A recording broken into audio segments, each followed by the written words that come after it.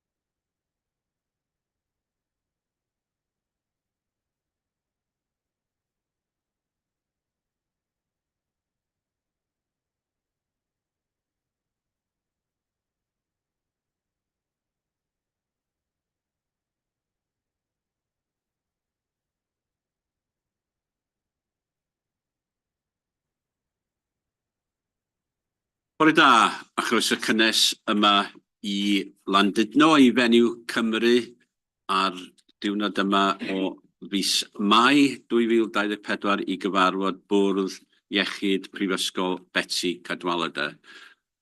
Croeso cynnes i'r sawl sydd wedi ymuno efo ni yn yr ystafell yn y neuadd bore yma, a croeso cynnes i chi sydd yn gwylio ar-lein yn fyw neu yn wir yn gwylio recordiad o'r cyfarfod. Mae gennym ni agenda go lawn yn unol ar arfer a nifer o faterion pwysig i drafod. Felly, awn ati ymdroi gydag ymddiheiriadau am absynoldeb yr ymddiheiriadau dyn ni wedi derbyn heddiw ydy Chris Stockport, Vaughan Roberts a Gareth Evans. Dwi ddim yn credu bod unrhyw ymddiheiriad arall. Karen Balmer, dwi'n meddwl, sydd i ffwr ar hyn o bryd yn ychwanegol. A Billy hefyd sydd, wrth gwrs, wedi cael damwain chydig yn ôl ac sydd yn cael gyfalu am ei ysgwyd a'i fraich, felly dyn meddwl dda i Billy hefyd. Mae o'n ymddiheurio heddiw. Unrhyw un arall? Nag oes, felly awn ni ymlaen i'r eitem neta, sef datganiadau o fuddiant ymwneud ar agenda. Unrhyw un yn dymuno datgan unrhyw fuddiant ar unrhyw eitem ar agenda, os gwelwch yn dda. Sorry, Claire. Diolch, item 23, 24-107. I'll leave the room when we get to that item. Okay, great. Thank you very much for that. Unrhyw un arall? Na, felly ymlaen. Yr eitem nesaf sef cofnodion drafft y cyfarfod blaenorol cyfarfod gynhaliwyd ar Fawrth yr 8th ar hugain. Dyn ni'n hapus i gymeradwyo cofnodion y sgwrs yn dda. Yep, pawb yn hapus. Jane? Yeah, can I just note inaccuracy on the title of my role? It says Associate Director, it's Associate Member, so it just... Associate Member, okay, we'll correct that in a minute. Unrhyw un arall?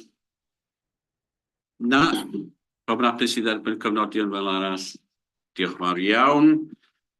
Ymlaen felly i'r rhamau weithredu.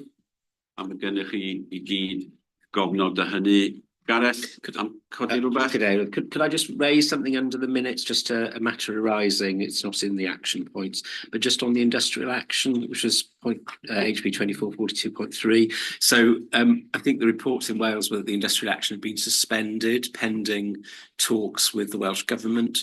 But obviously we've had the news just yesterday that in England, the junior doctors are going to stage quite a long strike. I don't know whether the medical director knows the current position in Wales, or whether, as far as we know, those talks with the Welsh Government are still ongoing, and we're hoping that there will be sort of white smoke at some point fairly soon. Indeed, we're hoping that the talks are ongoing, and nothing to suggest that there's anything that would delay those or any industrial action in Wales. Okay, great, thank you. Good to hear. Rhywun arall? Unrhyw pwynt, Chris? I think I'm absent from the members present. Right. Okay. from the previous meeting. Yes. We'll correct that then. We'll make sure that your name is there as having been present. Diolch yn fawr iawn. Unrhyw un arall? Dyn ni ar cael gweithredu action log erbyn hyn. Na pawb yn hapus i dderbyn hynny ar gweithredu sy'n digwydd. Iawn, diolch yn fawr iawn. A'n ni mlaen at yr eitem nesaf 24/94 ar adroddiad adolygu gwasanaethau gan y Coleg Brenhinol Seicatryddion. Dyma yn wir ydy'n prif eitem ni heddiw a dyn ni yn ymwyddus iawn i roi sylw teilwng i'r eitem yma. Dyn ni wedi gwahodd David a Phil at ni a wrth gwrs Jeff o llais i helpu ni gyda'r adroddiad yma ac i gyfrannu. Ond cyn hynny, na i droi at Caroline, prif director, i gyflwyno'r adroddiad, wedyn troi at Phil a David ac yna Jeff, wedyn fydd yna gyfle i aelodau holi cwestiwn neu wneud unrhyw gyfraniad. Carol, diolch yn iawn. Diolch, Dair. Thank you very much. Bore da, pawb, morning all. So at the outset of this item, the heart of these issues relates to poor care that was provided to some patients and families now almost 10 years ago. It is absolutely key that it is the main item on our agenda today as we continue to commit to use these experiences as the driver for the provision of high quality care, not just for those people who access their care services in our mental health and learning disabilities services and that division, but particularly in the case of people with dementia who will access services across the health board. So the report itself is an important review to advise us as a board on what's been achieved to date and what is yet to be fully evidenced as achieved. And it was commissioned by the Welsh Government in May 2023. As many of us were taking up those posts, I certainly feel this is a very helpful, independent view from people actually in the field who've studied, who work in this area of expertise. They have brought their view to us, and I'm very grateful to them for their work. Before I come on to areas where there's clearly more to do, you will have read the report. I want to just recognise the progress that has been made from many committed leaders and staff across the years, often informed, importantly informed as well by carers and families. And so to welcome that, but to also recognise that there is much more to do, and that's what this report tells us. There are some key areas for us as a board to consider. I'll just draw out a couple of those. Multidisciplinary working, team working to be strengthened, more psychological therapy services to be provided, reducing the reliance on interim roles, moving to more permanent, secure workforce solutions. An electronic health record, I know that's been the subject of many discussions here at the board over the last 12 months. The appointment of a nurse consultant, and then really importantly, the model of care moving forward. I had the privilege with David and some other colleagues to meet with people who were affected by the issues 10 years or so ago, and they've given us some very clear advice, and we might hear some of that going forward.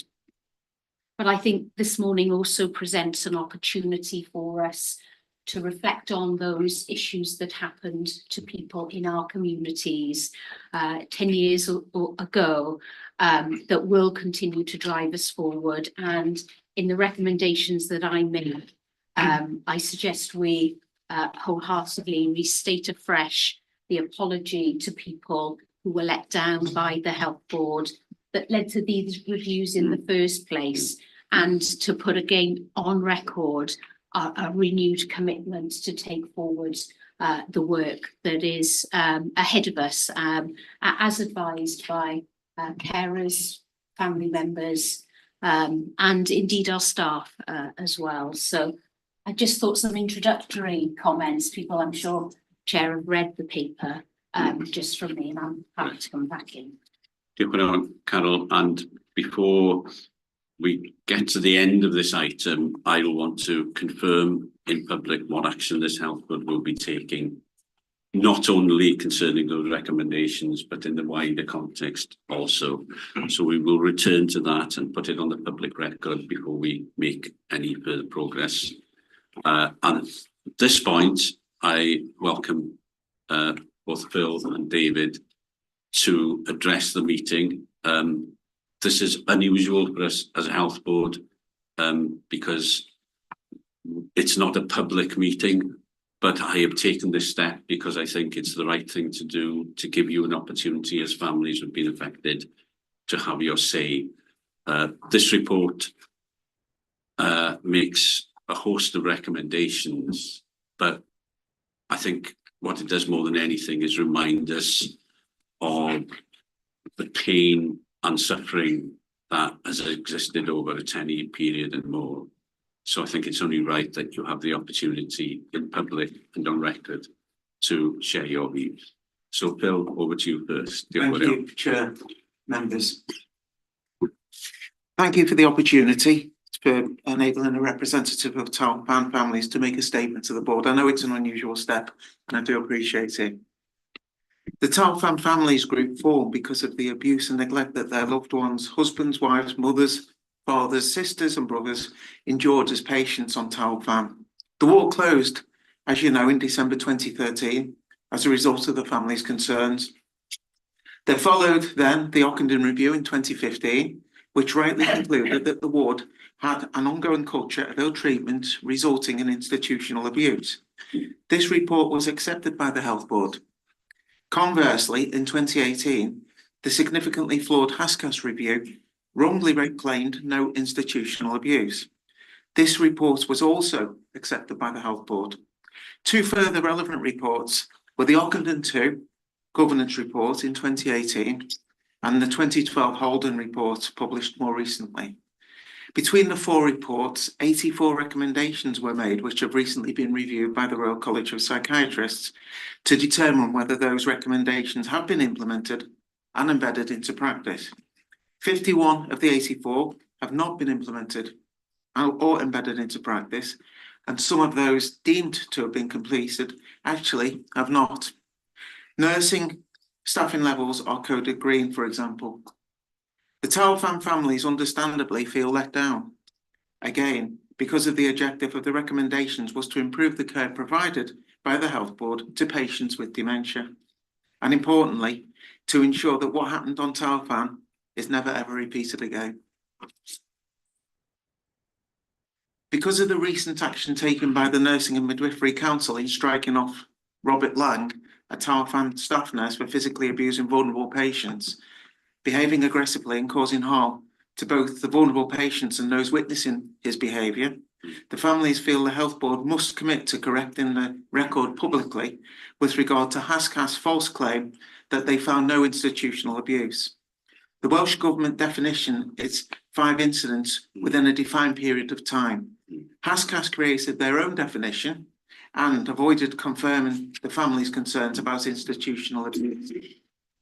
10, 9 and 6 years have passed since these reports were produced, with minimal action taken on the recommendations in implementing them, let alone embedding them into practice. This has led to Talpan families having very little confidence that the current Health Board can achieve what should have been done many years ago. But we challenge you to prove us wrong. We have recommended the setting up of an independent oversight panel to closely monitor progress towards implementing and embedding the relevant recommendations. As things stand, despite the passage of time and the false reassurances offered by Betty Codwelder University Health Board, the Talpan families have real and significant concerns over the lack of progress. Be it patient or otherwise, nobody should ever have to endure a situation like Talpan and the atrocities that took place. As well as the disappointment felt at the lack of progress, the risk of history repeating itself again in the future weighs heavy in the minds of Talpan families. Thank you, Chair. David?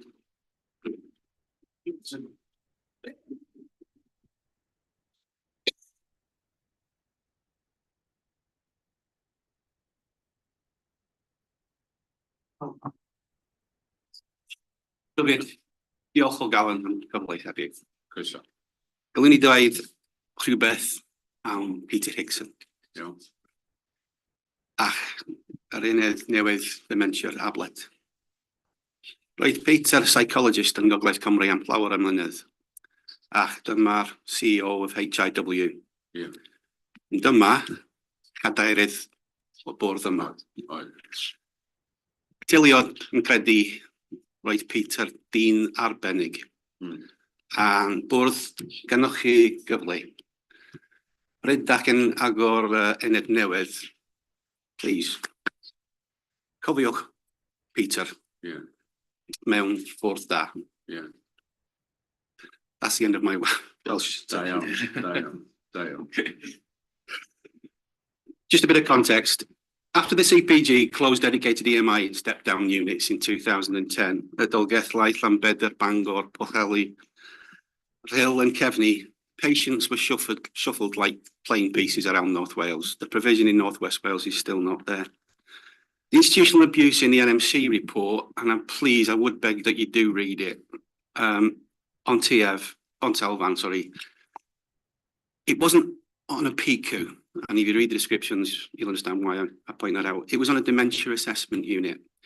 And at that time, Telvan became a dementia assessment unit. I don't know whether by design or accident. Her guest became a mixed cohorting unit.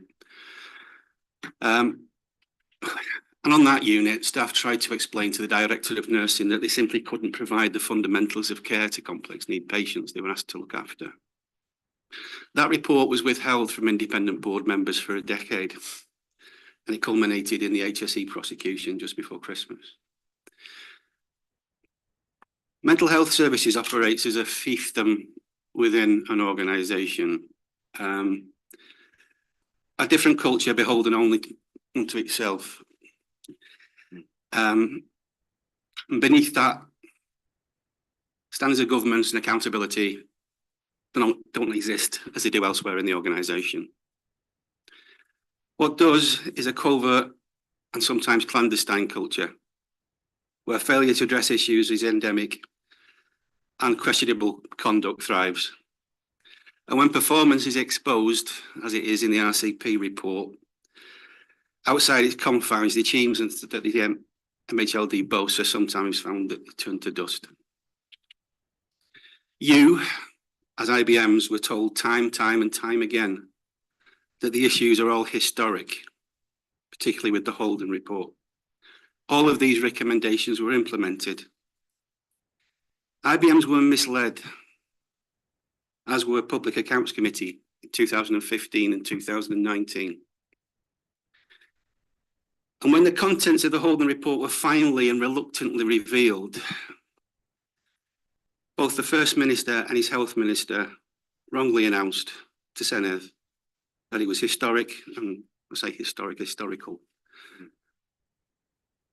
And his recommendations had been implemented. Will they also now just say sorry, or will they demand action? As interims have come and gone, and they have been trying to do a good job, the cabal at the core of the MHLD has remained the same, operating unchanged, a constant out with standards of procedures or discipline. Professional standards, withholding reports from IBMs and bullying its dissented staff, sometimes with impunity.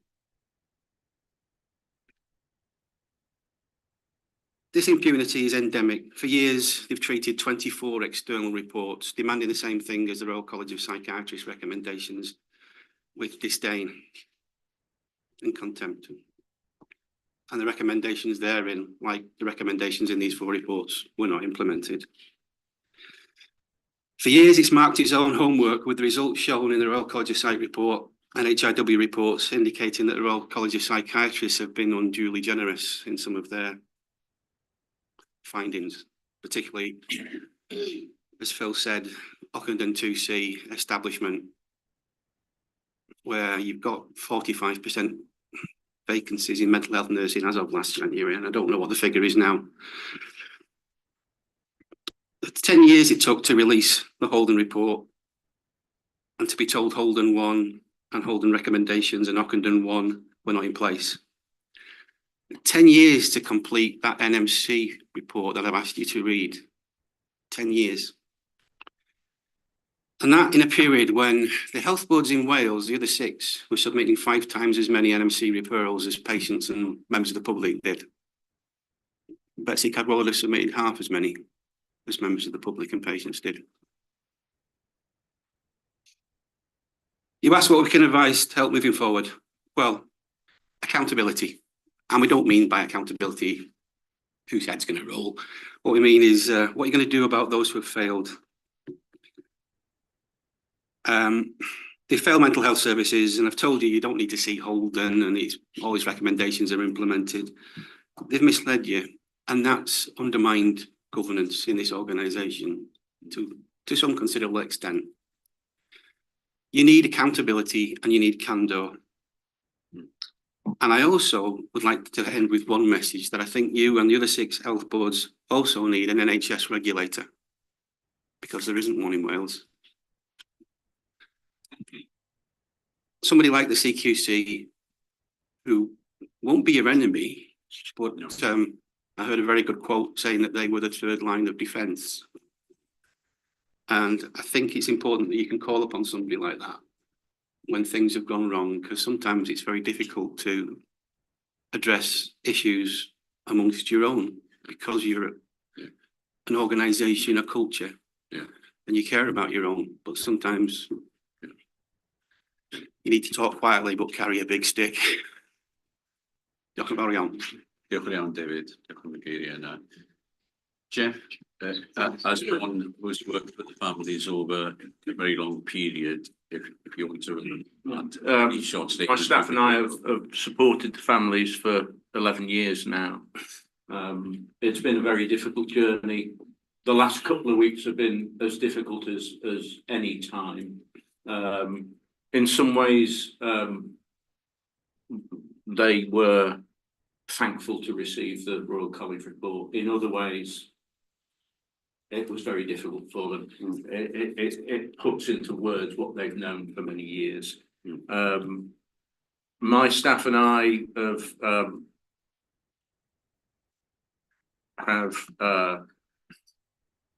tried to let various boards, various chief executives know that these recommendations have not been acted on. It's difficult to do that in the face of people being assured that everything is well. I think this now makes it very clear. We had a meeting about a week ago. That was a difficult meeting, but it was very welcome. The families felt that they were being listened to. What they want to see is that action now. We've been to this point many times. We now need to take it that bit further. I believe that drive is here now, and we very much welcome that. Thank you again for allowing us all to speak. It's been very important. Thank you. Great. Diolch yn fawr, Jeff. Eto diolch, Bill a David. Reit, dyn ni am droi rwan at unrhyw gwestiynau neu sylwadau. Ac dwi'n droi yn y drefn yma, dwi'n droi at Gareth gyntaf fel yr is-gadeirydd sydd a trosolwg yna o iechyd meddwl. Wedyn byddai'n troi at Angela i ddilyn Gareth, a wedyn unrhyw un arall. Gareth, dros at y ti. Well, first of all, can I thank you very much indeed for the extremely dignified way in which you've presented your views, and I think I can speak on behalf of all the fairly new independent members in saying we wholeheartedly endorse what Carol has said about the apology from a collective. In some ways it will make no difference. It doesn't make much difference that we who work here say sorry on behalf of an organisation that we now are involved with, but I think we are all shocked and moved by what you and other families have had to suffer over the years. And as I said, I'm extraordinarily grateful for the dignified way in which you presented that. If I may, I try not to talk for too long, but as the chair has said, I've now got the rather weighty responsibility of, I don't say take responsibility for mental health. I can't do that for the reasons exactly that you said. It is difficult as an independent member. You can go out and see things, but you don't know whether you're seeing the whole picture. But what I am absolutely determined to do is to make sure that the attention of this board is directed to mental health as much, if not more, than any other part of the operations. And I know that has been difficult and will be difficult because there are a lot of crowding in concerns, but it's absolutely essential. And you have my assurance that I will do my very best to make sure that we as a board continue to focus on it. I do want to say that this report is really helpful in showing the way forward. And for me, those areas of particular weakness that it flags up are very much ones that, despite the fact when I go out and about, which I do quite a lot of, I will only see what happens when I'm there, but nevertheless, which I think reflect my own views. And I will say a few words about that, if I may, in a moment, just to what Carol said. But I do think it's important to stress a number of things. Obviously, we didn't create the review, but it was asked to look at the recommendations as they were. So it's not been a comprehensive overview of, I think the college would say, of our services. Although I'm very glad that they've sometimes sort of gone beyond that. So, for example, I think it's Ockenden, one of the recommendations, Ockenden 1, which is about a need for the immediate review of the scale of all roles and the ability of the current individuals in post to perform. And, you know, there's a red label to that. I think there needs to be a red label, but it's not about what happened in 2015. It's about the fact we still don't have a stable staff structure. So there are a lot of things in here that are about looking forwards as well as looking backwards. I think that's really important. And I may not be right about this, you may not agree with me, but I do want to also stress that one of the things the report does say was that they met very many committed and dedicated staff. And I have to say that a lot of the problems that I think we see, it's about the staff being let down by the organisation, not the other way around. I'm not saying, you know, any organisation, and you obviously the NMC report talks about a particularly bad individual within an overall culture, and the fact he was clearly allowed to get away with that treatment is a slur on everybody. But generally the problems are not, it's not, you know, a sort of one rotten apple in the barrel. It's not about everybody being wrong, it's about the organisation not having the structures to answer, to protect the public. And that's really one of the things I really appreciated about your intervention, was the focus on this not happening again, because as a board, that's all we can do is do our very best to make sure this never happens again. So I just want to turn to the areas where I think the report is absolutely spot on, which in turn, Cadeirydd, I think will inform our decisions about what comes next. And I know in the meeting with the families, quite rightly, you said, well, let's have a knee-jerk reaction of, you know, tell you now how we're going to do all this. But we are going to come back, I believe, in July with an action plan. And the things I think that I particularly picked up from the report, firstly, the issue about complaints and putting things right. And indeed, I didn't know that statistic about the NMC, but it's very interesting and relevant. I think there are two things here. And we've already talked about it in this board, because it's not just true about mental health, it's true everywhere, that we are very poor at dealing with complaints. And there are two aspects of what we need to do, in my view, on that. One is about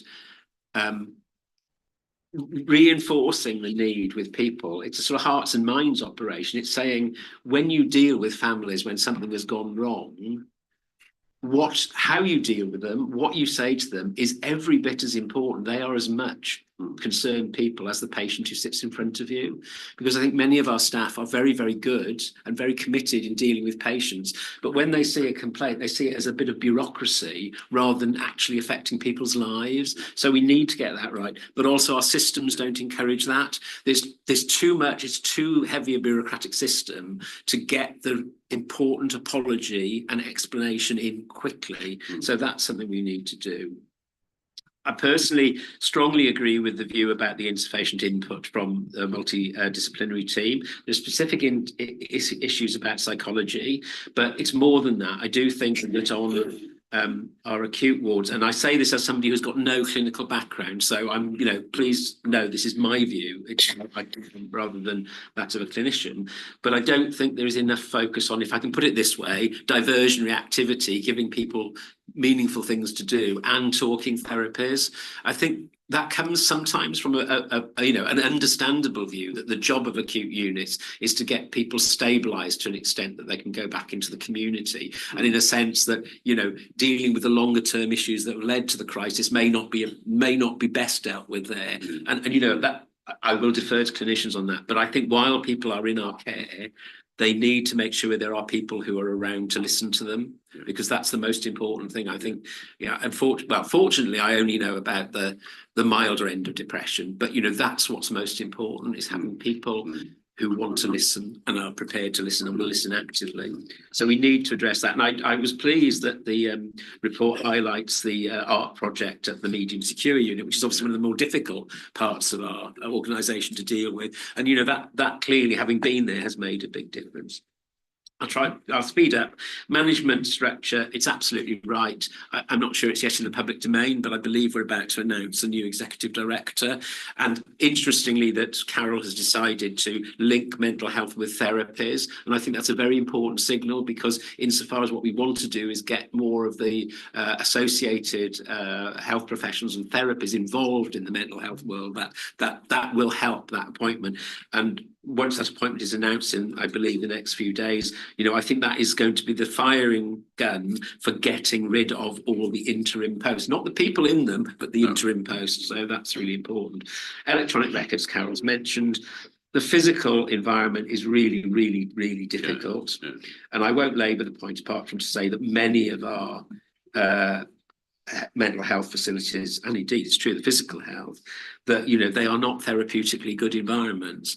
But the honest problem there is that we do not have much in the way of capital. I think this later on the agenda is something like we've got a £350 million backlog just to maintain the current estate, and I think we've got about £30 million a year in terms of capital. That's not the Welsh Government's fault. They're not starving us, they don't have the capital. So as I've said many times here, I won't bore on, but we do have a strategy. I think people signed up to having a strategy of using our assets much more wisely, so we can generate capital to start addressing some of those problems. But that is definitely going to be a 5 to 10 year issue, not. The very last point, I think it's, and I'm reflecting on what you said, David. One of the good things, I think one of the good things, or my instinct is one of the good things, is that although we have recruitment difficulties, that staff often stay in the organisation a long time. And I know actually the College of Psychiatrists commented positively on, the fact that we're good at growing our own, in terms of healthcare assistants who then move up. The issue, as I think you would say, I'm sorry, I'm not putting words in your mouth, but is that perpetuates culture. So I don't think you should undermine the stability of the staffing, but we do need that point about not being too internally focused and being joined to other networks. And I know, around this table, and I think, Andrew, you speak about it, that, I think we are getting much better at making sure we're plugged into Wales-wide networks and learning from other places in Wales, but obviously we need to look wider than that. And that ties into having the independent advice. So we had a very good independent advisor as part of the special measures, who I hope we're going to bring back, who has certainly been invaluable to me as well as some of the staff. So finally, what next? Well, I'll leave that to some extent to you, David, but I think it's important to say, from my point of view, what we need is an action plan that is focused on addressing the issues which are still outstanding, And, you know, I'm honestly not trying to sweep stuff under the carpet, but I don't think it's a sort of tick box going through all the recommendations from 4 reports 6 to 10 years ago that haven't been implemented. It's about saying these are the problems that are still there. How are we going to address them? And then monitoring that firmly. So, you know, we need to be forward focused. I really appreciate the fact the families are also focused on what can we do to make the future better than the past. And you know, from my part, insofar as I've got a role with my role to speak up for mental health, I will do my very best to make sure that we not only produce that plan, but actually do something about it. So thank you for listening. Diolch yn fawr Gareth am y cyfraniad yna. Cynhwysfawr iawn a diolch am yr holl waith ti'n cyflawni yn y maes yna. Troi rwan at Angela, please, i gyfrannu. I'm Angela Wood, I'm Exec Director of Nursing and Midwifery and the Executive Lead for Quality for BCUHB. I want to echo what Gareth said around thank you for those statements, and I'm really sorry that you're in the position that you have to be here today to talk to us on this matter so long after the incidences. So and I can't imagine the pain you're still going through. So on behalf of the board, I do apologise as well. From the point of view of where we are, when I first arrived, I read the reports, obviously getting an understanding of where the organisation was and trying to see what was needed. And I really welcome this review so that I could identify where we were now from a more objective review of what had been happening previously and from experts in the field. So I can give you some information around what we are actually trying to do on some of the identified areas that the review identified. So complaints, so incident management, we acknowledge, as Gareth has just identified, that we have got some issues with incident management and with complaints management and us having some silo working across through the teams. So the work that we've been undertaking in the last couple of months has been to identify how we can have a process that is seamless through, that supports families, that gets them involved from the beginning, ask them what their opinion was of the things that have happened to the care of their loved one, ask the patient what they feel, and then feed that through into any investigation or complaint that actually comes into the organisation. If there are any unfortunate deaths in the organisation, the mortality reviews and RME reports will feed into that process so that we've got the full understanding of what's happened within that incident or within that complaint, and we can actually address it and answer it. I'm very keen for us to have some face-to-face discussions with families and patients immediately, rather than us waiting for a protracted time so that we can send a letter out, which is very cold and actually doesn't give an opportunity to respond and have those conversations and that dialogue that can give assurances, or we can get that learning immediately to share across the organisation. So that's something that we're going to be bringing to board in July, to agree that process, that framework, that policy, that toolkit that we can support our staff with. And at the front line, having those conversations immediately so that if there are any instances where people are concerned, they've got a named person on the ward they can speak to. They've got an escalation route through to the matrons, to the heads of nursing, to the directors of nursing and through to me, so that we can actually make sure that we're dealing with those things. So that will be part of what we're doing across the health board, very specifically in mental health. They're tied into all of our meetings now. We have regular conversations around management of complaints, around the quality of the complaints responses, about encouraging people to have that dialogue and to work at the bedside to make sure that we're addressing those issues. From a dementia perspective, last year I agreed to be the exec dementia lead across the organisation. And we do have a consultant nurse in dementia, but she works for my corporate team and is across the organisation leading the work around, and we've got dementia support workers in place now. Some of you might have seen the dementia films that we've been putting forward and researching how we're going to change dementia care. Specifically within mental health, we did have somebody in post until 2022, and then we've not been able to recruit at this point because we were looking at how we were providing. That will be progressed, and I've had conversations with Carol just last week around that being more of a hands-on clinical role rather than the research and academic role that I've got within my team currently. So you'll see those adverts going out, you'll see that work in place. I want to have, we've now got a dementia steering group across the whole of the organisation that was set up this year, working with local authorities, working with people, best practice around dementia care, to make sure that we're doing what we need to be doing. and we'll be publishing a dementia annual report going forward. So people are very clear about what we're doing, how we're taking action, and what our outcomes are from that. Talked about networking, and when I first arrived in the organisation, I was surprised that my senior nursing teams and my specialist nurses across the organisation weren't necessarily tapped into the South Wales networks or even the English networks in the Northwest, where we're so aligned in some of our borders. So that has been something that we've been really working on, identifying the opportunities. And just last week, one of the mental health nurses contacted me about an approach from NICE to say that they wanted her involved in the work from a national UK perspective, which was really, really positive. So we will be looking at that and making sure we can map that out to show that we've got those best practice opportunities to feed back into the organisation. That said, we do have some best practice here that we need to share as well. And at times, I don't think we do that enough from a North Wales perspective. We should be out there making sure that we're where we need to be, leading the way, taking things forward.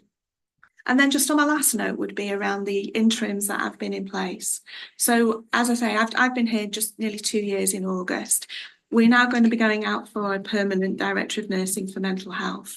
We've had support from external interims to take us on to the next way, take us on to the next journey. It is a challenged area to get an experienced director of nursing in, I won't lie. It is going to be something that we're going to be some targeted work to try and make sure we get the best person who is going to be leading the nurses. These nurses are my nurses in mental health.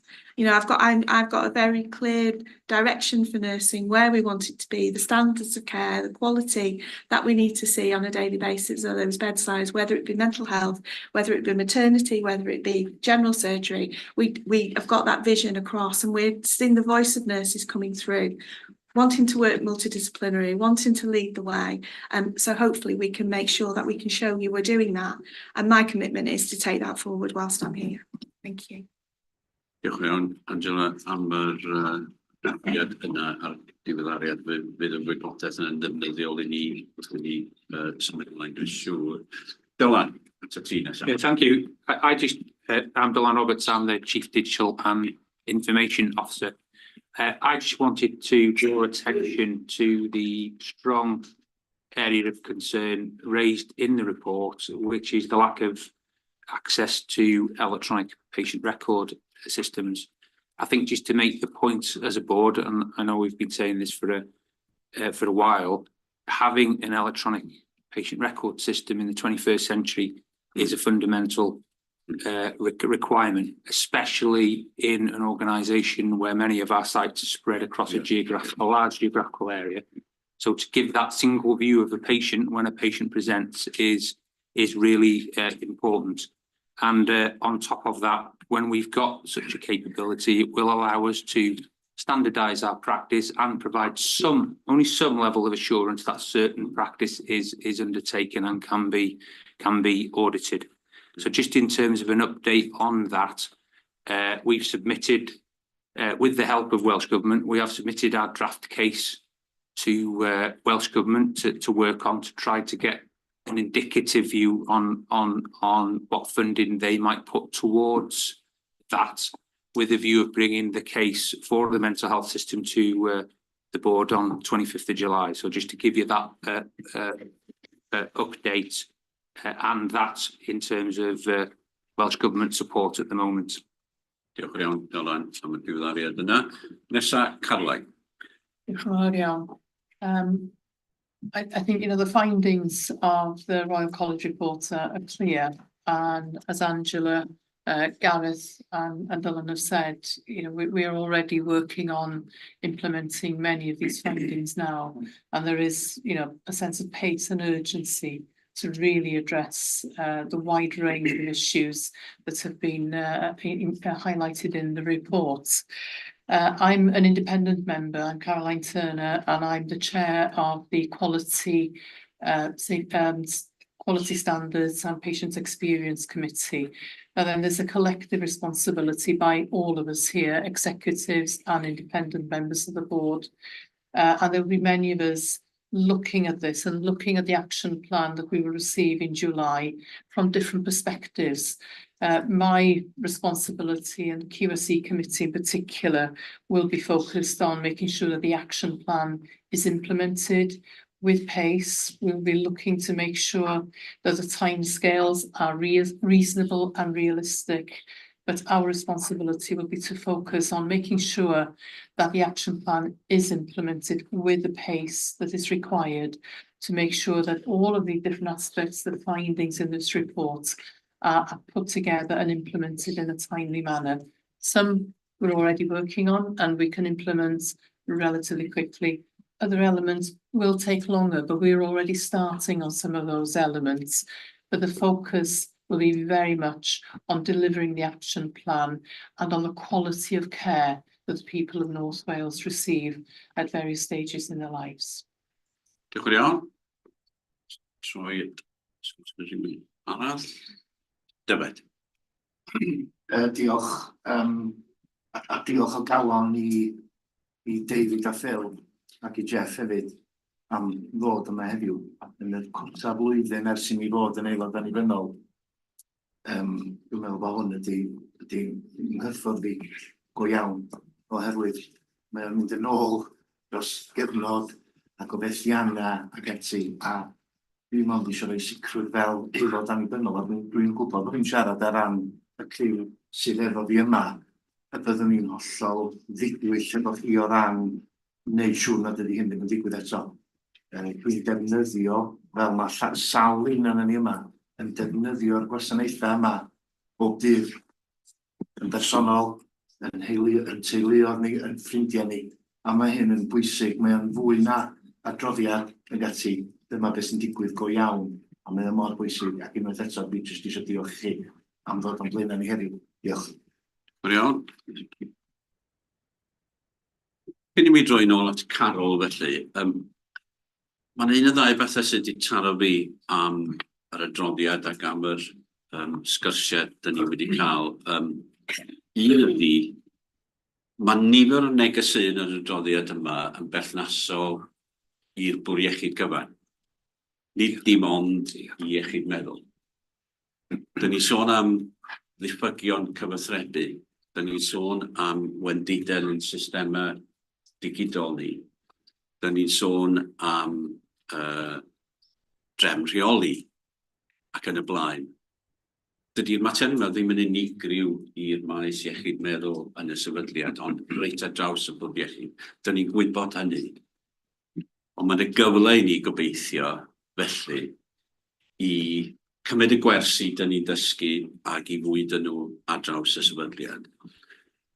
The other thing that strikes me in the conversations we've had over the last week and over recent days and the comments families have shared with us is, isn't it amazing they're not looking for revenge? Isn't that something that strikes you? It's not revenge they're looking for, it's action. They are looking to ensure that this health board gets in the place where we can deliver the best possible services for the people we serve. You know, that seems to be something of self-sacrifice to me, where people have gone through so much and have suffered so much. And yet they're able to say, actually, what we want to see is ensuring that services will be the best possible and this will never be repeated again. That, I think, is something we should appreciate, understand, and really be grateful for. And I hope we can work with you and others who use our services to shape the way forward and to do that in a way that we will stand back and be proud of. Because as others have said, this is our health board. It's the health board of our families, of our friends and our communities. And we have experience of using services. We haven't had your experience, so we're grateful that we can take that as part of a resource to go forward. The important thing for us today in public and on the record, just to confirm, where do we go from here? And I'm going to turn to you, Carol, to share that with us and give us some certainty about the next steps, please. Yeah, Carol. Yeah, thank you. And I've listened carefully and to reiterate the thanks that have been given to Jeff and to Phil and to David. Thank you for those comments that you made earlier. In addition to some of the discussion that we had a week or so ago. So in terms of where do we step next from this point, I think it's been very important to have this discussion in the way that we have had, and to, I know we'll come to the recommendations shortly, Chair, but to be able to reiterate that public apology, but underpinned with very clear and firm action. So within the paper, and just to say, you know, we certainly took soundings from families in terms of the way forward, and within the paper I outlined the 4 points that they put forward that I covered earlier, and all of those taken into account. Formal response back to this board in public in July, and as Gareth said, really focusing on the problems that are still there. They've been very helpfully pulled out by the Royal College. They're very clear, I think, and we've heard some of the work that's already going on, but let's draw those through. That's number one. In preparing that formal response, further discussions via Llais, if Jeff would be so kind, to discuss how people with experience can help, can advise, can support, can challenge as trusted advisors, people who perhaps have been involved with us in the past, but certainly as well people who are involved with us today in the services of today, and perhaps a run in to the Quality, Safety and Experience Committee and to the Vice Chair, subject to our discussions, if I may. If I can just say something a little bit about evidence, because what's clear to me, and an element of the feedback in the Royal College, was a recognition that over time, you know, evidence is quite hard, you know, with the change of people and corporate record keeping and other related matters. The provision of evidence, people need to be able to trust that they what they're told around things being done, and that's come out as a theme. So I think some really important work on evidence so that we can, as a board, take that proper and full assurance that things have been done. And then on the back of that, if I may, Chair, suggest a 6-monthly, at least perhaps for the first year, 6-monthly public report on progress and pointing to that evidence. So that's something for everyone to be able to see, the public to be able to see where progress has been made, where it might be more difficult, where it might take longer, but that openness and that transparency being keen. So sort of proposing that as the next steps. And a role for the committee as well that Caroline has referred to. Yeah. Okay, great. Okay, ydyn ni gyd felly yn hapus I gytuno gyda'r camau gweithredu yna. Byddwn ni ddefnyddio'r cyfarfod yma yn cael trafodaethau gyda Llais a Jeff I weld sut allwn ni gynnwys pobl a dod efo cynllun gweithredu yn ôl I gyfarfod y bwr, cyfarfod nesaf ni'r bwr ym mis Gorffennaf. Bydd yr adroddiad yna hefyd yn sicrhau yn bod ni'n glir am sut dyn ni'n mynd I monitro'r cynnydd ar ôl y pwyllgor priodol hefyd bydd efo gorolwg. Dyn ni gyd yn hapus efo hynny. Mike?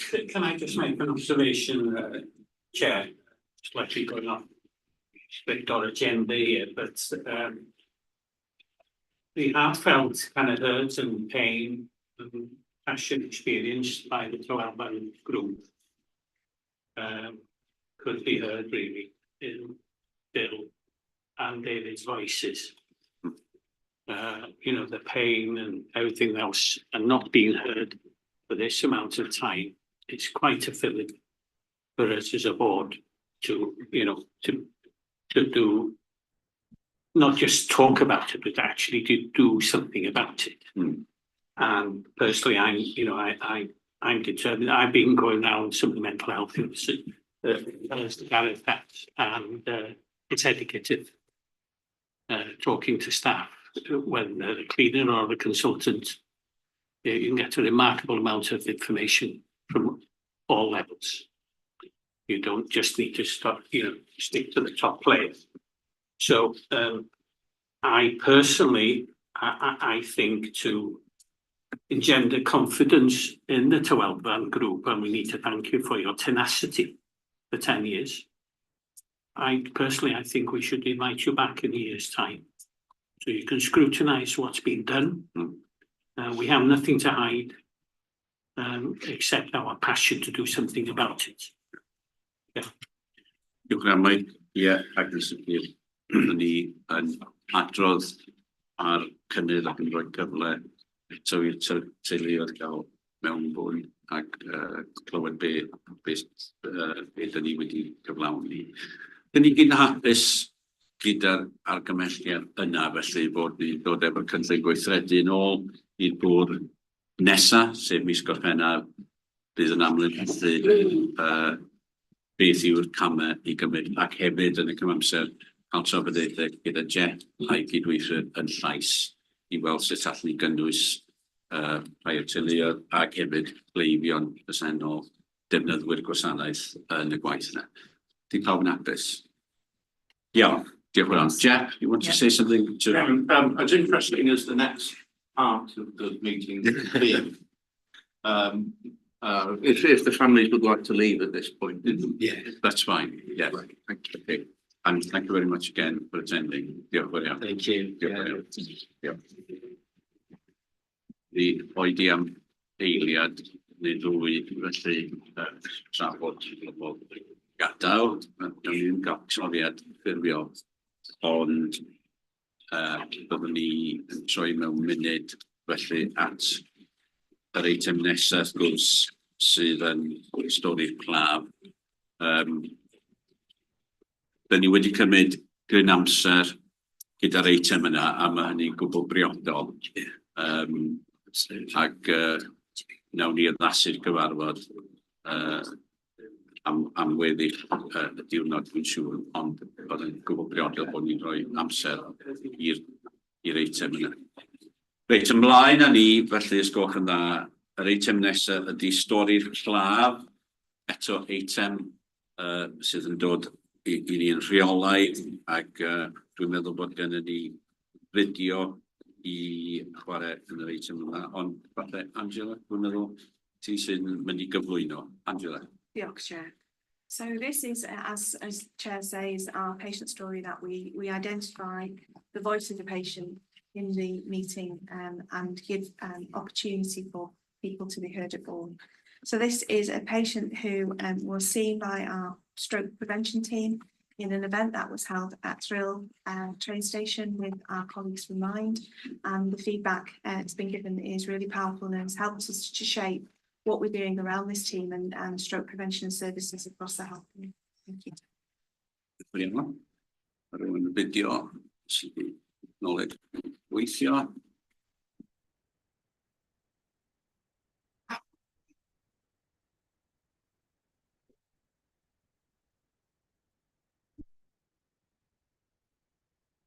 I came across a stroke prevention team at an event they were holding at Rill train station. I was going to get the bus home when I came across them.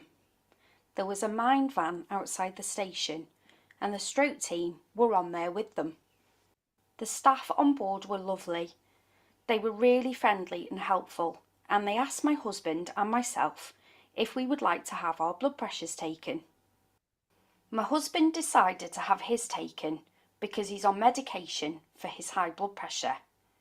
His reading was slightly raised, but it was okay, and they provided him with some helpful information leaflets on healthy lifestyles, including things like diet, smoking, alcohol and exercise, as well as the signs of stroke for us to look out for. I also had my blood pressure taken and it was really high, reading 184 over 125. They said that there was two things I could do. I could either monitor my blood pressure myself for the next week to see how I got on, or they could give me a letter to fast track me into the GP, which is what they recommended. I decided to take the letter and to access the GP for some support. Before meeting the stroke prevention team, I had been suspected of having high blood pressure and had previously been on a 24-hour blood pressure monitor. You can't really do what you'd normally do in the day with the monitor on, and the results surprisingly came back as normal with no action. I wasn't told if the results were borderline or anything like that, just no advice. It can be really hard getting in to see the GP at my surgery, so having the letter from the stroke prevention team was really helpful, and I managed to get an appointment the very next day. The GP asked where I got the letter from, and I told them all about the events. The GP found this information really helpful. The GP then took 3 more readings, and my blood pressure was still really high, so they acted straight away. They started me on some blood pressure medication, and they also referred me for an ECG, which I had only 1 week later at the hospital. From the ECG, they diagnosed me with an irregular heartbeat and a fast heartbeat, which I wouldn't otherwise know about. There is no planned ongoing follow-up or contact for me to have with the stroke prevention team, but they really helped to get the ball rolling and to get the attention that I needed, and fast. I am now under the GP to monitor and treat me moving forwards. I'm just so glad of this event. I am really lucky to have come across the team when I did, and I think that there should be more events like this around. I think they're marvellous, I really do. I am one of the community stroke prevention practitioners. Yeah, The stroke prevention team is made up of 3 nurses based within primary and community care, and between us we cover each of the 3 integrated health communities across the North Wales Health Board area. According to the Stroke Association, around 100,000 people in the UK have strokes every year, and there are an estimated 1.3 million stroke survivors living in the UK. It is thought that 9 in every 10 strokes are preventable. This sets the context for the importance of the work we do. The team was originally created in 2021 as part of investment in stroke services within the Health Board. In 2023, the work was reinvigorated with a new strategy which focuses on 3 aims. The first aim looks at primary stroke prevention, which is the prevention of an individual's first stroke event. This is through the early identification and management of stroke risk factors such as hypertension and atrial fibrillation. We link in with community hubs and groups to offer brief health checks to those groups who struggle to access primary care, such as those who care for someone with a dementia diagnosis and those who live in rural areas. We currently offer blood pressure and pulse checks, as well as advice, support, and onward referrals to different services, such as primary care where necessary. We have attended over 40 events and engaged with over 1,000 members of the community. The second aim is education for staff regarding stroke risk and management. We offer face-to-face and team sessions to increase competence and knowledge regarding stroke and risk.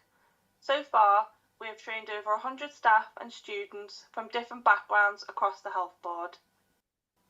The final aim focuses on secondary stroke prevention, which supports stroke survivors and their loved ones to manage ongoing risk. This group have increased risk due to the fact that they have already had a stroke. Some things we have done so far include creating relationships with local stroke survivor groups and giving talks on risk for those with cardiovascular disease, also offering regular support sessions to family and caregivers of stroke survivors. We are trialling this in collaboration with the Specialist Stroke Rehabilitation Unit within the Centre IHC and hope to roll this out across the Health Board in the future. On a national level, the team are active members of the Welsh Stroke Nurse Forum. The forum consists of registered nurses who are in roles across the stroke pathway. It is a place for shared learning and experiences, showcasing developments and innovations, networking, and sharing best practice with aim of developing stroke services and patient experiences across Wales. We are currently the only dedicated stroke prevention team within Wales. We are an innovative, dynamic and patient-focused team. We are proud to be at the forefront of the preventative health agenda within North Wales.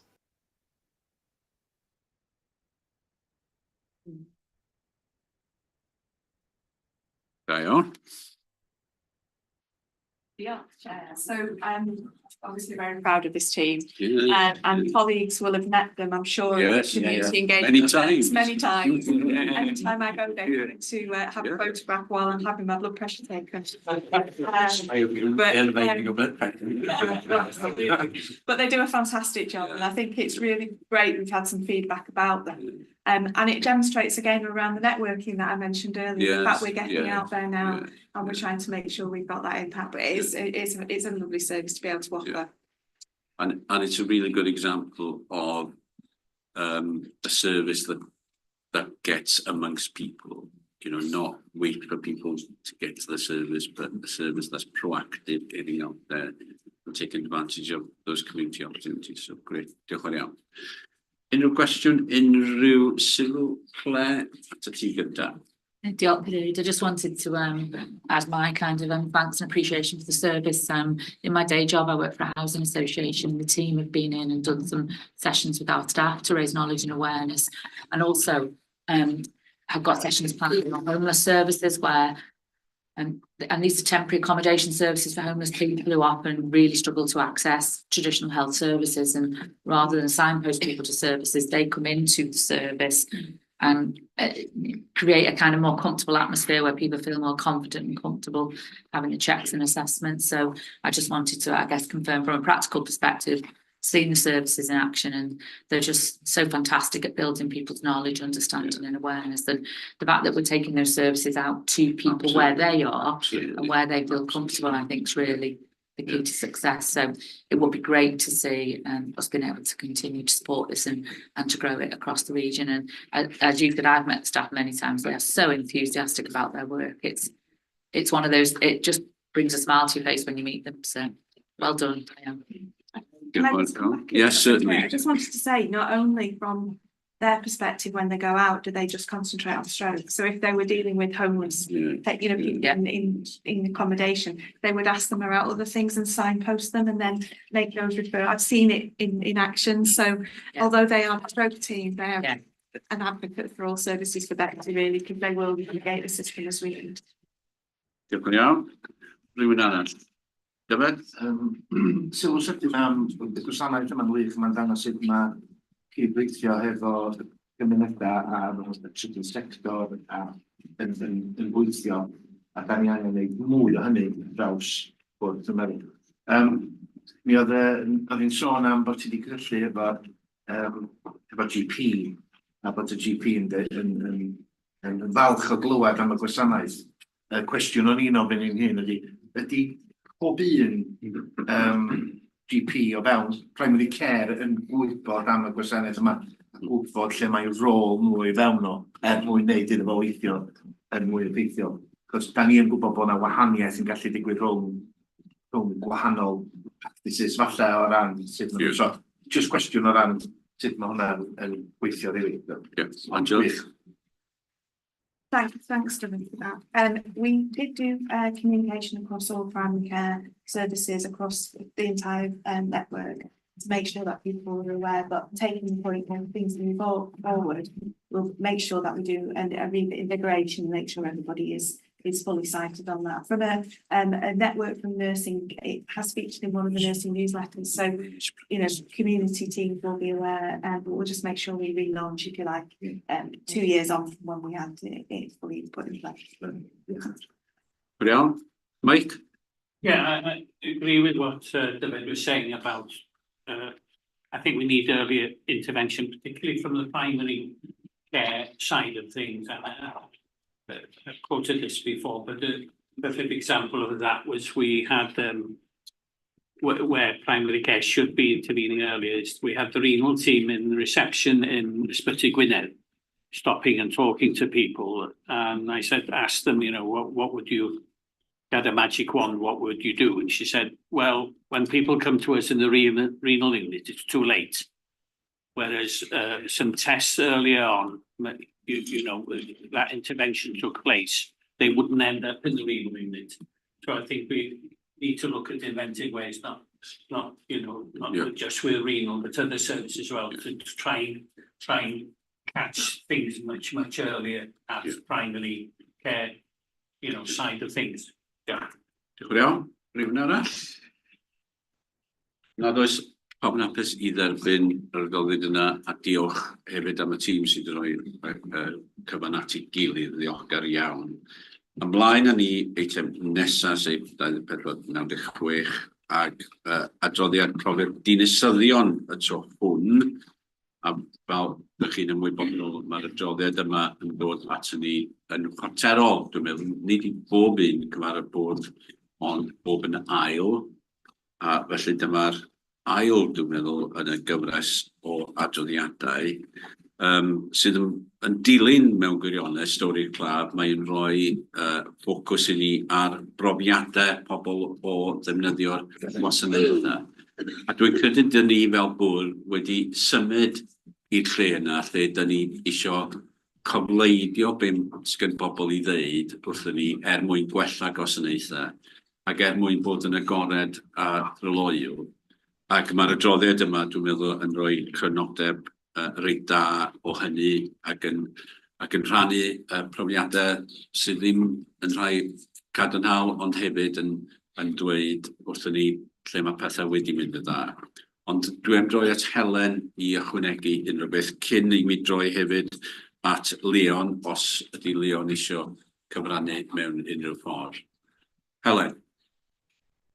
Diolch yn fawr iawn, Cadeirydd. Helen Stevens-Jones, dwi gyfarwydd o'r partneriaid yn gysylltu â'r BCUHB. It is my pleasure to be able to delve into the different conversations that happen both in the health board and outside of it, to pull together the various themes that we hear daily, monthly and annually. The themes do remain the same, and you will notice that it's about waiting times, it's about access, and it's often about communication and how people feel that has worked for them. And we've heard from Angela already, I think, on how that we're tackling some of those issues. This paper doesn't seek to address those themes. I think that's for the board to highlight where they want to investigate a little bit further.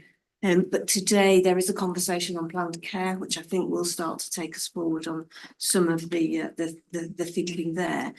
I would just like to pull out actually the conversations that the board have been having with communities across North Wales. We've got 4 already that have happened in Denbigh, Wrexham, Bangor and Holyhead. They've all been very different. We've heard different themes from communities in each of those, and we've taken those, we've pulled those together and fed those back into the IHC so that action can be taken. So I think that's a real progression for us. We've not done that before, and I think it's really helpful. That programme will continue throughout this year and beyond. And I would also just like to highlight something that came my way, which is in relation to vascular services. There's been some excellent work taking place with families who've experienced vascular services currently, and what we are picking up from those conversations is what needs to happen next. And they've been working on a, you said, we did leaflet and sharing that back out with families and inviting them to be involved in ongoing conversations to shape the services. So I think something really quite positive happening there as well that I wanted to highlight today. Diolch yn fawr iawn.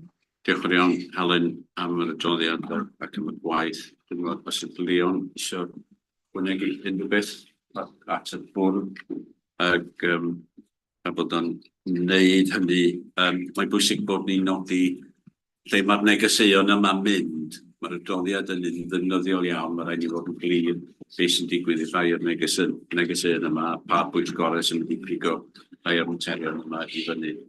Leon, if you wish to add something to that report, please. Just very briefly, thank you, Chair. Just to say, first of all, thank you for the invite as head of patient experience, overseeing complaints in our PALS services and chaplaincy, and it's fundamental that I hear what's been discussed this morning, and the true experience of people that we serve.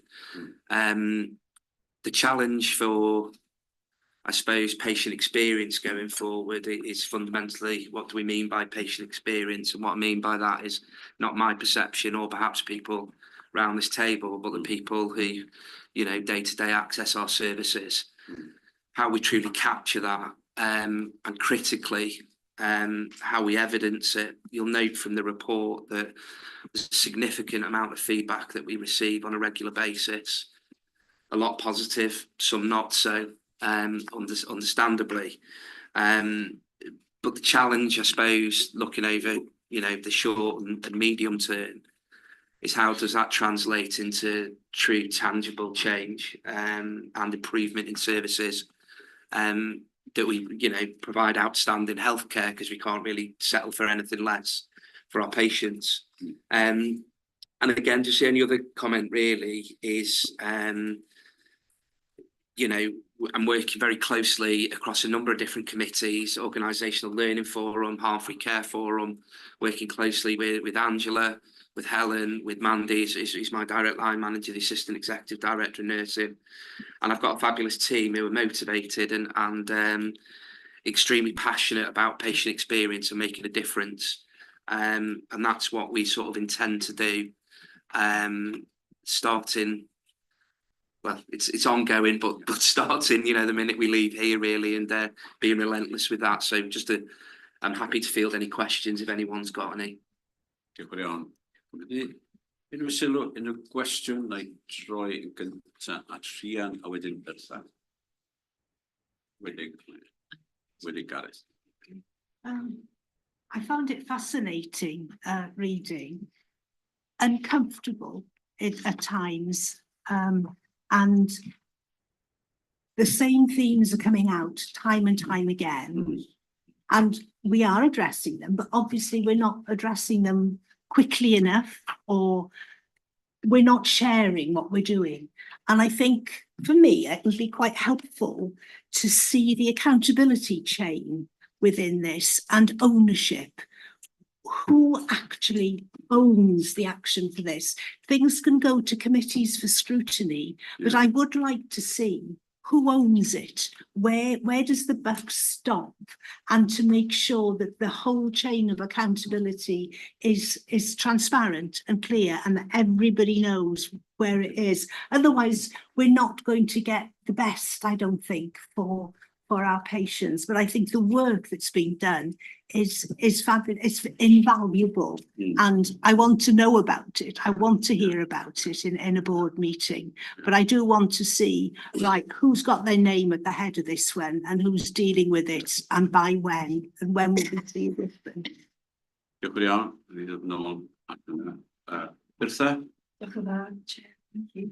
I'd just like to comment really that this, you said we did, is a really important point, because unless there's a response, none of our citizens who are sharing feedback will believe that they have been heard.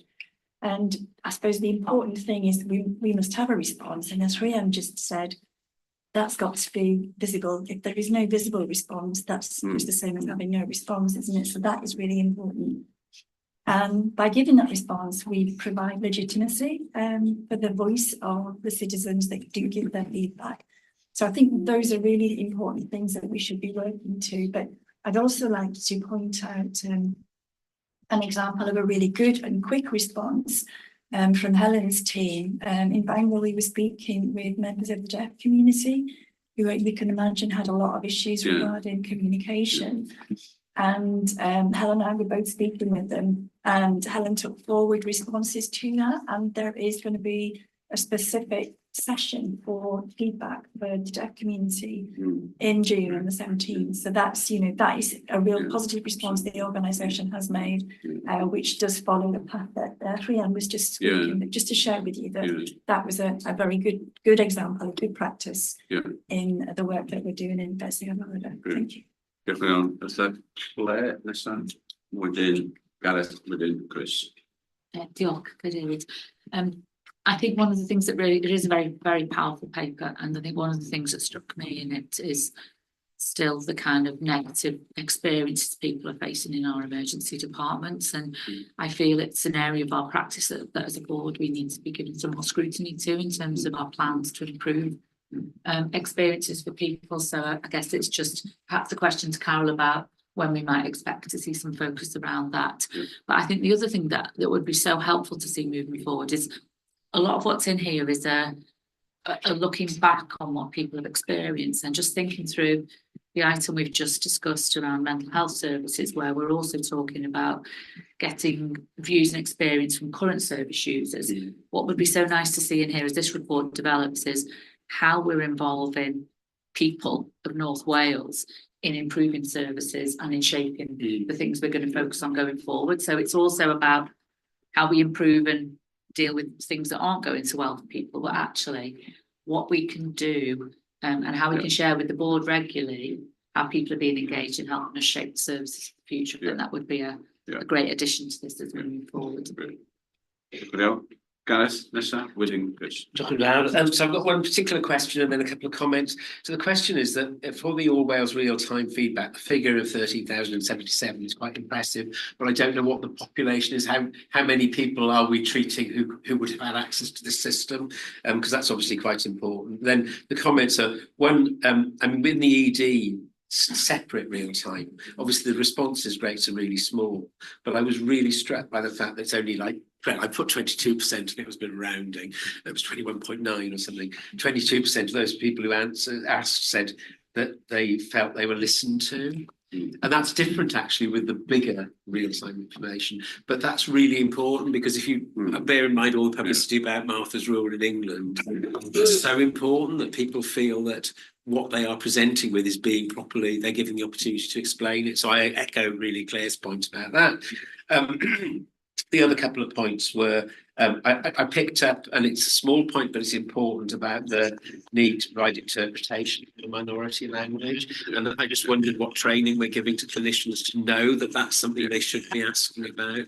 Because, you know, again, if people can't, even if they're given the opportunity, if they can't communicate properly in English or Welsh, what the problem is, we're not going to treat it appropriately. And the final thing is just a little play on a specific thing, but one of the comments from the one of the politicians was reporting a couple of comments about ophthalmology, and I'm really keen that we sort out this teach and train initiative, which is basically bringing in primary care ophthalmologists into Holywell to treat people who otherwise would be dealt in secondary care, and there'd been sort of a bit of a bottleneck. I know it's being worked on, but I'm really keen that we get that properly sorted. So, Diolch yn fawr.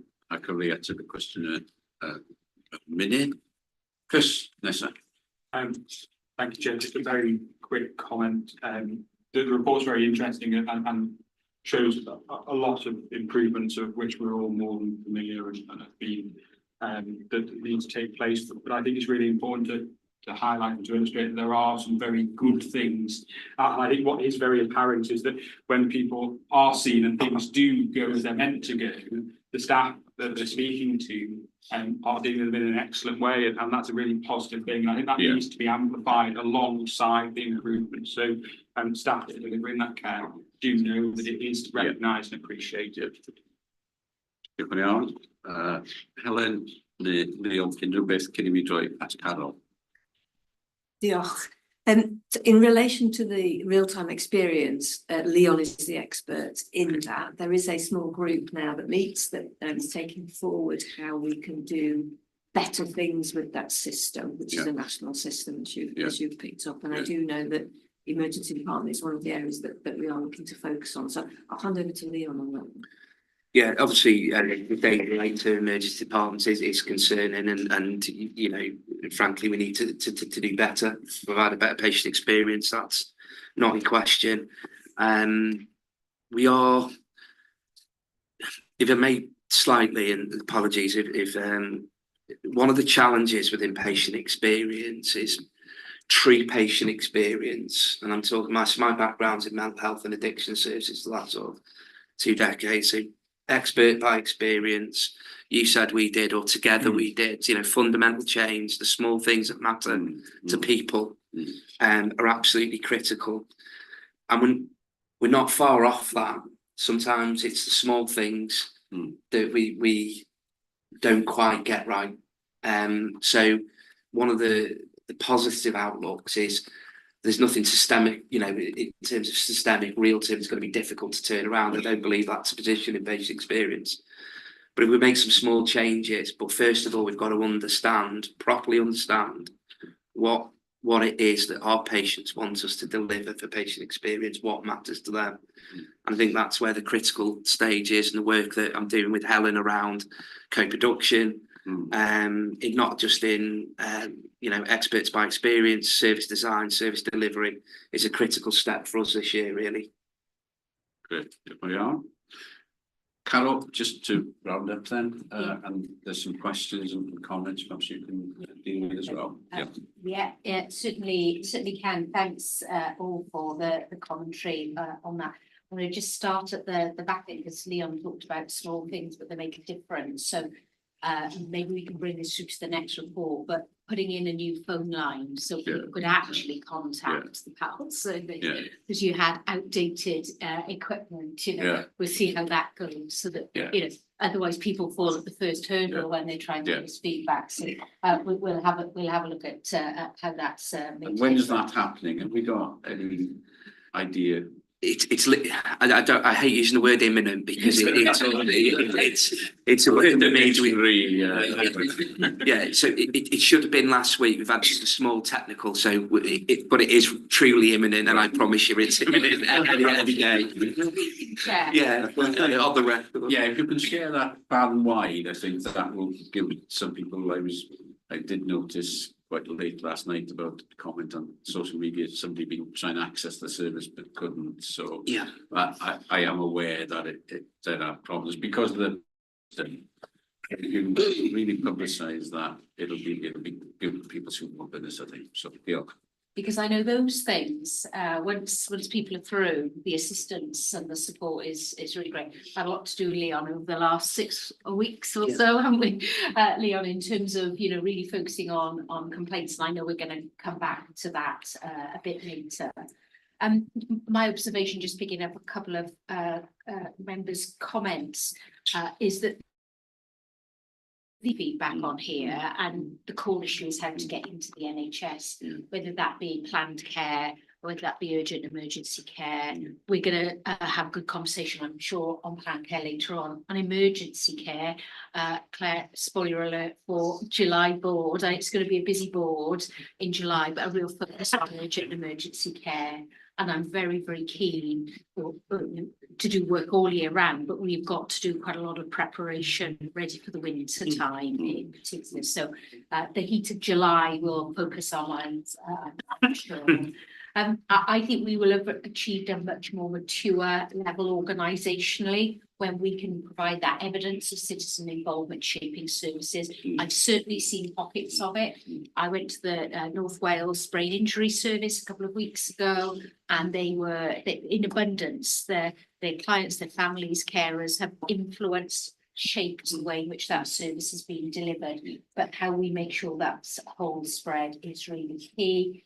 And numbers, you know, I think we can keep developing the report on numbers, because I wanted to know what the numbers of respondents were for the ED, because that really stood out in terms of poor experience. And if any of us have been to an ED, not just in North Wales, but probably most places in the UK, that is not a great experience at the moment. And then I want to just pick up a specific outside of this to give Gareth a date on ophthalmology treating and train, because we've been working on that for some time now, and you know it's a real critical opportunity. But as a board, when we stand back, these are the sorts of reports I think that are very useful for us to try to triangulate. This is what people are saying. So having it in an unvarnished way actually is very helpful to us. We don't want to receive this just at this level. We want this to be part and parcel of how we involve and get feedback throughout the organisation. So that's our next sort of big challenge. And I know that colleagues are already thinking and working on those chairs. Right. Carol. And this report is developing all the time, and we're really grateful for everybody who's been involved in it. And maybe just picking up on Rhiann's point, one thing for us to consider is, do we want to go a couple of steps further and align some of the messages to particular service areas or particular committees, so we know that action is being taken and the committees can then pick some of that up. Maybe that's something to consider going forward. Yeah, okay, great. How yn hapus felly i dderbyn y adroddiad gyda diolch gwaith ar y ffordd. Diolch yn iawn, symud ni ymlaen at yr eitem nesaf, adroddiad y cadeirydd. Yn unol ar arfer dwi wedi cyflwyno adroddiad ysgrifenedig. Dwi ddim am i ddarllen o. Dwi eisiau sôn am dau beth yn sydyn iawn. Un ydy, mae yn taro rhywun wrth wneud yr ymweliadau amrywiol yma, bod yna gwaith ardderchog yn digwydd yn y bwrdd iechyd. Enghraifft, dwi wedi cyfeirio ato fo, ydy'r enghraifft yn Wrecsam o gwaith arbennig o dda gyda chleifion sy'n disgwyl triniaeth, ac gafon ni sgyrsiau da iawn gyda rhai o'r bobl yn defnyddio gwasanaeth ar arbenigwyr, ac oedd yn hynod y dyd y gwir yr effaith oedd hynny'n cael. Ac jyst yn enghraifft o'r beth sy'n digwydd tu allan i brif ffrwd, ond sy'n cael dylanwad bellgyrhaeddol. Beth arall dwi eisiau nodi, a dwi wedi rhoi o yn yr adroddiad, ac dwi ddim eisiau crwydro i faes y prif weithredwr, ond os oedden ni ddim yn ymwybodol yn gynt, dyn ni mewn cyfnod newydd, mae'n wir i ddeud, dyn ni mewn cyfnod newydd o bysur arbennig, a dyn ni mewn cyfnod newydd, dwi'n meddwl, efo perthynas gyda'r Llywodraeth a gyda'r Ysgrifennydd Cabinet a disgwyliadau. Dyn ni wedi cael blwyddyn o sefydlogi, mae hynny'n wir i ddeud, mae'r disgwyliadau rwan i ni i ddefnyddio term Gymraeg ardderchog dilifro. Gallai ddim meddwl am air Cymraeg gwell na hynny, ond dyn ni wedi symud i'r cyfnod yna lle mae disgwyl i ni dilifro.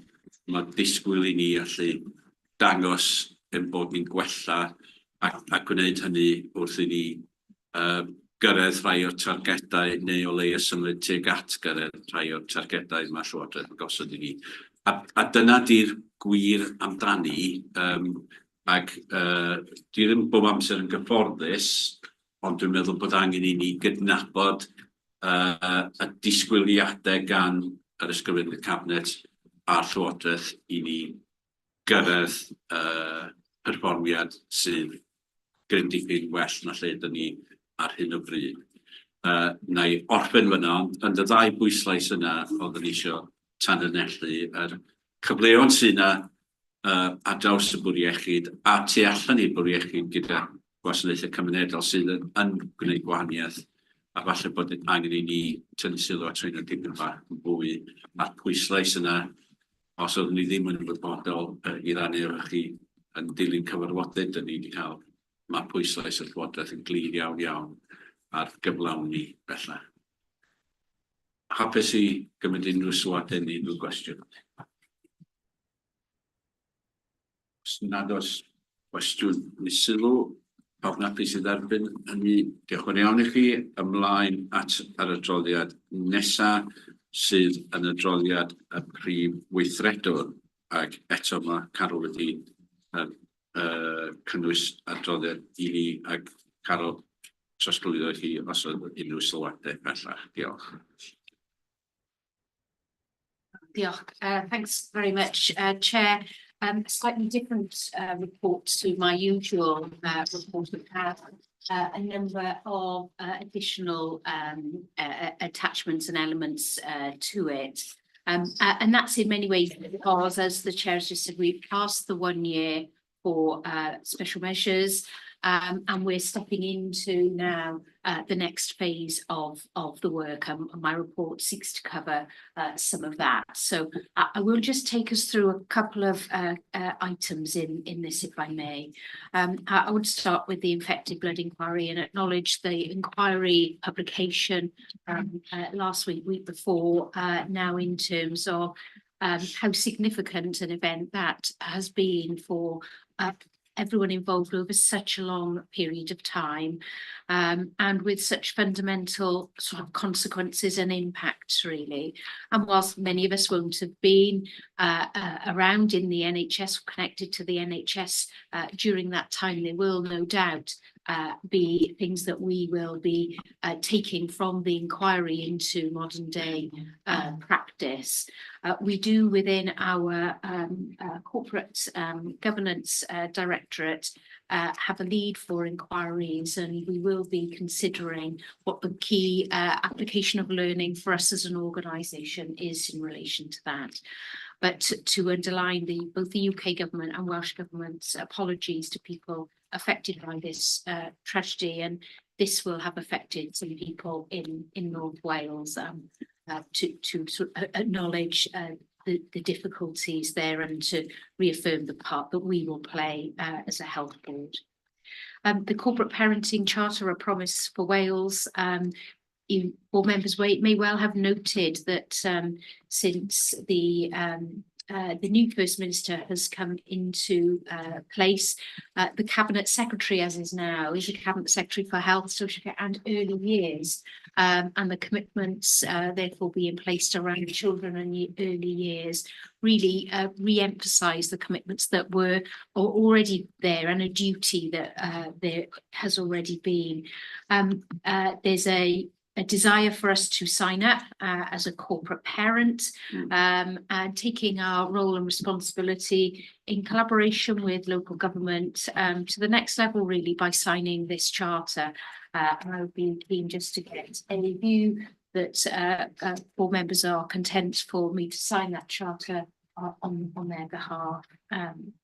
An update on the emergency medical retrieval service. We had a significant discussion previously. The outcome of the joint commissioning committee deliberations is noted. That work, the recommendations were supported, recognising as a health board we felt unable to support the recommendations ourselves and Powys. But we will be committing to being round that table and influencing the development of the recommendation 4 in particular as we go forward. And we're committed to meet with the Welsh Air Ambulance charity in order to progress those discussions. There's quite a bit in terms of special measures, and I know as committee, people who are on committees will have seen some of these reports. They're provided here for fullness, in order that all board members have had a review, and certain colleagues will be able to pick up any specific questions on those. So the review of contract and procurement management has been overseen by the Audit Committee. The work in relation to integrated planning by the now new Planning, Public Health and Partnerships Committee. The work on workforce was considered by the new People and Culture Committee. They're all really very key reports. And as a overarching report, really, and linking to the item we've just covered, is the listening to citizens, patients, staff and partners. That was undertaken by Kath Broderick, who's made a number of recommendations. So all of those reports are fully cleared now into the public domain, and have been and are part of the annual delivery plan moving forward.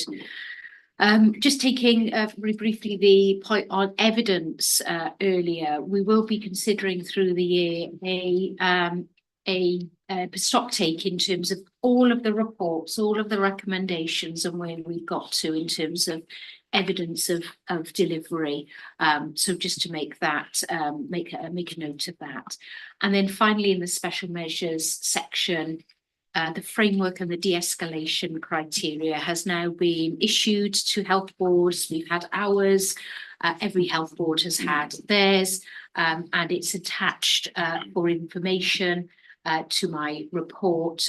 We'll be doing the baseline assessment against the de-escalation criteria. Of course, we are focused on improvement and not necessarily focused on getting that de-escalation sort of badge or whatever we might call it. The de-escalation comes when we've improved sufficiently. But we'll be looking at that. And then finally, there's just an outline of some of the key visits that I've been on. It's incredibly busy role, but the enormous benefit that I certainly have from visiting frontline services, often delivered by our partners, is immensely helpful to understand the issues and the opportunities, and to in fact recognise the good work that is happening, and it's in abundance when you go out and about. So there's some of the visits. And then I know this is touched on in other reports, but strategic item on vascular will be considered at board in July. And the learning from investigations, that's covered up in another report, but I just wanted to indicate to board members that I have invited as many as I possibly have the details for of those families to meet with me if they wish, to discuss their experience. It's those families whose the death of their loved one has been subject to a prevention of future death notice. I have had a meeting already and have some scheduled coming out.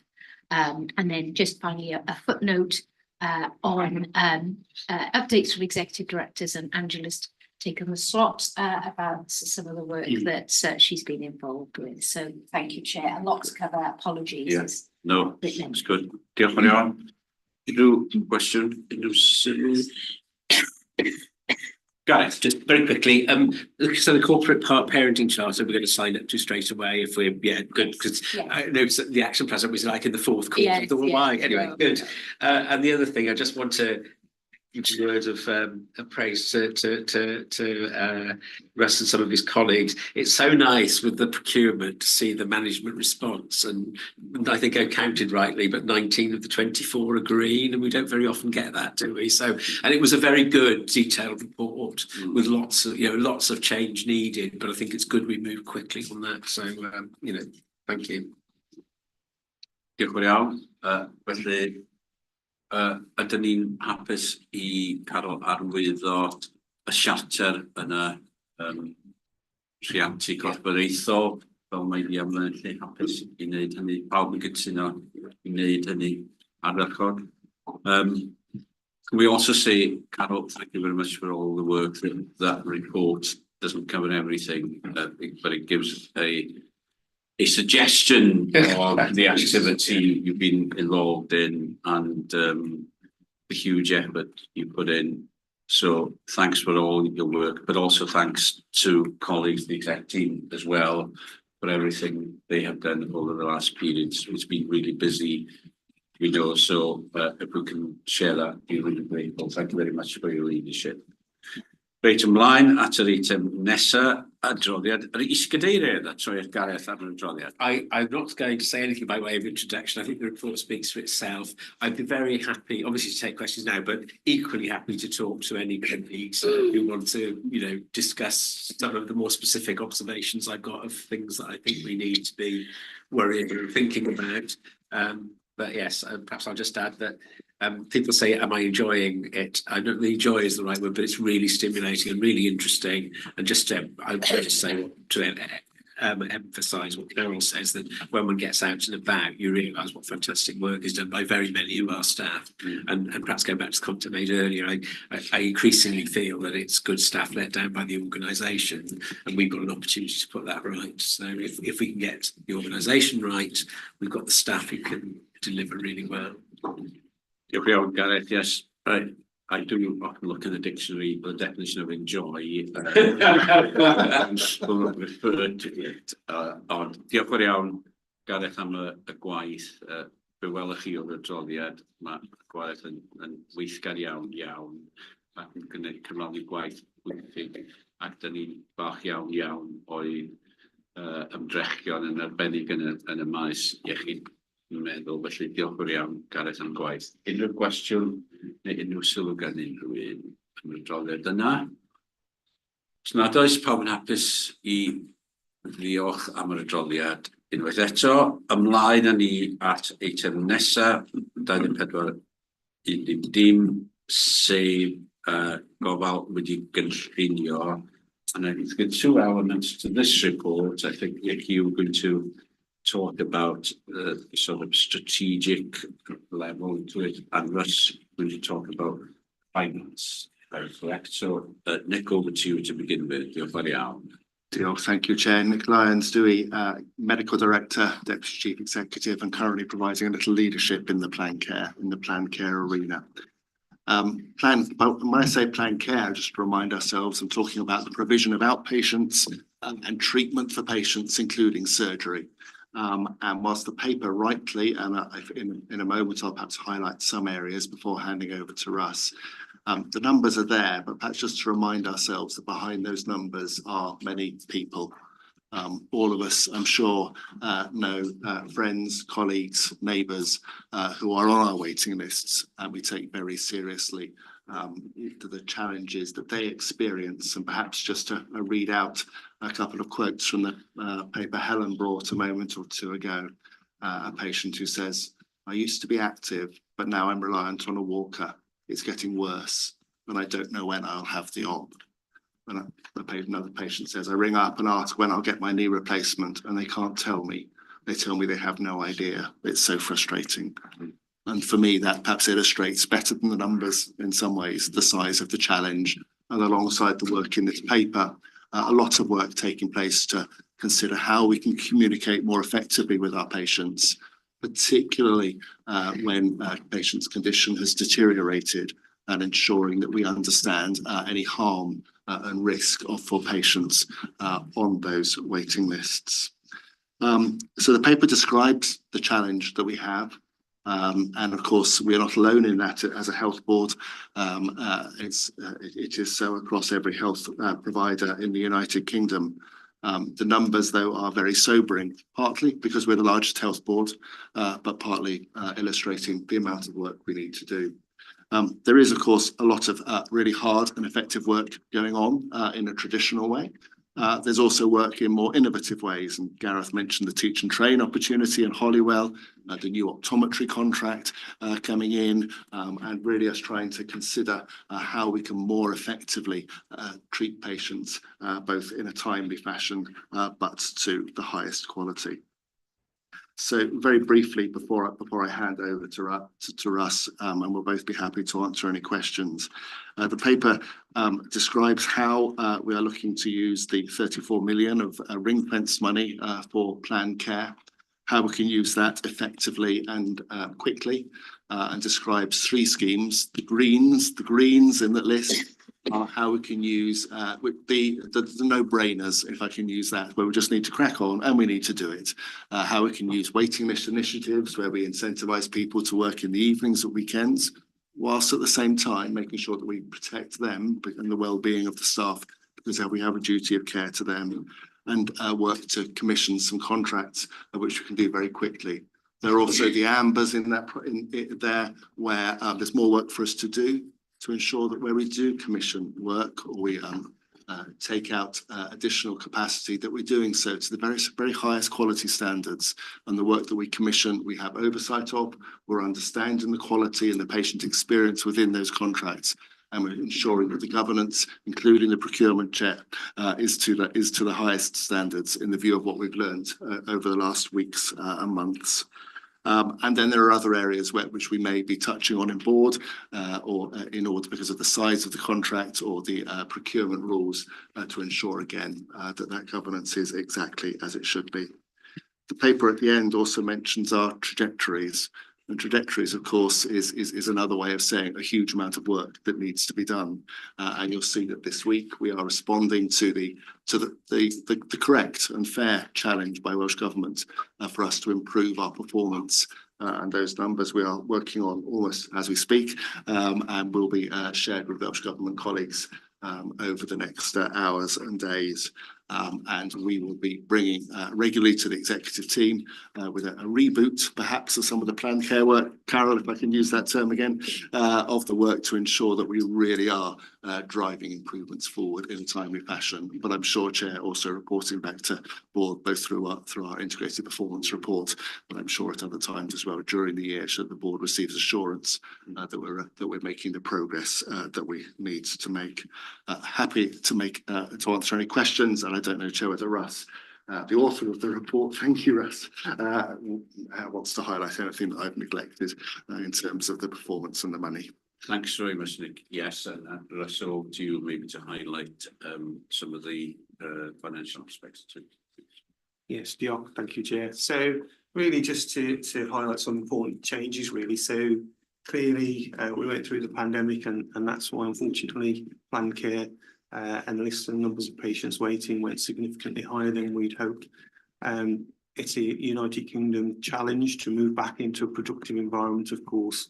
And our role and responsibility, of course, is to ensure as many patients are being treated as possible within our in-house provision in a productive and expedient manner, of course.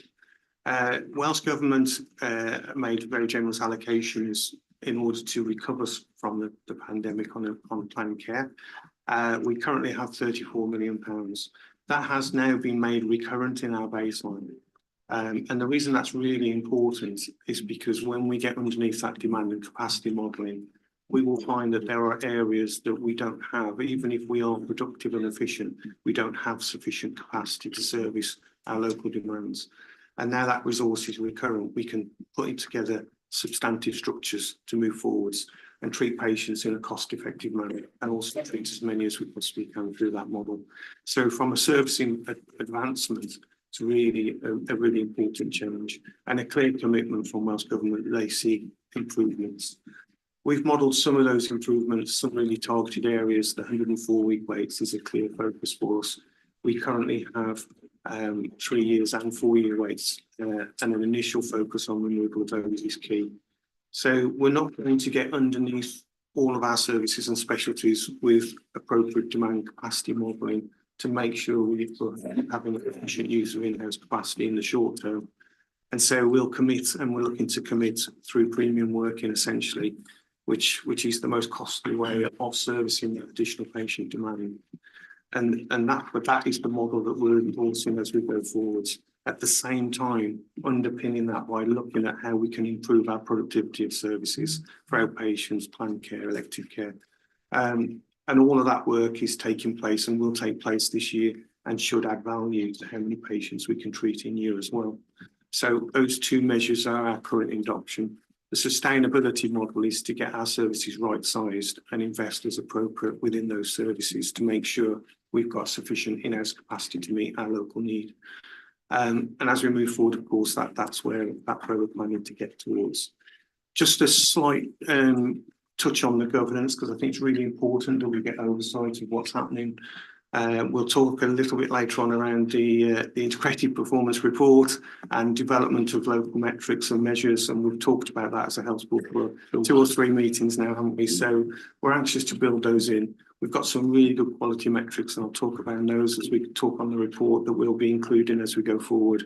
Some of these metrics here we will be including, and the oversight will be through the performance financing information government investment. So the committee effectively will oversee delivery, but we've got a theatre optimisation group that's formed and working. That will report into clinical variation, which is part of our value and sustainability programme, which is our longer term aspirations as to how we move services into a cost-effective delivery for our local economy. But actually we provide more services for our local population and meet that demand. That will be overseen through the integrated performance executive delivery group. And then there'll be individual performance metrics and performance meetings for accountability as we move forward. So we'll get visibility of how we're using what are effectively our really most expensive resources, which is our elective theatres, where you can plan operations and use them to their maximum, and also our outpatient settings as well. So those two key areas will be significant improvements and significant parts of our journey to a sustainable future service map that delivers for our local population. Diolch yn fawr Ynys. Diolch yn fawr hefyd. Unrhyw cwestiynau sylwadau gan unrhyw un. Neu droi at Rhian gynta, wedyn Gareth, wedyn Gwynplaine. Yeah. Just a few comments, some things that leapt out at me. There seems to be considerable disparity between the performance of the three IHCs. Yes. I mean, that's glaringly obvious. So what's going on? Who's managing that? Who's investigating it and trying to learn from where it is going right and whatever? So I felt there's something that needs to happen there. Nick, you talked about no-brainers. Well, if treat and turn is also a no-brainer, why aren't we doing it already? You know, if it's been done successfully elsewhere. I know we don't do it in ED because you do have to look at clinical need, but it just struck me, well, if it's such a good idea, why is it taken so long to get there? I think possibly we haven't got a coup, have we, not an operating executive, and I think possibly that person might have more of a handle. And in the amber category, another thing that's in there is 600,000 earmarked possibly for a corporate person to manage planning stuff. And I thought, really? Do we not have resources that we can shuffle about somewhere rather than using 600,000 on a person or a team? It's just a question to ask, really. But I think it was the bit about the different performance between the IHCs that really struck me. And of course, the adding up. If you add it all up, it comes to 30 million, not 34. So where's the other 4 going? So those are comments that struck me. Iawn, diolch yn iawn. Mae'n gawn ni gyfle i ateb ar y diwedd nawr. Na mi hel y cwestiynau neu sylwadau a wedyn dod â Nick a Carol i mewn. Dwi'n meddwl nesaf oedd Caroline. Ie, diolch yn fawr. Mae'r pwyntiau oedden ni eisiau ei wneud yn yr un meysydd a sylwadau Rhian yn fan'na. O ran y 3 ysbyty, oes, mae na ddisgwyl hir ym mhob un o hynny. Ond os yna ddim patrwm clir, hynny yw, os yna ddim un ysbyty sydd hefo amseroedd hir ym mhob un maes, mae'r patrwm yn amrywiol o ardal i ardal. A yr hyn o'n i isio ofyn amdano fo, yn ychwanegol i'r hyn oedd Rhian oedd, ydy modd, os na fodd yn y meysydd yma, i ni gael mwy o gydweithio ar draws y bwrdd iechyd, fel bod y tîm yn gallu helpu i gilydd, rhannu'r arbenigedd a'r adnodd sydd gynnon ni, fel bod yna fwy o hyblygrwydd i gynnig gwasanaethau pob un o'r 3 ardal, neu gofyn i bobl deithio, fel bod y gwasanaeth ar gael yn diffyg ar draws y bwrdd iechyd. Yr ail bwynt o'n i eisiau wneud, o'n i eisiau gofyn am assurance, really. Oedd Rhian yn sôn am y treat and turn, ac yn sicr mae hwnna i weld yn ffordd bwysig ymlaen.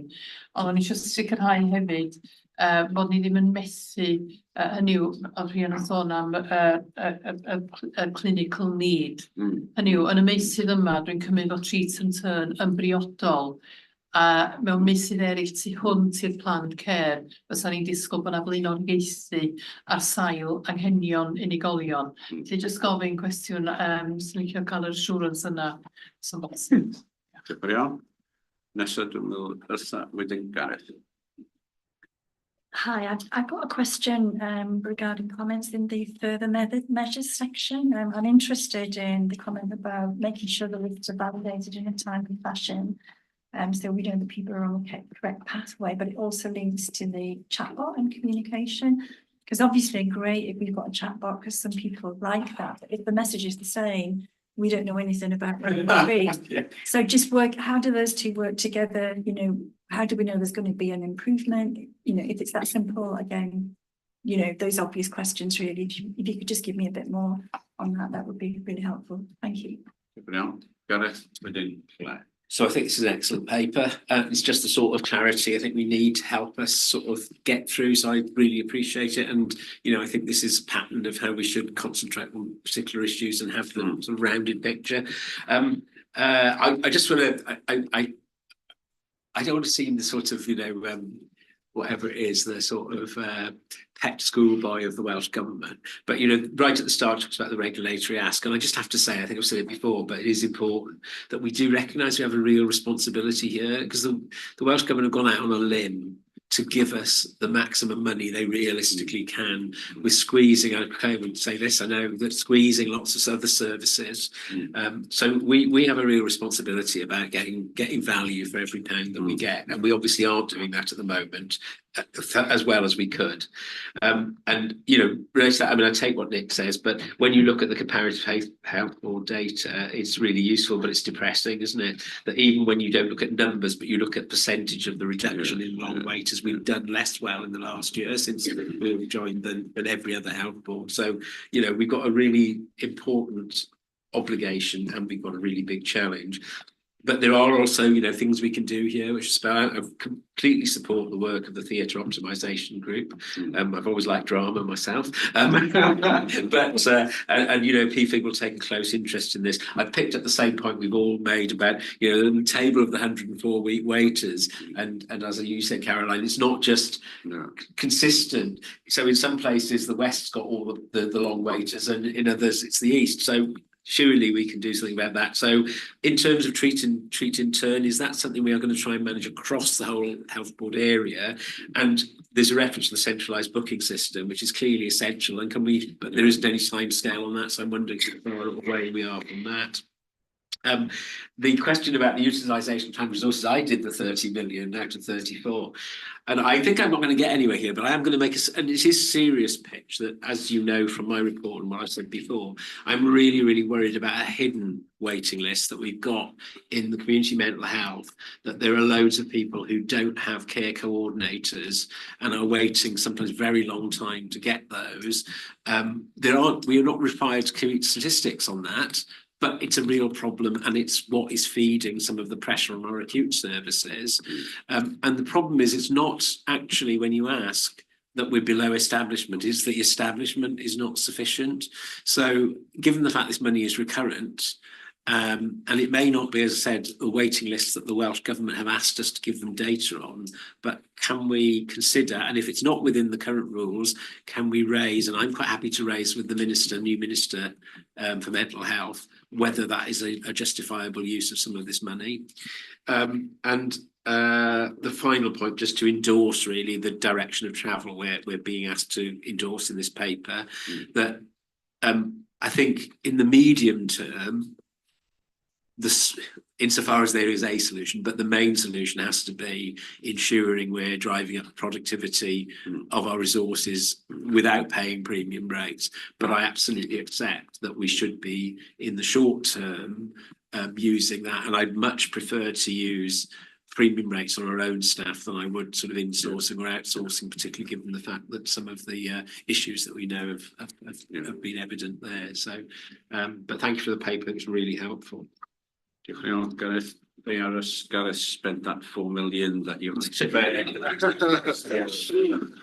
great. And also that matter of productivity, you know, it's not so much about hammering something a bit more, it's about looking at waste, it's looking at efficiency and innovation, you know, so this paper addresses some of that, and that's really important, I think. Pam, you wanted to bring in a point, and we can sort of welcome you officially, can't we? Yes. We welcomed you unofficially at the last meeting as our Director of Governance. You were observing. Now you've been with us for about 6 weeks or so, or I don't know. I'm sure you're counting the days, but so croeso cynnes yn swyddogol I Pam fel ein cyfarwyddwr llywodraethol. So Pam, you wanted to raise this issue as well. Yeah, Diolch yn fawr, David. I've stopped counting, but I think I'm heading to the 2-month timing. So I just really wanted to say, actually, it's really helpful paper. I think it's really clear in terms of the actions. I think it will build on conversation we had at the Performance and Finance Committee last month, which was around making sure there's the real focus of that committee in terms of monitoring. So I think this really helped, and I think for us it was helpful in terms of describing where the oversight would be. And I think just as a principle, as we enhance some of our paperwork and our governance processes, this is what we need to make sure is really clear in all papers. So the board is really clear in terms of the oversight. But I suppose I just really wanted to, our audit colleagues are here from External Audit Wales today, and we're in the process of kicking off a planned care review piece of work. So I think this would be really helpful as part of informing some of that. Also, just to recognise the role of the Quality and Safety Committee, as well as the Performance and Finance Committee will really be focusing on the delivery of the plan. There is a lens in which the Quality and Safety Committee need to be with us on, and that is in terms of any potential quality and safety risks. Well, we've got some of these members, so I just think there's a lens there that we probably need to think about as part of some of the committee things. So I think it's about those two committees work together, but having slightly different lenses from a quality, safety and risk perspective. Good. Those points. Thanks, David. Thank you very much, ma'am. That's really useful in terms of looking at the progress of this important work. That point. Take Claire and then Chris. Diolch. Perhaps I was having a bad day when I read this paper. It was Bank Holiday Monday. The board papers. So maybe some of my comments will be maybe a bit less positive than some of my other colleagues. I guess I felt the paper's really strong on intent, but I felt it was less strong on how.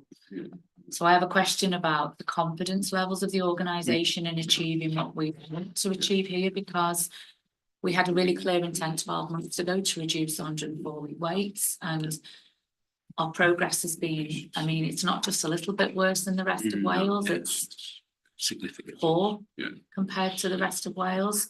So, and when I look at, as I live in the east, friends and family who live in the northwest of England, and I look at the speed at which some of the health trusts there have been able to address their backlogs, we're a long way behind. So I've got a few questions. One is around what learning are we taking from the rest of Wales and from the UK? Something about confidence around delivery, because I feel some of the actions are very explicit, like we need 8 more anaesthetists, but others I felt were more either we don't quite know yet what we need, or we've got more work to do, but we've been on this journey for over a year already, and we already had the 34 million last year. So how's this year that 34 million going to deliver something quite transformational when it's money we already had? So I'd like to understand that a little bit better. Governance points from Pam then were really helpful, because that was one of my questions of, well, how are we going to know quickly, regularly, that we're making the progress we need to in here? And a lot of this is far more detailed than we'd want at board level, but we do need that level of assurance. And so I was thinking, will some of our KPIs change? Because actually I don't think I've seen data on theatre utilisation. I'm not saying we should at board level, but somebody somewhere needs to be setting some KPIs around some of that and measuring where we get to with it. So, you know, it's honest about where we are, but I think we shouldn't underestimate the work we have to do. And I feel it's still an area where, you know, what we want to do and us having a confidence about how we're going to do it and what the outcomes and impacts are going to be, I feel that we're still on quite a good journey with that. Thank you. Oh, and there was something I didn't understand in the paper. Demand management 642 principles. What are they? But don't need the answer in the meeting, but maybe outside. Well, it's a short answer because I asked it, but I think we might as well have it in the meeting. Chris, and then we'll come back to colleagues for some of these answers. Thank you. I think it was more whether or not there was any more information around the building blocks or the peripheral matters to reducing waiting lists and other key things that go alongside it. For example, the clerical support, and I think anecdotally, I tried to cancel an ophthalmology appointment for a child, and what I was met with was an answering phone with a message that says we don't have clerical support anymore. And I think these things, in terms of reducing waiting lists, allowing people to be able to look at them, which ensures that those appointments are then, or the clinics and full as best they can be, and appointments are utilized as best as possible, must go towards reducing the backlog. And it's whether or not that has been considered alongside reducing the waiting list as a whole as a bit of as well as setting the framework. Around Chris, yeah, the matter of communication again.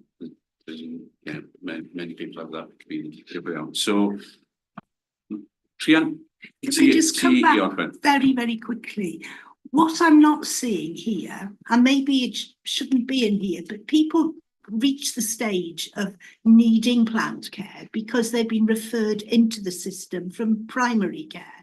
And I wonder what the role is of primary care in managing the long waiters to try to minimise the deterioration in their quality of life and quality of everything. Yeah. So I'm not seeing that focus here on the primary care aspect. And I think that could go a long way to minimising the deterioration, and in some cases it could even lead to people no longer needing that care that had initially been planned for. So I think that there's something to do with that end of the scale as well. Yeah.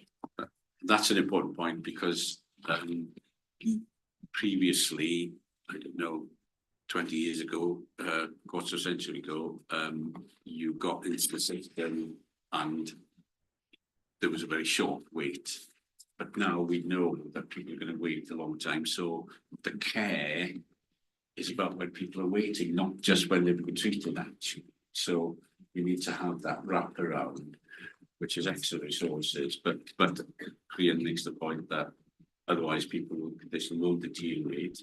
There's also an opportunity to help people along that path as well. So lots of important questions and points. We've got Russ, Nick and Carol. You can decide between the three of you. So if I kick off, we'll go round and I'll mop up anything my colleagues don't answer. I don't know if that's an incentive or not, actually. But and I'm going to start with confidence. Yes. And I'm going to say, as I sit here now, I have got a mixed confidence level. This is an organisation that is not at pre-pandemic activity levels. No. Same as most health boards in Wales, actually.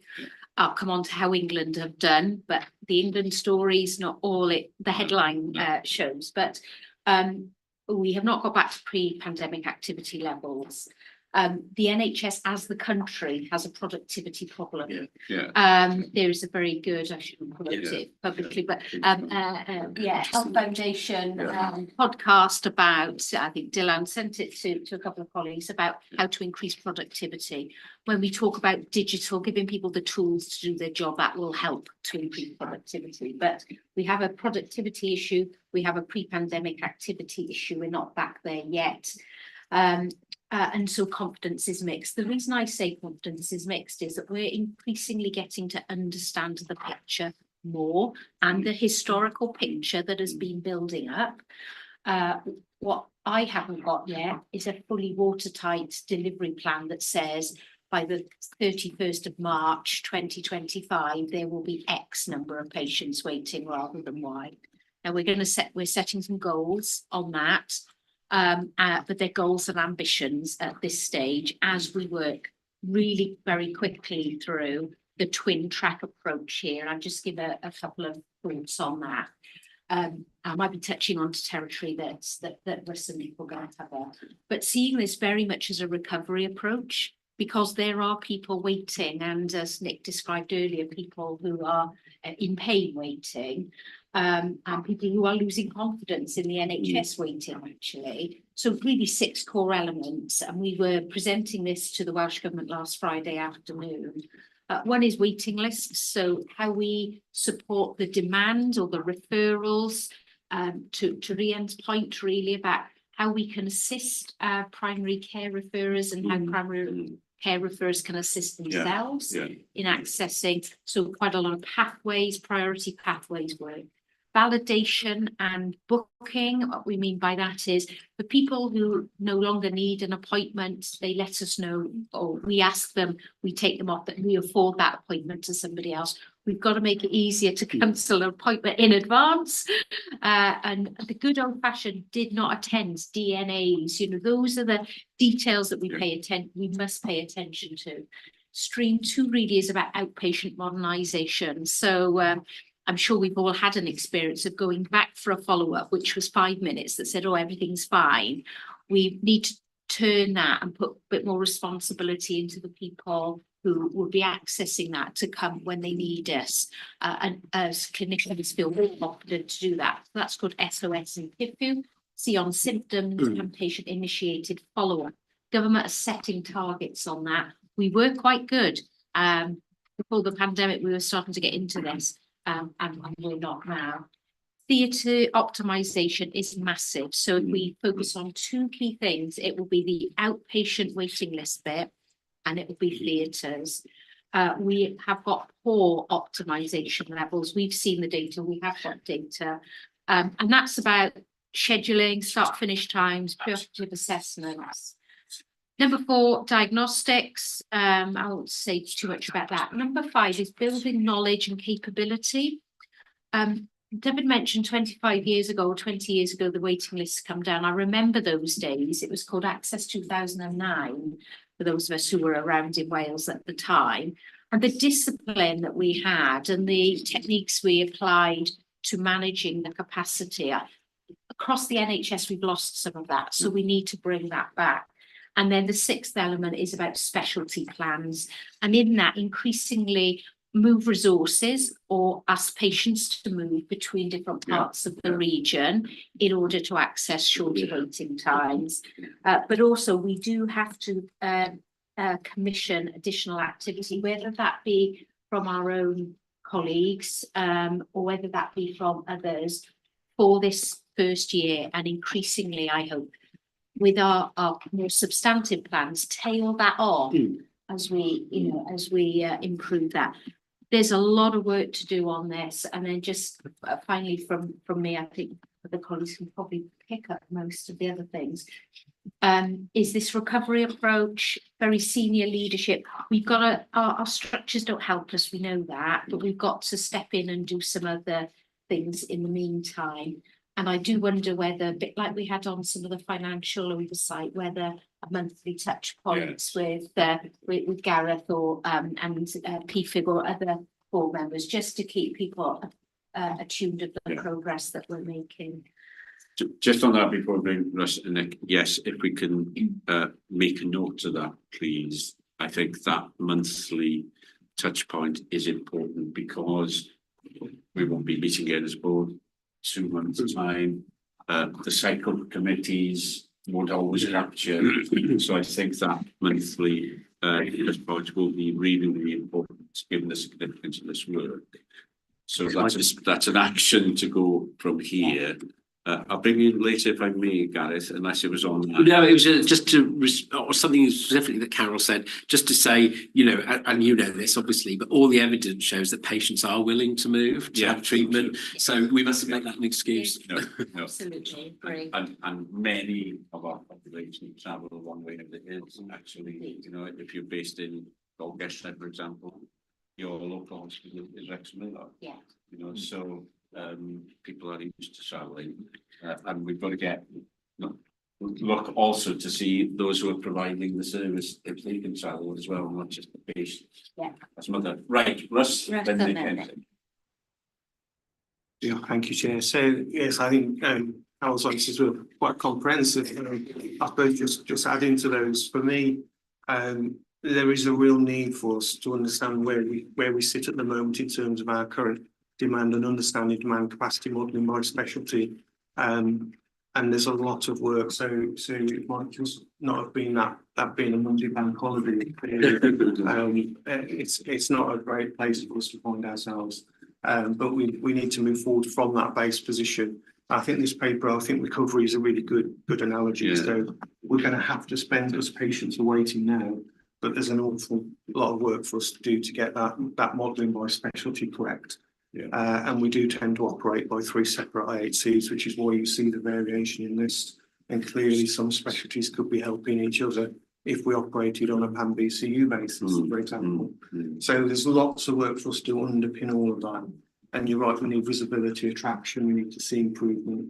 And I think the local performance metrics and report, including key data such as theatres productivity, outpatient utilisation, an understanding of what our baseline position is, and then an incremental review of that transition as we go forward on an improvement journey, I think would give us the confidence from where we are. But we are in a position that is difficult. We're not at pre-pandemic optimization. No. And clearly in terms of productivity, there's a lot of opportunity for us to see a lot more patients than what we currently are. But we need to do that for an evidential base. Yeah. And if we just decide that globally, the reality is without doing that piece of work on the specialty base, we could be overloading specialties that are already performing really productively and actually need further investment. Yeah. So we've got to do it in that considered way, and that's why this 2-stage approach is here. We're happy to look at areas for further investment, and if we can link that back to planned care delivery, I'm sure we'll bear that in mind as we look forward. And to support Rhiann's position really. So the £4 million, the 30 million list, the whole £34 million is ring fenced for planned care delivery. So it will be entirely used for planned care delivery. At the moment, we have what we believe is a capacity model for utilisation of that resource. That will grow as we get further underneath the specialties. And so we'll be allocating further of that resource as we go forward. And we will report and do report monthly to Welsh Government exactly how that resource is spent. So there's a watching brief from Welsh Government keeping an eye over our shoulder as well as everything else. So we're not going to use that for anything else. We want to make sure we're treating our planned care elective patients in a timely manner. And I do think that sort of governance process, feeding that all the way back through. And this is a really good area of test because there's a level of data needed at the theatre optimisation group. There's a level of data that will be required as we go forward, integrated performance exec delivery. And then by the time you get to the board through PFIG, it will be at a different macro level.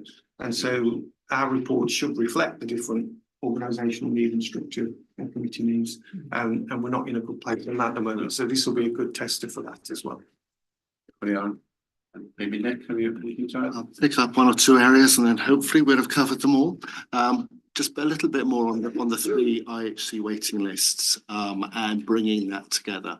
I think in some specialties, dermatology and urology, perhaps there's been huge progress in doing that and an acceptance close to, if not completely, of a single waiting list for North Wales. As we work with other clinical teams, we need to make sure that we do this effectively.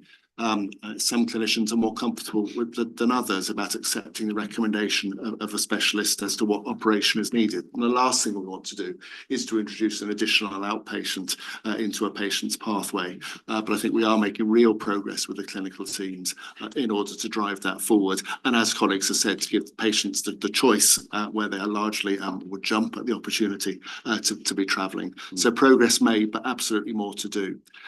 Treat in turn, we have been less successful than other health boards, and some quite. We've worked closely with union colleagues around this area and with professional bodies, and I think there is a change in view now amongst our clinical bodies, principally the doctors, that this is the right thing to do. I suppose the concern of individual clinicians is they see the urgent need of the patient in front of them, and make the case for that patient to be seen. And the patient who's been waiting 208 weeks is less visible to them. So therefore, they're advocate for the patient in front of them in that outpatient. And it's working with the clinical teams really to understand that risk and their obligation to the patients they can't see who are less visible.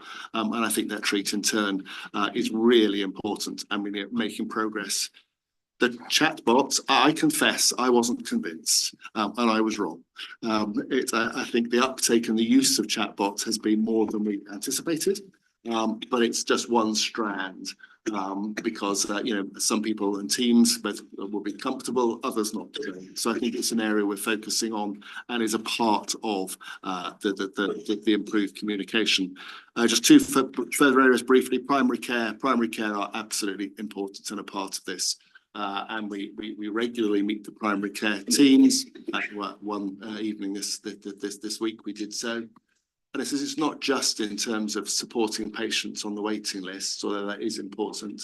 It's also about communicating with the GPs themselves. It's not helpful for the patient, our administrative teams, or the GPs when a patient rings in and they're told to go and see their GP for an update when we haven't given the patient the GP an update. That really is frustrating for all involved. So working with the primary care teams and secondary care to do that, but also to work with primary care to ensure that our referrals are to the highest standard, which they largely are. So that when a referral is made, we can immediately start a patient on a treatment pathway if that's the right thing to do. Lastly, for me, the learning. We were challenged to, are we learning?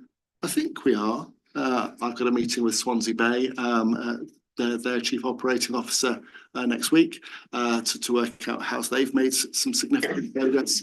I'm working with colleagues across Wales, and I know some of our clinicians in orthopaedics, for example, have been off to centres of excellence in Oswestry to see how they do things, how they can put more patients safely into a list and deliver the best care. And very last, Gareth, you talked about obligations. For me, there is that obligation that you raised to use the funds secured for us in the right way. But there's also that professional obligation that all have, and that duty of care to our patients. So I agree, but perhaps it's not just our obligation to the government, it's to the patients themselves and our professional guidelines. I hope that's answered the majority of the questions. Yeah, I'll just before bringing you in, finally, Carol, I think Helen wants to make a point as well, obviously. And it was just to speak to the point of what happens to patients who are waiting, and the things as Nick described from the comments from citizens' experience paper, what we're doing. I definitely know that we have a whole section on our website which is about helping people while they're waiting. And that includes a waiting list support service. At the moment, that applies predominantly to patients who are on the trauma and orthopaedic waiting lists predominantly, but there may be plans to expand that further. So there is a resource available, and I don't know what's given to patients in primary care or in an outpatient setting, but I definitely know that exists. Okay. So to wrap up, Carol, very brief, and Leon and I are in conversation about how we might support better information for people, because they're often ringing asking for a query, and we need to be able to help people to find the answers to that. Yes, I realised that I omitted a couple of things. So why are England in a better place? They used a lot of independent sector resource very early on in pandemic recovery. That helped enormously. The only reason they're more advanced in their journey on GIRFT, getting it right the first time. I'm a big fan of GIRFT. You've got to go for GIRFT big time. 642 is a planning mechanism. So which patients are coming in the next 2 weeks, which are coming in the next 4, which are coming in the next 6. And if there are gaps in the 2 and the 4, let's bring people forward. So always maximising that. It's a planning tool. Nick's mentioned Swansea Bay. Yes, definitely need a coup, Rhian, definitely need a coup. colleagues are working very hard. Just to say, keep operating. Just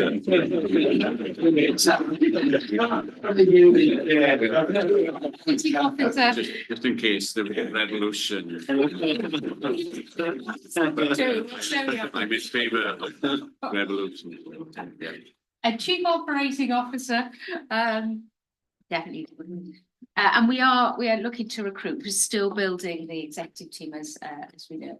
And then in terms of the investment to the support the changes, you'll have noted that 600k corporate was an amber, which means it's still up for discussion. And that's the discussion that we have a yellow amber have going on at the moment.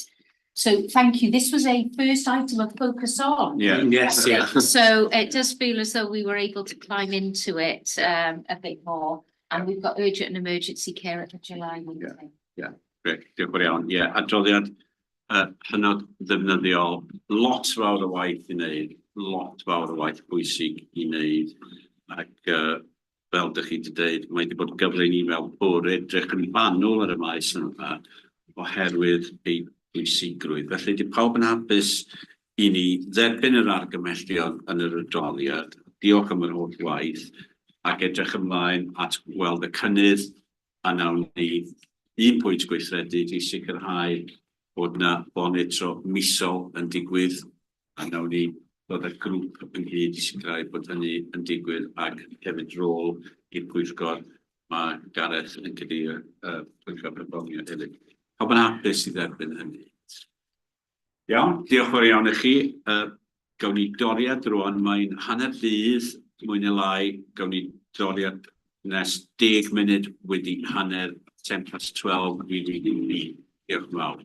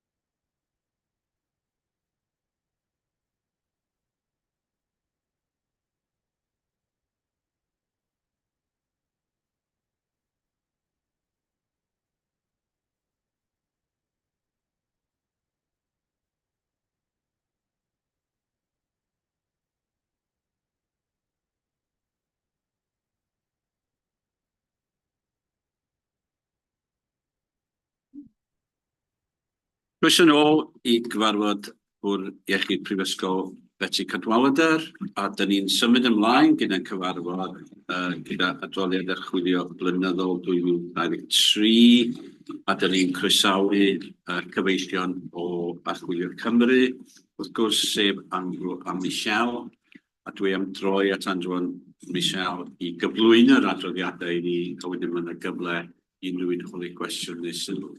Dros at chi, a croeso cynnes at ni. Diolch. If I may, I'll. Certainly.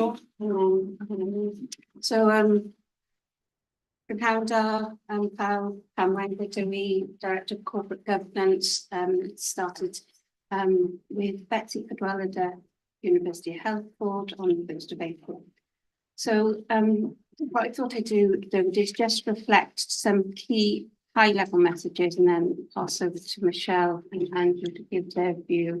I'm sure Russ may want to come in afterwards, as well as Carol, in terms of the overall report. So I think this is an annual report which pulls together the work of Audit Wales throughout the year, along with the structured assessment.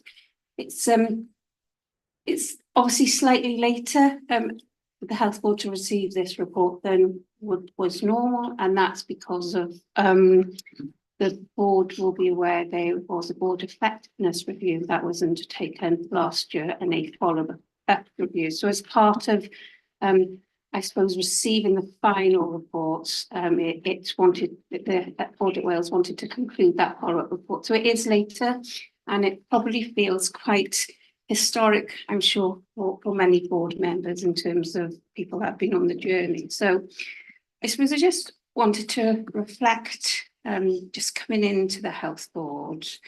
I suppose if you read the structures assessment, the annual audit letter, and certainly thinking back to the position in terms of the board effectiveness that was found during 2023, I think this Health Board is a very different Health Board, and just reflecting on the full appointment of independent members in terms of executive directors, recognising we've got some appointments, but just the whole cohesiveness, my observations, the journey the Health Board has been, and actually the very conversation this morning, for me, demonstrates a really exciting opportunity for this Health Board in terms of how we run the board, the openness, the candor, the transparency, and the accountability of the Health Board. So I suppose I'm going to sort of hand over to Michelle first and Andrew. I just wanted to make some reflections, David. I'm sure it's the same for other board members, but actually I feel you've made it, really good progress over the year. I'm sure when you read the report, you might just want the board to reflect the journey it's on, and just to see that progress, and obviously progress will make as well through the year. So, Michelle. Michelle. Okay, thank you, Pam. Thank you, Chair. Yeah, so I'm just covering the work we did on financial statement last year. So as Pam said, it is really looking back. I mean, almost a year ago. I mean, we're currently undertaking the audit of the 23-24 financial statements as we speak. But these key messages and the issues that were reported to the audit committee on the 23rd of August last year when we completed the audit. And it just goes through the qualification of our true and fair opinion due to largely issues that had happened in the 21-22 audit and the uncertainty we had over the figures that strapped both years. And then the regularity opinion was also qualified, largely due to the governance over the payment made to an interim executive director. And we also issued a substantive report to the Welsh Government on this as well. So I wasn't going to go into any great detail, but very happy to take any questions on the financial statement audit side. Before Andrew goes on to his presentation. Michelle. Andrew. Thank you. Yeah, I think Pam might have stolen a little bit of thunder. It's okay. Yeah, as she said, the annual audit report contains a summary of the reports that we published in the last year, and of course heavily focuses on the structured assessment and follow-up of board effectiveness report. As we sat here around 14 months ago presenting the board effectiveness, the original board effectiveness report, and that was probably reflecting the most challenging position the board itself has been in since its inception. It was a very, very difficult period at that point, and we gave some very hard and uncomfortable messages at the time. Our follow-up on board effectiveness arrangements and structured assessment reflect improvements that have been made to the board and committees over the last year. It feels a more normal board now, and the committee arrangements certainly feel more normal as well. The reports also identify some ongoing challenges and areas for improvement, and some of those we've already discussed earlier today. The structured assessment particularly highlights the need to strengthen some aspects of governance arrangements and ensure that the health board effectively responds to current and past recommendations. And there are sort of some historic recommendations which really do need to be addressed. So there's something about the board getting a bit more of a grip on those. And as you heard earlier with the planned care review, the board is also facing significant service pressures. So there's a real need to address those both operationally and plan for financially sustainable services in the longer term. In addition to those two reports, the annual audit report summarises some messages we made around outpatients and indicated again more needed to be done to follow up and respond to the recommendations. And a more recent review, so this is one that we've undertaken and reported earlier this year, focused on workforce planning, and that indicated quite a good strategic approach and intent for the workforce, but more really needing to be done to deploy and implement the workforce strategy, and also ensure and embed strengthened workforce planning arrangements, both corporately and within services. And again, that aligns to a good clinical strategy and clinical services model to allow effective workforce planning alongside that. So finally, I wanted to note that our reports have all passed through audit committee as part of normal assurance processes. And would like to thank all those that have been involved in supporting our work over the year. It has been incredibly helpful, and we do appreciate the demand on your time. I would also like to thank you for what I'd say is improving candour and honesty in our discussion. So a lot of the issues where we'd previously had to unearth, actually you're coming and being very open with us, so I think it's very helpful. So thank you very much. Diolch yn iawn i'r ddau o chi, Andrew a Michelle, ac gawn ni ddiolch hefyd am y berthynas weithio ardderchog sydd rhwngthyn ni fel bwrdd a chithe fel Archwilio Cymru. Dyn ni'n ddiolchgar iawn am bob cyfle i gydweithio. Ydw i'n efo cwestiwn neu sylw os gwelwch yn dda? Mike, gynta? I'm just refreshing what we've just said, really, as much as we did use the word unearthed. I think it's refreshing in as much as that hopefully now what you're looking for is on display, it's on the surface where, there's nothing hidden. Yeah, thank you. Diolch yn iawn. Nesa, Russ? Yeah, Chair, thank you. So I think really my reflections are clearly, certainly the annual audit report was on the 22-23 financial year. I think I just reflect that was a very difficult time, both for the health board, but also it was a very technical audit. So a 5-year full re-evaluation of estate at the same time as International Financial Reporting Standard 16. So bringing all the leases onto the balance sheet. So it was really quite technically complex to conclude. And I think the report reflects that, also talking a little bit around the financial reliance in terms of our underlying position on non-recurrent resource, which we've strengthened our position, of course, from our performance in year as we move to the next, and we'll see that through the finance report. So I think really for me, it was just a thank you to Audit Wales, really, not only for how they engaged with us during that difficult moment, but how they've engaged with us ever since, actually, as well. And to give some assurance on Mike's point. what we know, we share. There is visibility and transparency. Yeah. So if matters arise, they arise, and we both know about them at the same time, and we deal with that with openness and transparency. Yeah. And so I thank colleagues for their work and support, and hopefully, I know we're in pre-audit and during audit. Hopefully, we can conclude the position, and then we can sign the accounts off fairly soon. Great. Diolch yn fawr. Russ, Gareth? Yeah, well, I'd like to echo that. I think we have great relations, and I've certainly appreciated it as a new incoming chair of the Board's Finance Committee. Yeah, just a few comments which are really about us.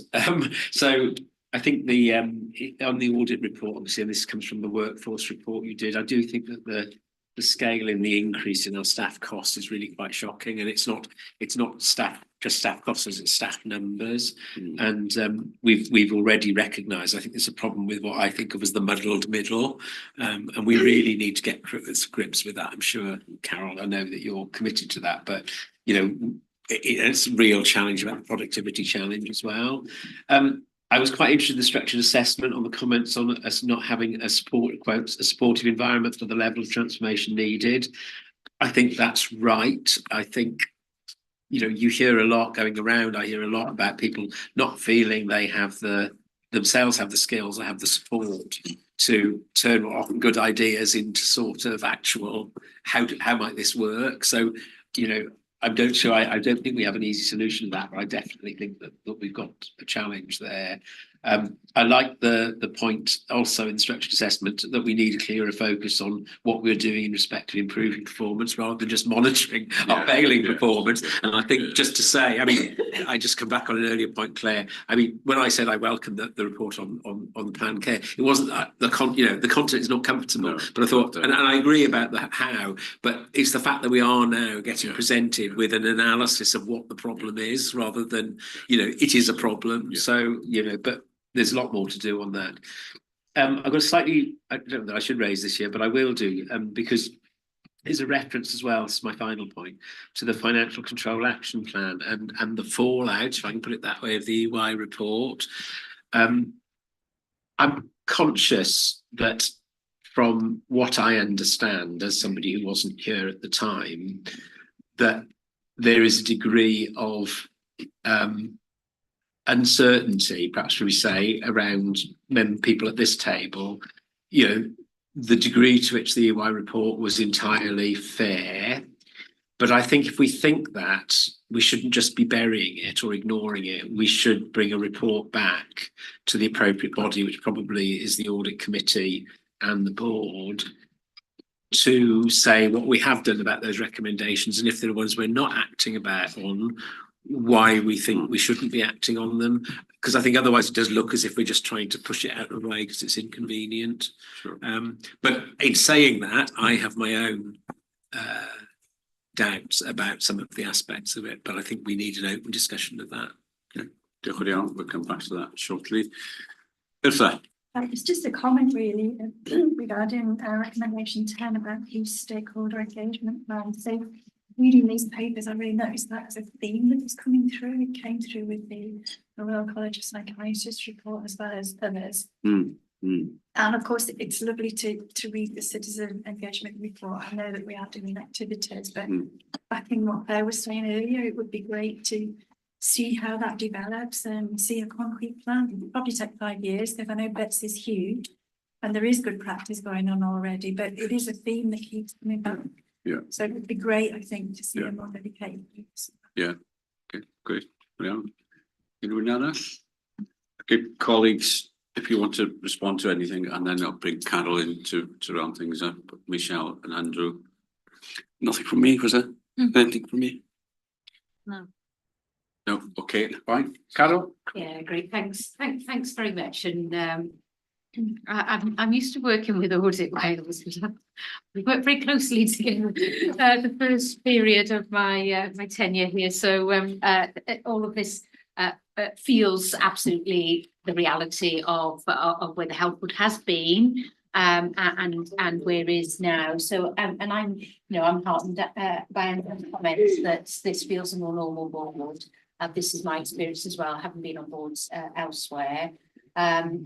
but there's always a but, isn't there? But there are massive challenges for us as boards to take on, and I think just our whole agenda today has really highlighted those big challenges. So a couple of things around that is it's great that we've got an experienced director of corporate governance with us, because those issues that are about outstanding recommendations and having a systematic approach to those, I feel more confident around that. We're clear about our risks, etc., etc. I think just a comment on the scope of the work. Clearly, the accounts were very, very difficult and very challenging, and we're in the current. And I do get a sense that we have moved significantly in the working arrangements from last year to this. It feels like it might have been some considerable time ago last year, but it was only last year to this. But we'll see how that goes. And then, just importantly, a couple of points to respond to Gareth, really. You know, making effective change and improvement happen is going to be really the key that unlocks the door here, because whilst we're understanding the issues a lot more, you know, understanding them doesn't mean that we can change them. So how we make change happen is really, really important. In the annual delivery plan, which we're going to come to, we've got some of the markers down there of how we're going to change the organisation in order to meet those challenges. And one of those is really about our major change work and our improvement work and how we right-size that. And then, as you raised it, Gareth, in relation to accounting matters, in brackets EY, there has been a financial governance action plan going through the audit committee, but it may well be that we do need to share that a bit more broadly to highlight what has moved, what hasn't, where might the areas be where there may be a question mark, and to recognise that we're not fully at the end of that process yet, although I'm sure we all want to get to the end of that process as swiftly as we can. It is still a very high priority for us. Grêt, diolch yn iawn. Thank you. Nad oes unrhyw pwynt arall, ydyn ni pawb yn hapus I dderbyn yr adroddiad yna, ac cytuno wrth gwrs mi fydd y pwyllgor archwilio rhai I monitro cynnydd gyda'r argymhellion yn unol arfer, a diolch i'n cyfeillion ni yn Swydd Archwilio Cymru neu Archwilio Cymru fel maen nhw'n am I gwaith. Pawb yn hapus? Diolch yn iawn. Diolch yn fawr iawn I chi unwaith eto. Thank you. Thanks. Thank you for coming along today in person as well. Adroddiad nesa, dyn ni yn rhedeg yn hwyr, felly byddai'n ceisio anawch chi I fod yn fyr i'r pwynt gyda adroddiadau, os gwelwch yn dda. Yr adroddiad nesa ydi cynllun cyflenwi blynyddol, ac fel arfer mi bydda Chris Stockport yn cyflwyno, ond mae Chris yn absent, felly byddwn ni'n troi at eilydd yn Paolo, a Paolo troi at y ti I gyflwyno'r adroddiad, sgwrdd I fa. Diolch David, pnawn da pawb, Paolo Tad fod I fi cyfarwydd wrth fath newydd argymhelliant, mae'n siarad drwy llyfryn o'r cynllun cyflawn blynyddol. The purpose of this paper is to provide an overview of the end-of-year delivery position for 23-24 annual delivery plan, as well as the latest status of the 24-25 plan. I'll take the papers as read, but just orientate you around some key points, if I may. In relation to the 23-24 annual delivery plan, excluding those actions that have been reported as part of special measures, there were 138 actions in the plan, and 93 of those were completed by the end of March 2024, which is a delivery rate of 67%.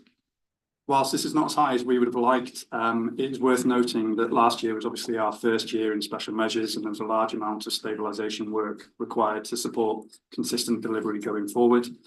There are also a number of delays outside of our control, as well as some items which are superseded by activities through the year, something that will be addressed in this year's plan and process through the introduction of a change control process for the plan. A number of the overdue items have had substantial amounts of work done on them, but just didn't get all the way over the line by the end of the year.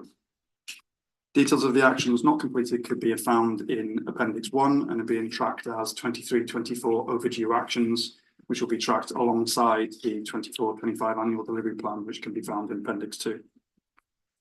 With regards to 24-25 annual delivery plan, this has now been developed from the first year priorities within the 3-year plan. It incorporates the initial special measures response plan within it in order to create a single integrated plan. However, it is worth noting that there's some further work that will be needed to include the special measures expectations up until September, which was recently received by Welsh Government, and factor that into the plan, which will be done as a formal change control process. There are 287 actions in this plan, which may seem like a lot, but when you break those down into 4 quarters, it's just under 72 actions per quarter, which is actually less than we had in each of the 90-day cycles for special measures. So we know it's manageable from an assurance perspective.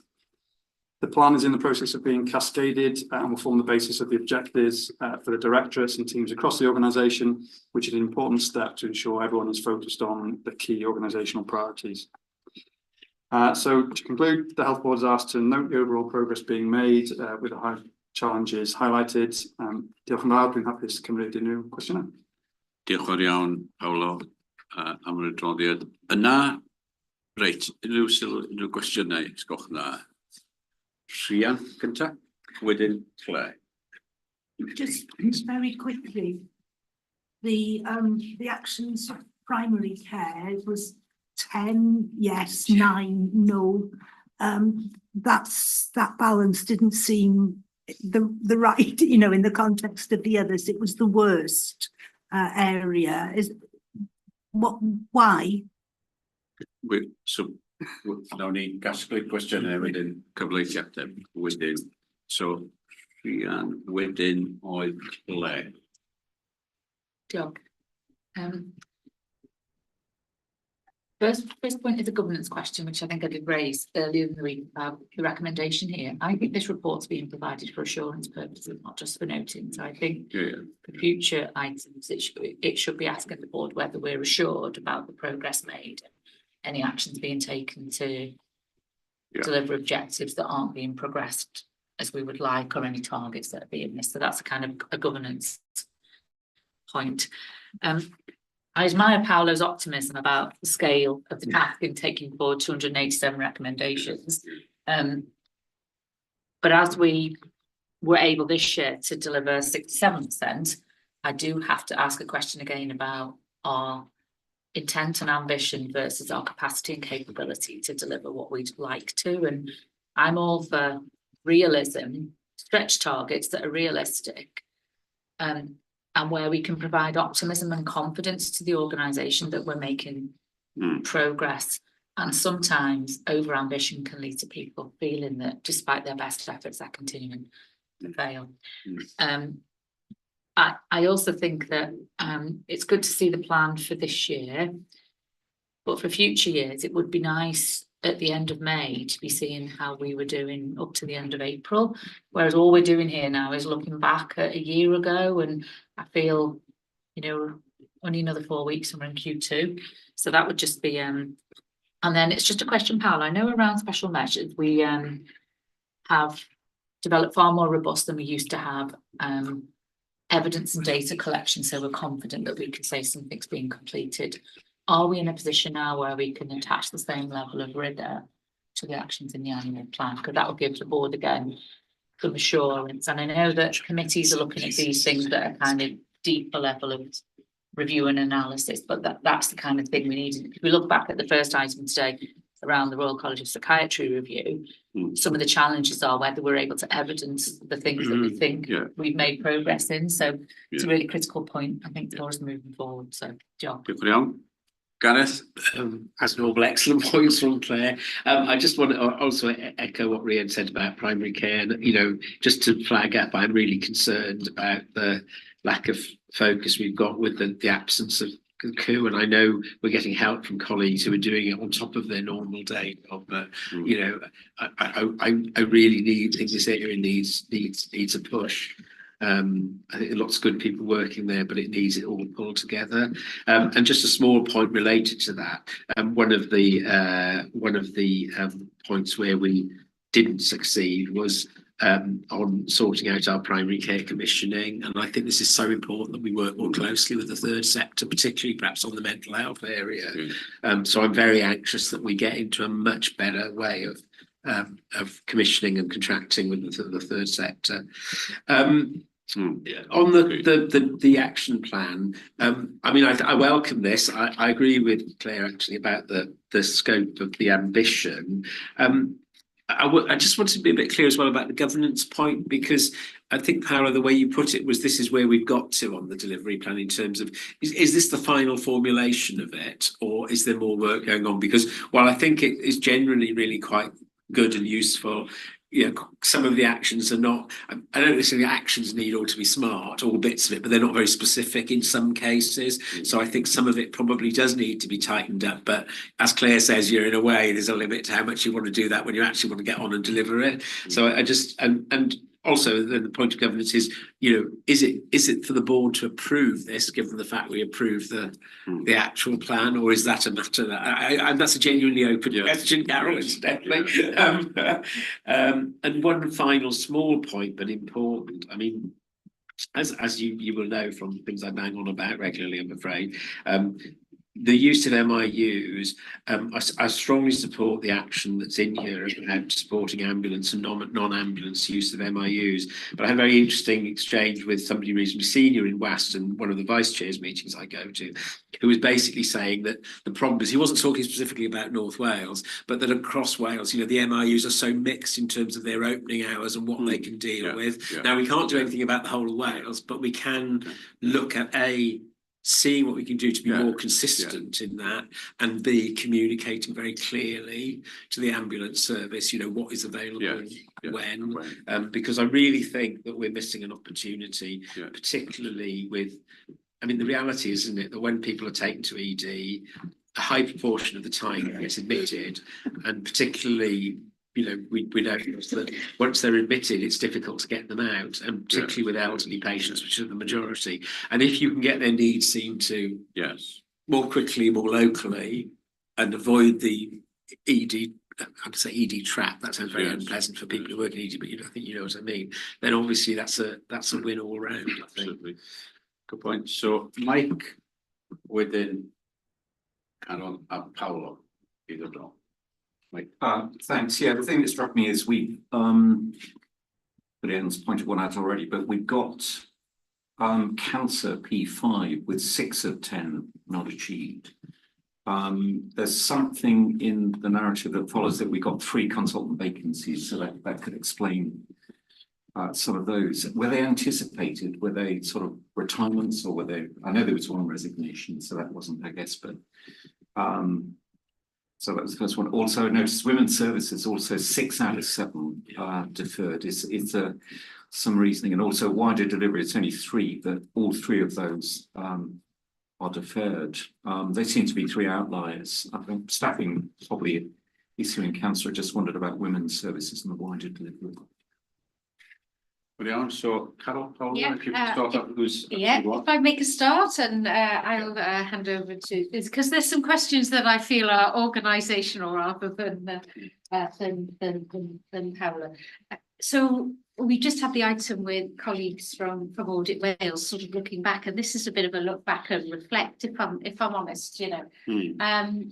And last year we ran 2 plans. We ran a very energetic special measures 30-day cycle, 3 lots of those, 3 lots of 90-day cycles, very energetic, very, you know, high intensity, and we were trying to run an annual plan. If I had my time all over again, probably wouldn't quite do it in that way, and probably just not fully appreciating, you know, that issue that Claire has pulled through, which is about sort of intent and ambition versus ability to deliver, you know, and where the organisation was. So when we look back, you know, there's a number of things that I think were probably just too much of a stretch, but what's been very helpful, and some of those things actually were outside of our control. So Mike, on these things, there's been national things that we were expecting to happen that didn't happen, which meant that we were delayed. But there's some of that. But there's also this has helped us to understand where our delivery pinch points are. And I think primary care is a delivery pinch point, if I'm yeah, honest yeah. with you. Which is why we do need to have another look at how we organise ourselves and Gareth's absolutely right to flag that. So we've got a challenge, haven't we? Because there's a very demanding agenda for the NHS, there's a very demanding agenda for us in North Wales, and trying to balance that ambition and drive with capacity and capability. So our focus this year now must be on building the capability of the organisation. And in so doing, with this planning approach, what the expected way of working would be is to actually have the annual delivery plan alongside the 3-year plan. So we sign it off in March, so that by course of the end of Q1, we're getting a contemporary Q1 report. And rather than feeling that we're a bit behind that, no, we're starting to move much more in that direction. And I'm, you know, there's a level of rigour that we did apply through Paolo and his team to special measures that I think we can apply to the annual plan process, which gives us more confidence. And then just very briefly on the what is this here for? I think this is not necessarily for approval, because Gareth, we've approved the plan. There's nothing new in here. But it is for assurance that we've got it tracked through, and what the process, change control processes, is something that I like. So that we'll bring forward that change control process, so we can actually see, we can then see why there's non-delivery, what are the issues underneath it. So Hello, Carol. I'll just pick through some of the points perhaps not covered there. I think it's worth noting in terms of the scale and the 287, we were running about 150 in each quarter for special measures, which over 3 cycles is 450. So we are capable of doing it. I'm not saying it's not going to be a challenge. I'm not being but you know, I'm not scared of the number, is what we're saying there. So we need to make sure we follow that through with some pace. The future years point, I absolutely agree, and Carol covered that to some extent. We will be bringing the end of Q1's report, which will cover the most recent delivery, including those that are overdue from 23-24, as well as those that are fresh and new. The special measures approach and the evidence piece, absolutely, we're bringing that towards the annual delivery plan. That's one of the benefits of special measures being merged into the plan, so our portfolio office can do that. What we are trying to do, though, is to ratchet up the emphasis away from just evidence of actions to assurance of impact and the real outcomes. So that's something that we didn't quite crack completely with the special measures work, but we need to step that up as well.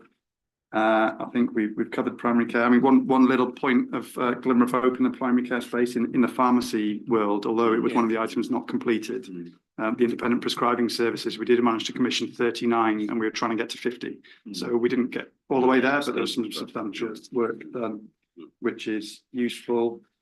And wholeheartedly agree on the MIU's point. It's something that's being fed back to those who lead in the urgent emergency care space.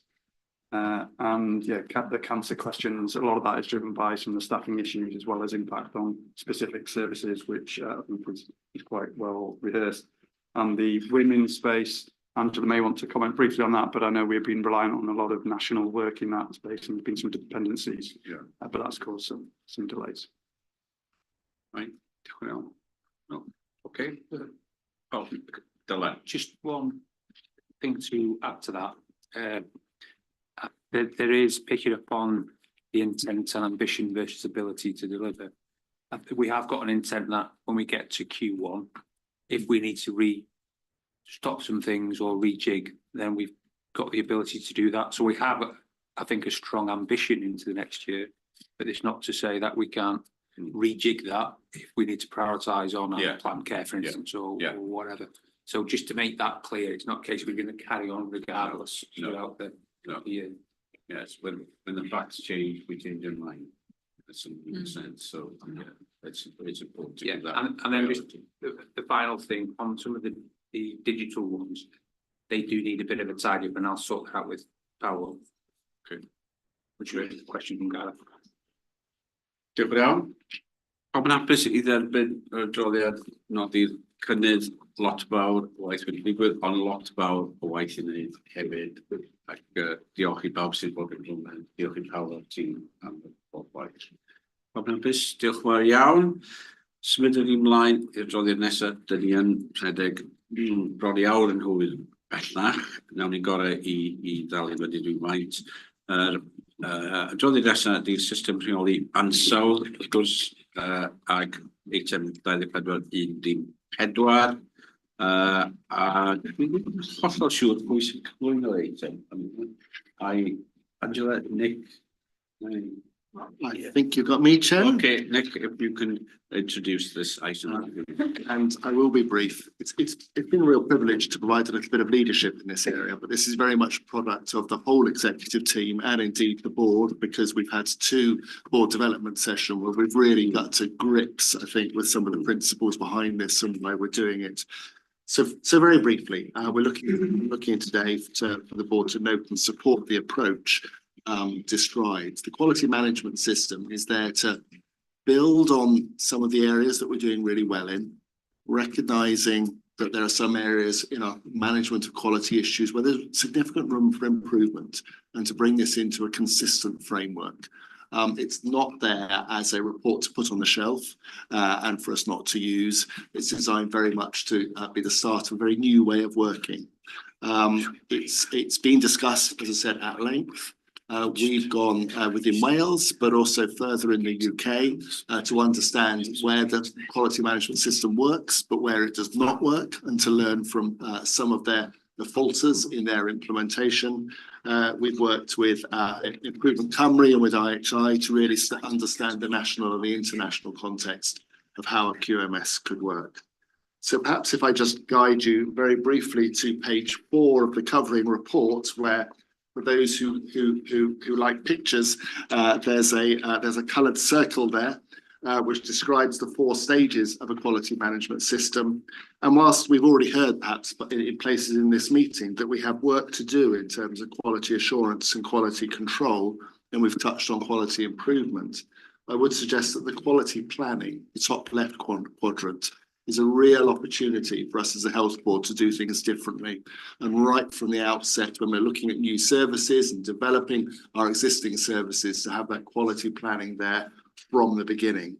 And probably, I'm afraid, too small to read, Chair. There's some little yellow text in the middle of that circle, which describes us being a learning and self-improving organisation. And that, I suppose, is the goal of what we want to be. We want to be learning and we want to be improving before things go wrong, before there's an adverse effect on our staff or our population or our patients, and really be able to work towards sustainable improvement from the set go.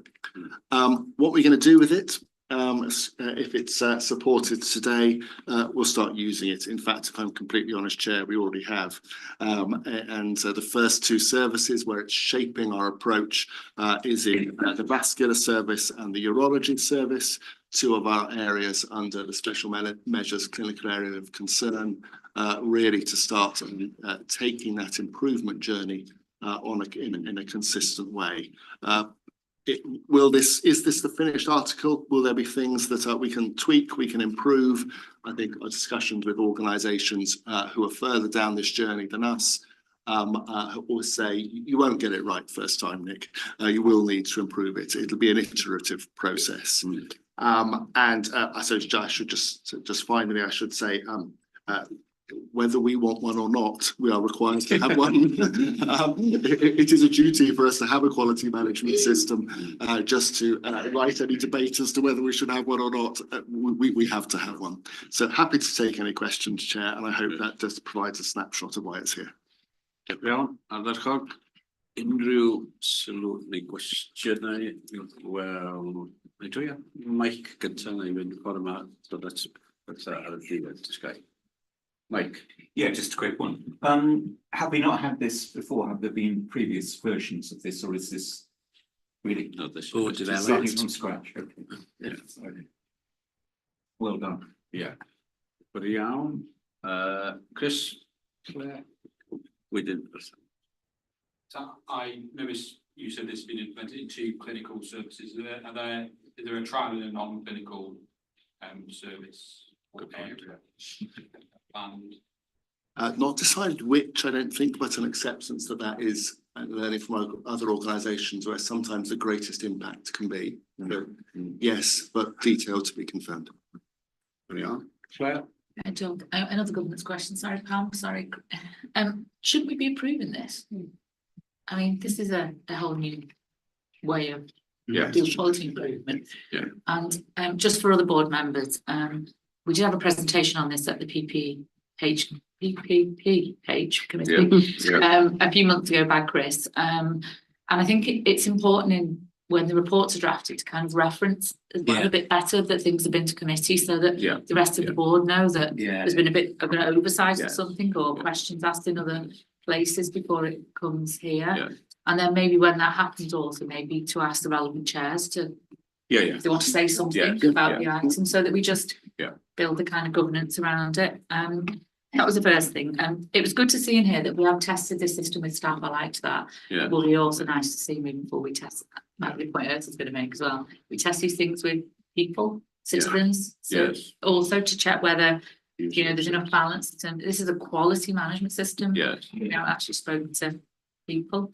That's it. Great. And SRG, sorry, that's that. Has the SRG seen it? Have they been consulted?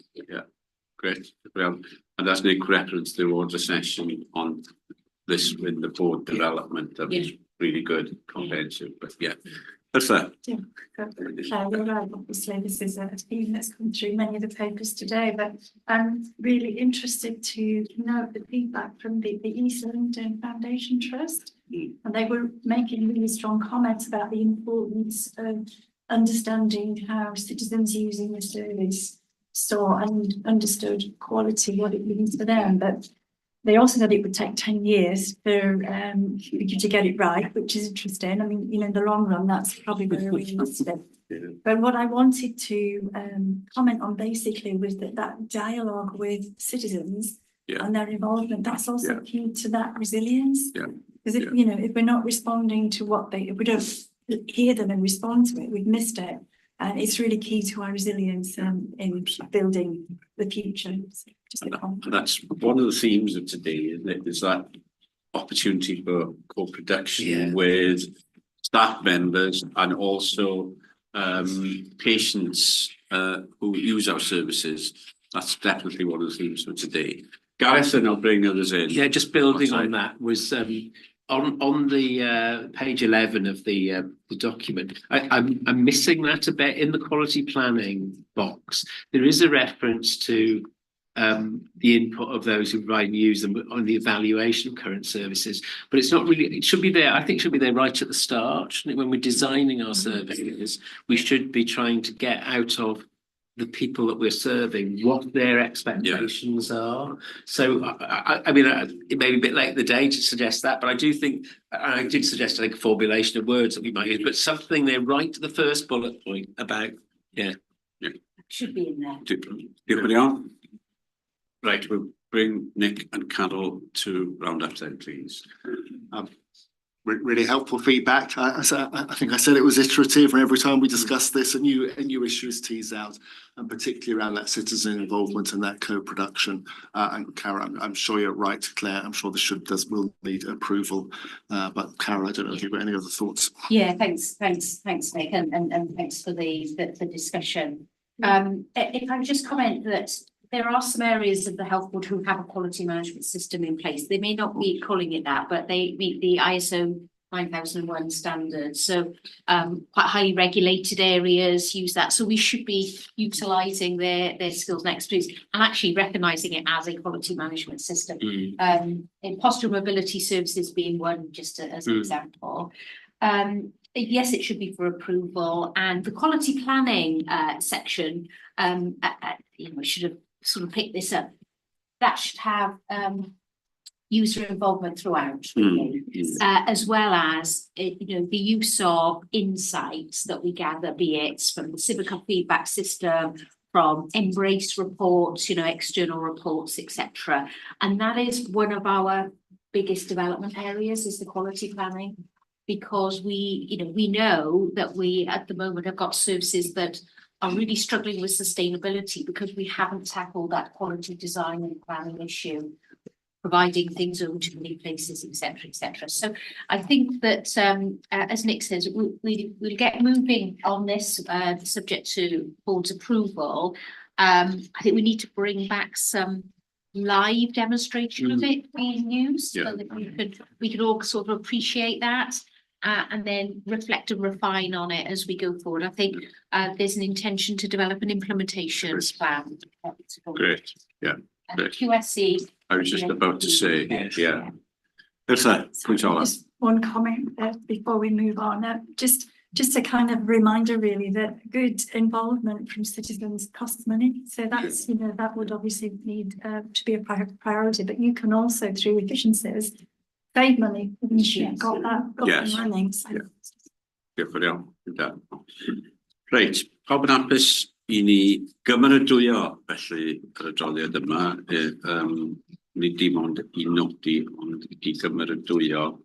A diolch am y gwaith sydd wedi digwydd ac edrych ymlaen at weld enghreifftiau byw fel Carol yn dweud mewn cyfarfodydd o Pwyllgor Priodol ac yn wir y bwrdd. Pawb yn hapus I wneud hynny. Ia, diolch fawr iawn I chi am hynny. Ymlaen yn ni felly i'r adroddiad nesaf 24-15. Mae'r adroddiad blynyddol ymchwil a datblygiad a dwi'n deall bod yna fideo yn cael ei chwarae ar gyfer yr eitem yma. Felly, dwi'n meddwl, Nick, falle ti'n cyflwyno yr adroddiad yma, Nick.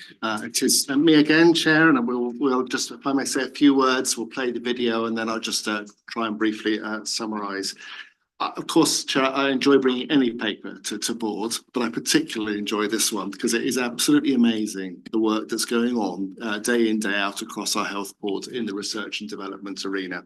And just to remind us, perhaps, although it is worthwhile in its, for its own sake, there is really strong evidence that a good research and development department drives the quality of care that we offer our patients. It improves the recruitment of staff. And perhaps an area that we sometimes forget, it improves the retention of our staff who are already working in the health board. If we can play what is a very brief video.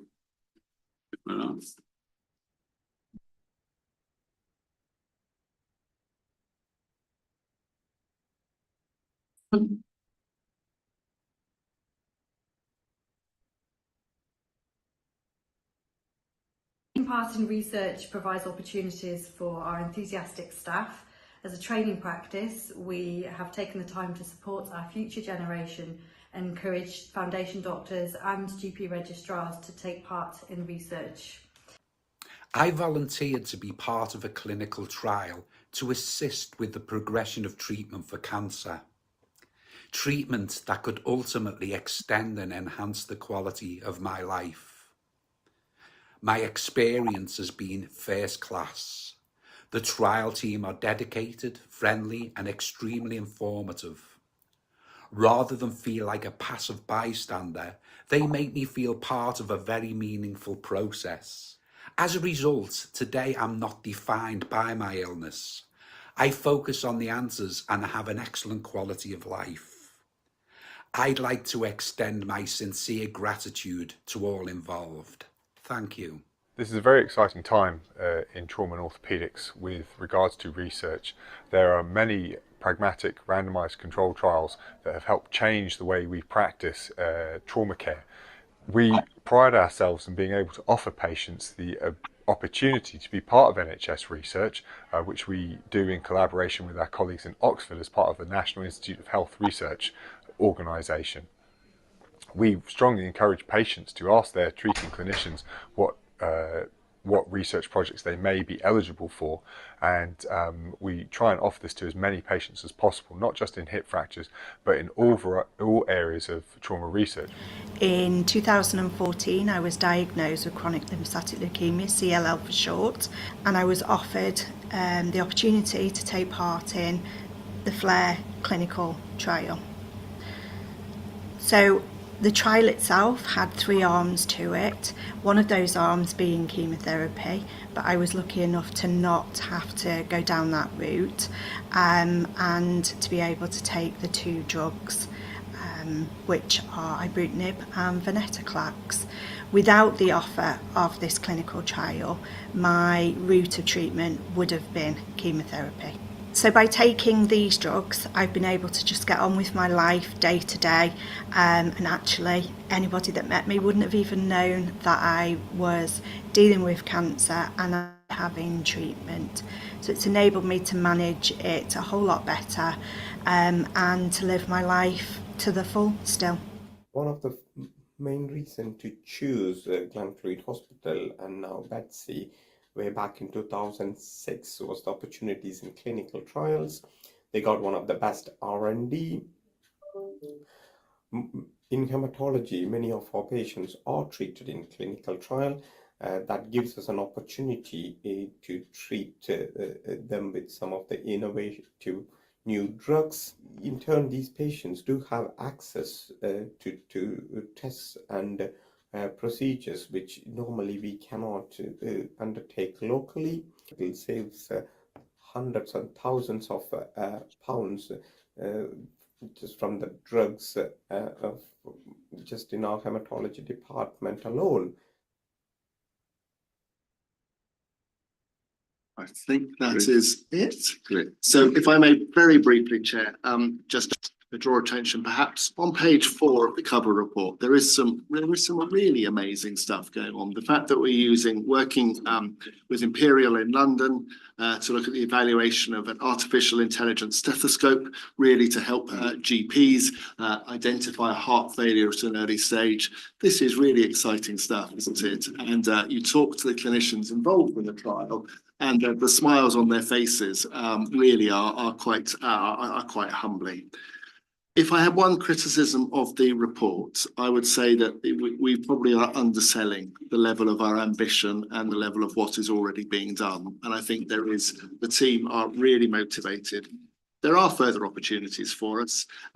We mentioned the VPAG, the access to get more involved in commercial studies. We're looking to take forward commercial evaluations as well as non-commercial, because there is also an opportunity for us to income generate through workstream. We already do that, and that allows the unit also to engage in other areas, such as looking at the quality of our primary care. There's some good work that's going on there, which perhaps aren't going to generate income, but really drive the quality of our care forward. So the opportunities are there to do more of the commercial work, but also, and I'm saying this genuinely, not just because Mike's sitting next to me, to work with our universities across North Wales, but particularly with Bangor Medical School, and some real, I think, positive work, Mike, going on to identify research priorities, potentially to start employing staff jointly and work together. So happy to take any questions, but I think there's a lot of good news and encouragement for us, but yet more that we can do. Thank you, Chair. Diolch fawr iawn. Unrhyw cwestiwn? Nifer o bobl eisiau gair, Rhian, Carlau ac yna Gareth. What happens when a trial comes to an end? Does it become, if it's successful, does that then become mainstreamed and release R&D funding for something different to follow on or to come in its place? How does it work in practice, or does something just end? Okay. You know, that's always a danger. Diolch fawr iawn. Hold that for a minute. Carlau, nesa. Yeah, really good to have the information about the North Wales Clinical Research Facility, and really pleased about the developments with local university, Bangor in particular. But I'm also really pleased that we're not limiting ourselves to local universities, and that we are engaging much broader to make sure that people in North Wales have access to that clinical research, linking into universities across the whole of the UK. Diolch fawr iawn. Gareth? Yeah, a really good and encouraging report. Nice to see what we're doing. I've got a really pettifogging point, but I shall raise it anyway, which is, I was a bit confused because this report, there's a reference in page 5 to the NHS Framework for Research and Development in Wales, and it says the annual reviews are obliged to, are expected to report against each of the 10 pillars in the framework at their annual reviews. And this report isn't structured according to that, but this is presumably not the annual review. It's an annual review as in a discussion, is it? Okay, but it might be useful, not now, but in future years, to just have a quick summary of that, because you know that will then align with what you're reporting or discussing with the Welsh Government. Sorry, it's a bit petty, but no, important point. Claire. Great report. One of the things that struck me, which I didn't know before today, was that trials improve health outcomes. But that was just a really interesting point that was just really encouraging around the need to do more of this and to and at some point, not today, to understand how and why, because sometimes people get placebos and things. Anyway, it really just raised my interest in us understanding more about how this whole area of science and development works. But talk about. And I think some of the points raised sort of underline that there's some really fantastic work going on. We've had the pleasure of seeing some of it, haven't we? And maybe different parts of the health board you wouldn't expect. And I think there's something about us raising the profile of this, of sort of bringing it all together. It all feels a little bit dispersed, as it were, but bringing it together as so we can have a unified message, but also underlining the key this plays in recruitment, the potential it has anyway, to really help us attract the best in their field, not only to practice, but also that combination of research and practice. So it really, really is important. Bangor University and the medical school will be at the heart of it, absolutely no question. So as others have said, there's opportunity for us to embrace the best wherever it is and bring it back and then take forward the learning. So just those remarks from myself, but others have raised a couple of questions, so I'll turn to Nick and Carol for us to respond, please. Thank you, Chair. So briefly and probably in reverse order, bringing it together perhaps has been a theme of the year. Some of our areas of research have perhaps been a little bit independent, so we brought it all together under one roof in order that we can really celebrate the successes, but also bring a consistent governance framework and consistent standards to the research. And we've made real progress this year. Well done, team, but also a little bit more work to do. I think, Claire, your comment's fascinating because there are direct improvements from the research that you're doing. We heard from one patient there on a cancer pathway who experienced an improved outcome. And of course, if we've been involved in a trial, we quite often become early adopters and at lower cost of some of those drugs that might otherwise not be available to us. But there's also fascinating research to show that teams who are involved in research and use of one drug, actually their outcomes improve for other drugs that are completely outside the trial. And it's probably all to do with motivation, team working, self-belief. And I think it's that soft, less measurable stuff, which I think is really exciting behind this. Your point, Gareth, not picky at all. I'm very happy to bring those pillars into the next annual report and take that out. And what happens at the end of a trial, I suppose it depends what that trial is. For some of them, it is for a commercial study. It's purely providing information to the drug company or the other or the other sponsor in order to help them take it forward. We were very proactive in some of the COVID vaccination, for instance, and I think we can all see the merit of that. Where we perhaps are less good is the commercialization of some aspects. So there's some really innovative ideas from our staff that we're taking forward. Really good research is being done, but then we perhaps sometimes pass that opportunity on to somebody else, where actually there are other organisations within the NHS, within Wales and across the UK that hold on to them a little more, develop them more commercially and are involved in taking that forward, which again, I would argue is fulfilling and satisfying for our staff, but also there's an obvious advantage both in reputation and sometimes even financially for the organisation as a whole. Well, only to say, you know, it is these sorts of things that can often get sort of squeezed out on their very busy agendas, and I wonder if we can enable ourselves to have a bit of time to think about this agenda, perhaps in an informal session at some point. We've also got to try to square the circle of research, development, innovation, improvement, and how they all sort of interact. We had that discussion at the exec team. So a couple of things for us to take forward. Diolch yn fawr iawn. Jane. Yeah, and just because there is some about some of the work we do on public health, again, we take a very much research evaluation, and actually it is similar because we use much more of a range of methodologies because it's not just the clinical trial arena we working, which lends itself to that sort of thinking between research evaluation and how do you use that to demonstrate the ability to deliver change and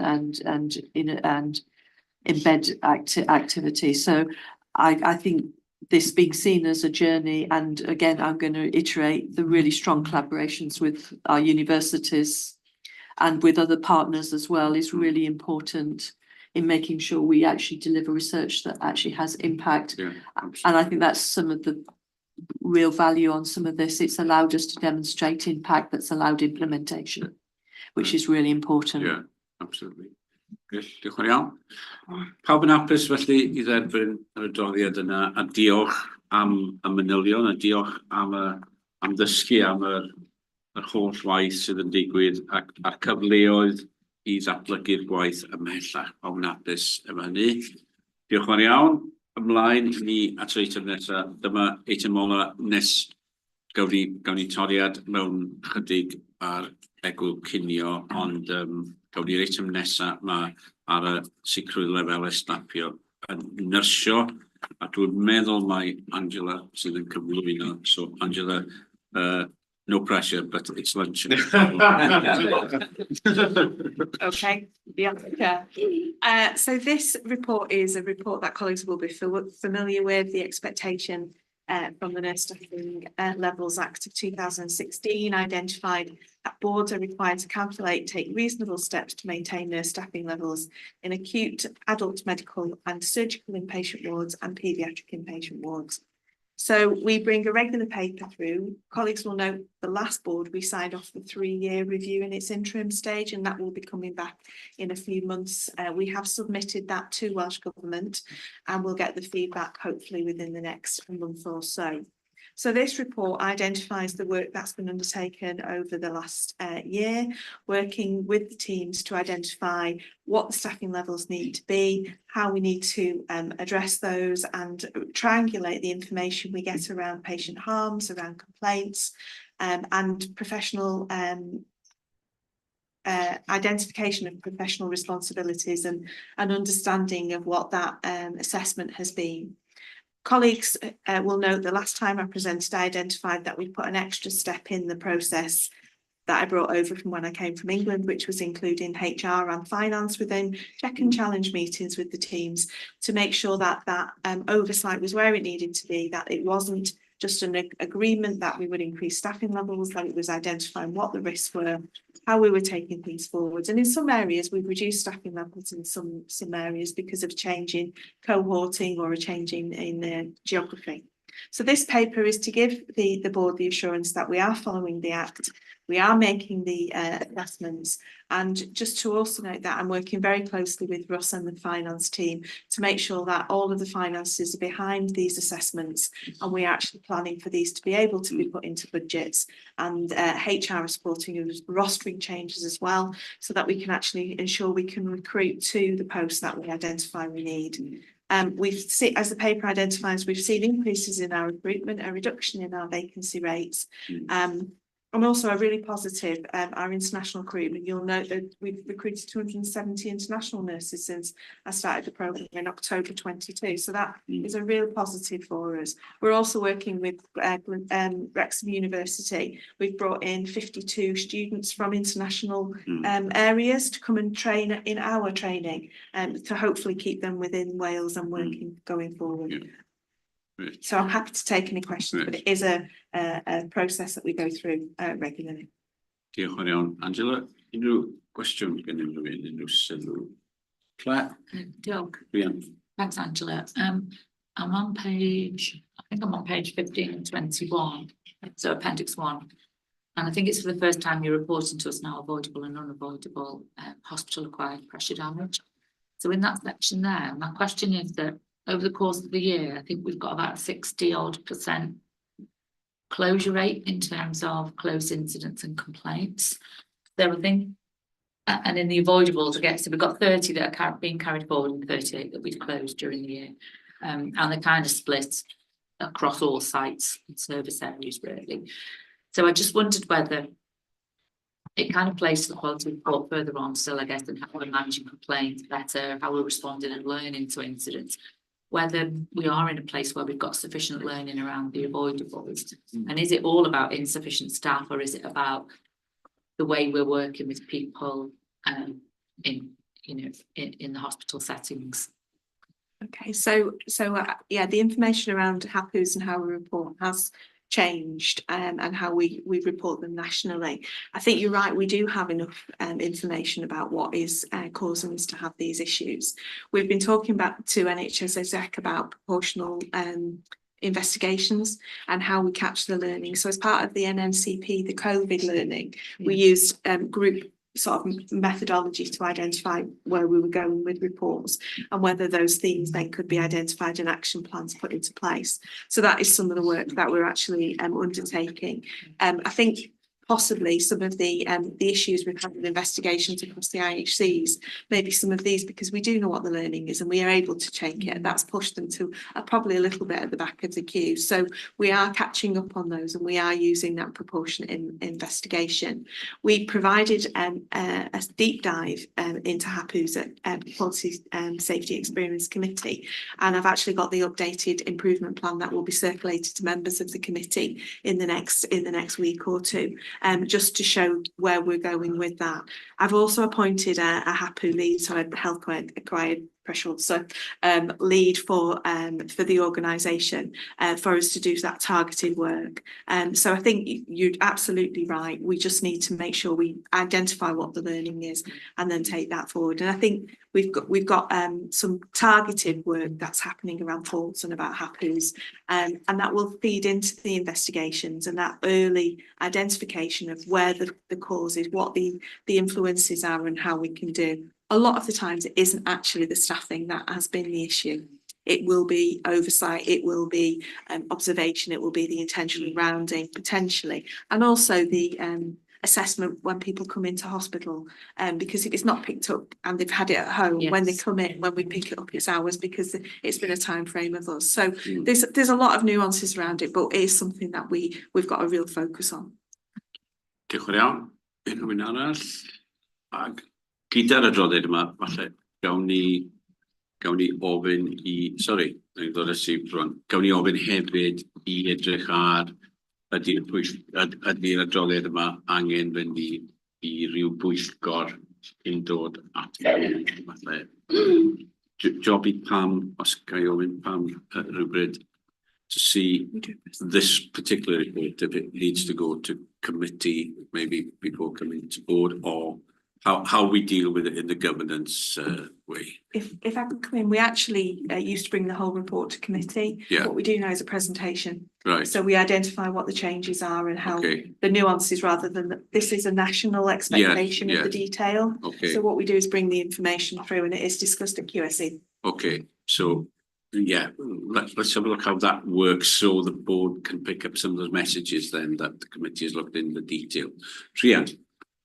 It's not actually on this, but I just wanted to clarify the section 25 covers fewer than half of the wards within Betsy. So I suppose obviously you don't apply the same sort of formula and shuffling people about as you do for these, but I presume that you follow a similar process with the other wards. It was just an assurance of staffing levels across the piece. Yeah. Okay, Angela. Yeah. So if I could confirm, so we do apply very similar methodology across all of the wards and departments. previously the expectation was around this staffing act kind of ward cohort, but we applied again 2 years ago the same methodology. So we're currently working and agreeing our emergency quadrants, so ED, AMU, SAUs, and we're doing a mental health review which hasn't been undertaken for a long time. So that is being undertaken at the moment, and we will be bringing through committee and through to board for assurances and for support on taking that forward. Diolch yn iawn. Carol? Yeah, just a note really on the wider workforce, and clearly we've got some work to do on workforce planning, and all the colleagues raised that, and we're thinking a lot about that. And so whilst we've had a lot of focus on nurses, which is very welcome, there'll be other groups where we need to be clear about where the workforce planning is. You know, Mike, in your comment question about the annual delivery plan, you know, was that because we had vacancies? Are we planning? So it's something for us to peg perhaps for a future report, is the broader workforce elements as well. Diolch yn iawn. Diolch am yr adroddiad yna. Diolch i Angela am y wybodaeth. Pawb yn hapus i dderbyn yr adroddiad ac hefyd yr obligiadau ariannol wrth gwrs sydd wedi nodi mwyn sicrhau bod ni'n cael y lefel ystafell priodol. Pawb yn hapus. Iep, diolch o'r iawn i chi. Gawn ni doriad rwan am chydig o bunudau. Mae'n 20 munud wedi 1, nawn ni ail ymgynnull ag 20 munud i 2. So the break now will take us to 20 to 2. We will start on the dot 20 to 2, please. So make the most of the 19 minutes you've got. Diolch o'r iawn.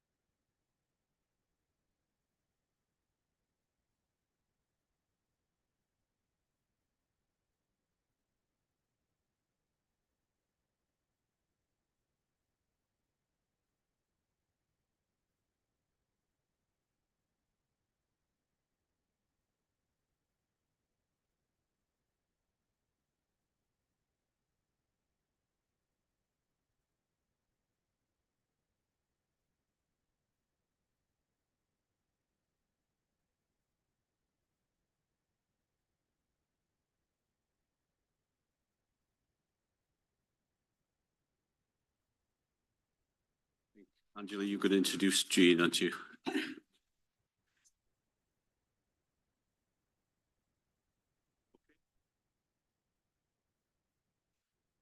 Nawr da, unwaith eto, a chroeso nôl I gyfarfod bwrdd iechyd Prifysgol Reti Cadwaladr am yr ail hanner. A dyn ni'n symud ymlaen gyda'n rhaglenni a'r eitem nesaf ydy eitem 24-17, y cyfradd ffi blynyddol interim gofal nyrsio wedi ariannu ar gyfer 2024-25. Dwi'n troi at Angela ar gyfer yr eitem yma. Angela, diolch yn fawr. So colleagues, this paper is about funding nursing care interim annual fee rates. So we have funding nursing care which we provide and improve and support to allow us to make sure that our registered nurses who provide care and care homes have got the appropriate funding applied to them. And the settlement hasn't been agreed yet. We're expecting an agenda for change finalisation for 24-25 to be applied. We haven't got that yet. So Welsh Government are encouraging us to do an interim agreement to ensure that people are not disadvantaged because of the delays. So this paper highlights the way we're going to be taking this forward, the rates that we're going to be looking at per resident accessing that care. And hopes that we can make sure that this is put in place timely to support our colleagues providing the care on our behalf. I do have Jane Troman with me, the Assistant Director for Care Homes and CHC, who will be able to answer any technical questions. This is normally Chris's paper, but obviously Chris has sent his apologies today. Diolch yn iawn, Angela, ac oes y cynnes I Jane, os angen o'r gyfeirlydd, mae yna hefyd. Felly, diolch yn iawn, Jane, yma I ateb unrhyw cwestiynau. Unrhyw un eisiau holi cwestiwn rhyw sylw? Gareth, gyntaf? Yeah, it's not really a question, sorry, Jane, it's like, nice to see you. It's just a comment. I mean, I think obviously we should agree this, but I in my head, I feel that we're unlikely to get away with this in the medium term or the long, as in the next, when we know what the final results are. Yeah. And I'm just wondering, I may be getting my head wrong because I know I've got something on the private agenda that's in some way related, but although the Welsh Government are very generously, I think, given us the inflation uplift, I mean, it may end up that we need to be, this will be inflated more than the inflation uplift, so we need to be using it in our financial planning. Does that make sense? I'm looking at Russ because it's, I think we should have a working assumption that while this is what we should give at the moment, that we may well be required to give, in the end, be required to give more. Yeah, we've got to be careful we don't start portraying maybe a really attractive financial situation that we can't deliver it. Yeah, of course. But Russ, any thoughts? Yeah, so absolutely, Chair. So, sorry. The rate that's applied will when Welsh Government announced the rate will be retrospectively applied to this allocation and backdated to the 1st of April. So I think this is just making sure that people are not facing hardship in the short term while they're taking the decision, and therefore, in theory, the rate will be resolved at the level that we expect for Welsh Government, so it shouldn't affect our bottom line position. Great. That's good to know. Okay. Jean, did you want to add anything to it? No, I think that No. Okay. that's it. Thank you. Unrhyw un arall? Na. Felly, pawb yn hapus I dderbyn yr adroddiad ar argymhellion, ysgolch yn dda? Diolch yn iawn. A diolch I Angela a Jean. Felly, thank you very much for attending today, Jean. Diolch yn iawn. Ymlaen i'r eitem nesaf, sef yr adroddiad llywodraethu corfforaethol. Diolch iawn o droi at Pam ar gyfer y adroddiad yma. Pam, ac cyfle I holi unrhyw gwestiwn yn dilyn hynny. Pam, diolch yn fawr iawn. Diolch yn fawr, David. This is the standard report to the board, which I've updated slightly from previous versions. Just a couple of matters briefly to draw to the board's attention. In the main report, you'll see the occasions in which the common seal has been affixed, and that's a requirement under the Health Board Standard Order. So I'm asking the board to note that specifically. I've also included a summary of the discussion at the private board meeting on the 30th of March. intention is that rather than having a verbal update on this in future, we'll have a written summary from that for just in terms of the record. And then I suppose the last sort of two items just to draw your attention to, because I think it affects the whole committees as well. Having looked at the annual business cycle for the board, I found it quite complex, and I'm not sure how much it's helping, I suppose, the board and the committee. So we're doing a bit of work on that to simplify that for the board and the committees, which will be aligned to the delivery plan, which we've just signed off.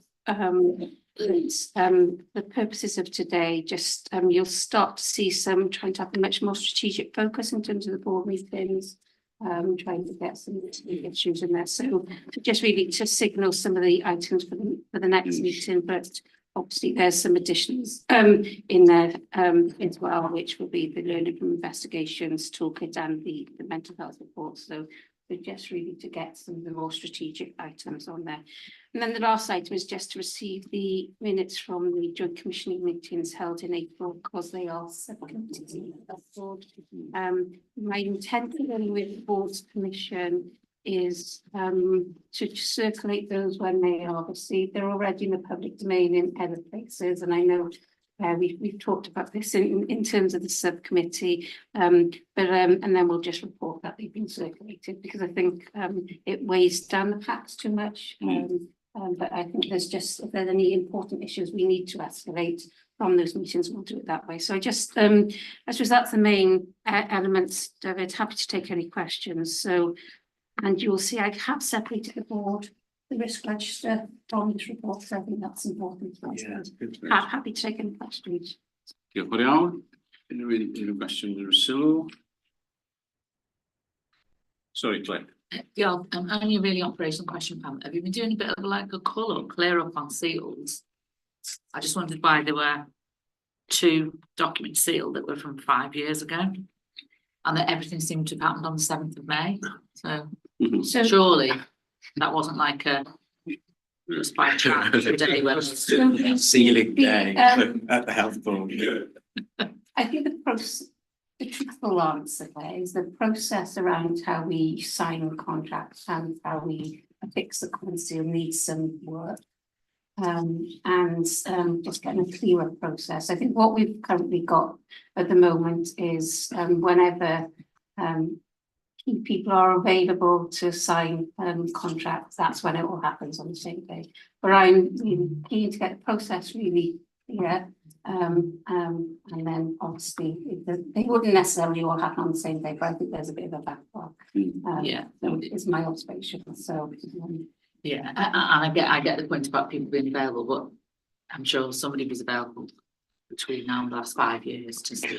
I don't know this I'm not aware of the no. Yeah, it's no criticism of you. But it is my observation around we need a much clearer process, and I've spoken to the team just around, even get slots and diaries to say this is when documents will be signed. Yes. And if they're not available, then we can stand down. So rather than it being rushed through, so hopefully I won't be giving you some historic problems in the future. So. Pwy iawn, rhywun arall. Os nad oes pawb yn hapus I dderbyn y droddiad a'i cymeradwyo, ysgolch yn dda. Diolch yn iawn I Pam am y gwaith ar hynny. Pawb yn hapus, ardderchog. Ymlaen felly i'r adroddiad nesa, eitem 2419, a diweddariad ar gofrestr adran 12 meddygon cymeradwy ar gyfer Cymru yn y blaen. And I think, Nick, this is your standard item, isn't it? Thank you, Chair. Most colleagues will be aware that we maintain the registers for the approved clinicians and Section 12(2) doctors for Wales related to the Mental Health Act. And the board gives me the delegated authority to be able to write the approval letters between boards and any other administrative matters that arise in relation to maintenance of those registers. the item is here to for us to note the actions that I've taken and to formally approve them in line with the directions that support the legislation. Happy to take any questions, Chair. Diolch yn fawr iawn. Unrhyw gwestiwn gan unrhyw un, unrhyw sylw? Pawb yn hapus, felly I gymrydwyo. Just on the recommendations, I think it would be quite appropriate to use contemporary language where it says approved conditions in section 12 to doctors across the Principality. I think we tend not to call ourselves the Principality. I think I've lifted from the directions, but very happy that we changed the language. Yeah, I thought it might be the directions. Feel free to give them the feedback. Thank you. Pam hapus fel arall. Yep, okay. Diolch yn iawn. And thanks for that. Ymlaen yn ni yr eitem nesa in 24-1 adroddiad gwella ansawdd. I think I'm turning to Angela for this report. If I'm right, I'm just checking on the improving quality report. Angela, have I missed lunch? No. Board Assurance Framework. I'm sorry. Pam, Board Assurance Framework. Your report. Exciting item that I know the board all enjoy. So I suppose I've got some reflections on how we manage risk the Board Assurance Framework. Obviously, as since starting post, what I've tried to do in this report is start to change a bit of the narrative, just in terms of making sure the board has sight of changes to the risk process, etc. I think there's a couple of things I just, I suppose, highlight, that we'll have a board development session in June where we can have a little look at what really are the top risks, how we're managing the risk, what are the processes. So I think we'll do some of that. But I suppose I just really wanted to highlight that I think an enormous amount of work from what I've seen has been done over the last 12 months with the team. So I think we just need to recognise that. There is something around the process feels a bit complex to me. And the risk registers and the board assurance framework, I don't think they're smart enough to be clear what the actual risks are. So I think that's the focus absolutely for this year, to get that really clear and tight. And normally with a board assurance framework,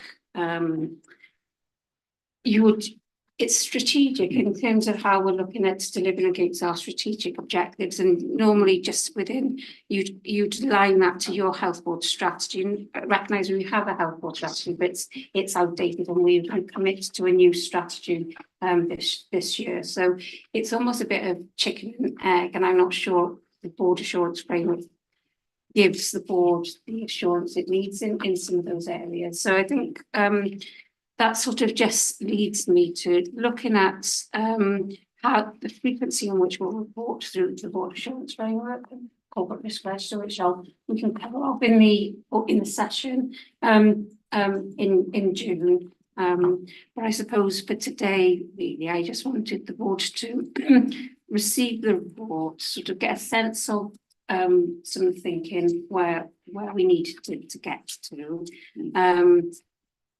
I think some of the areas of risk and board assurance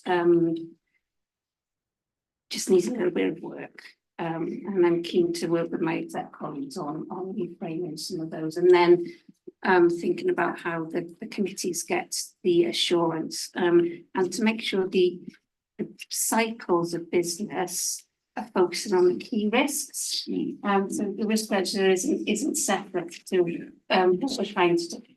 So I'm happy to take questions, but I think just in the report I've highlighted some of the changes that have been through board level committees.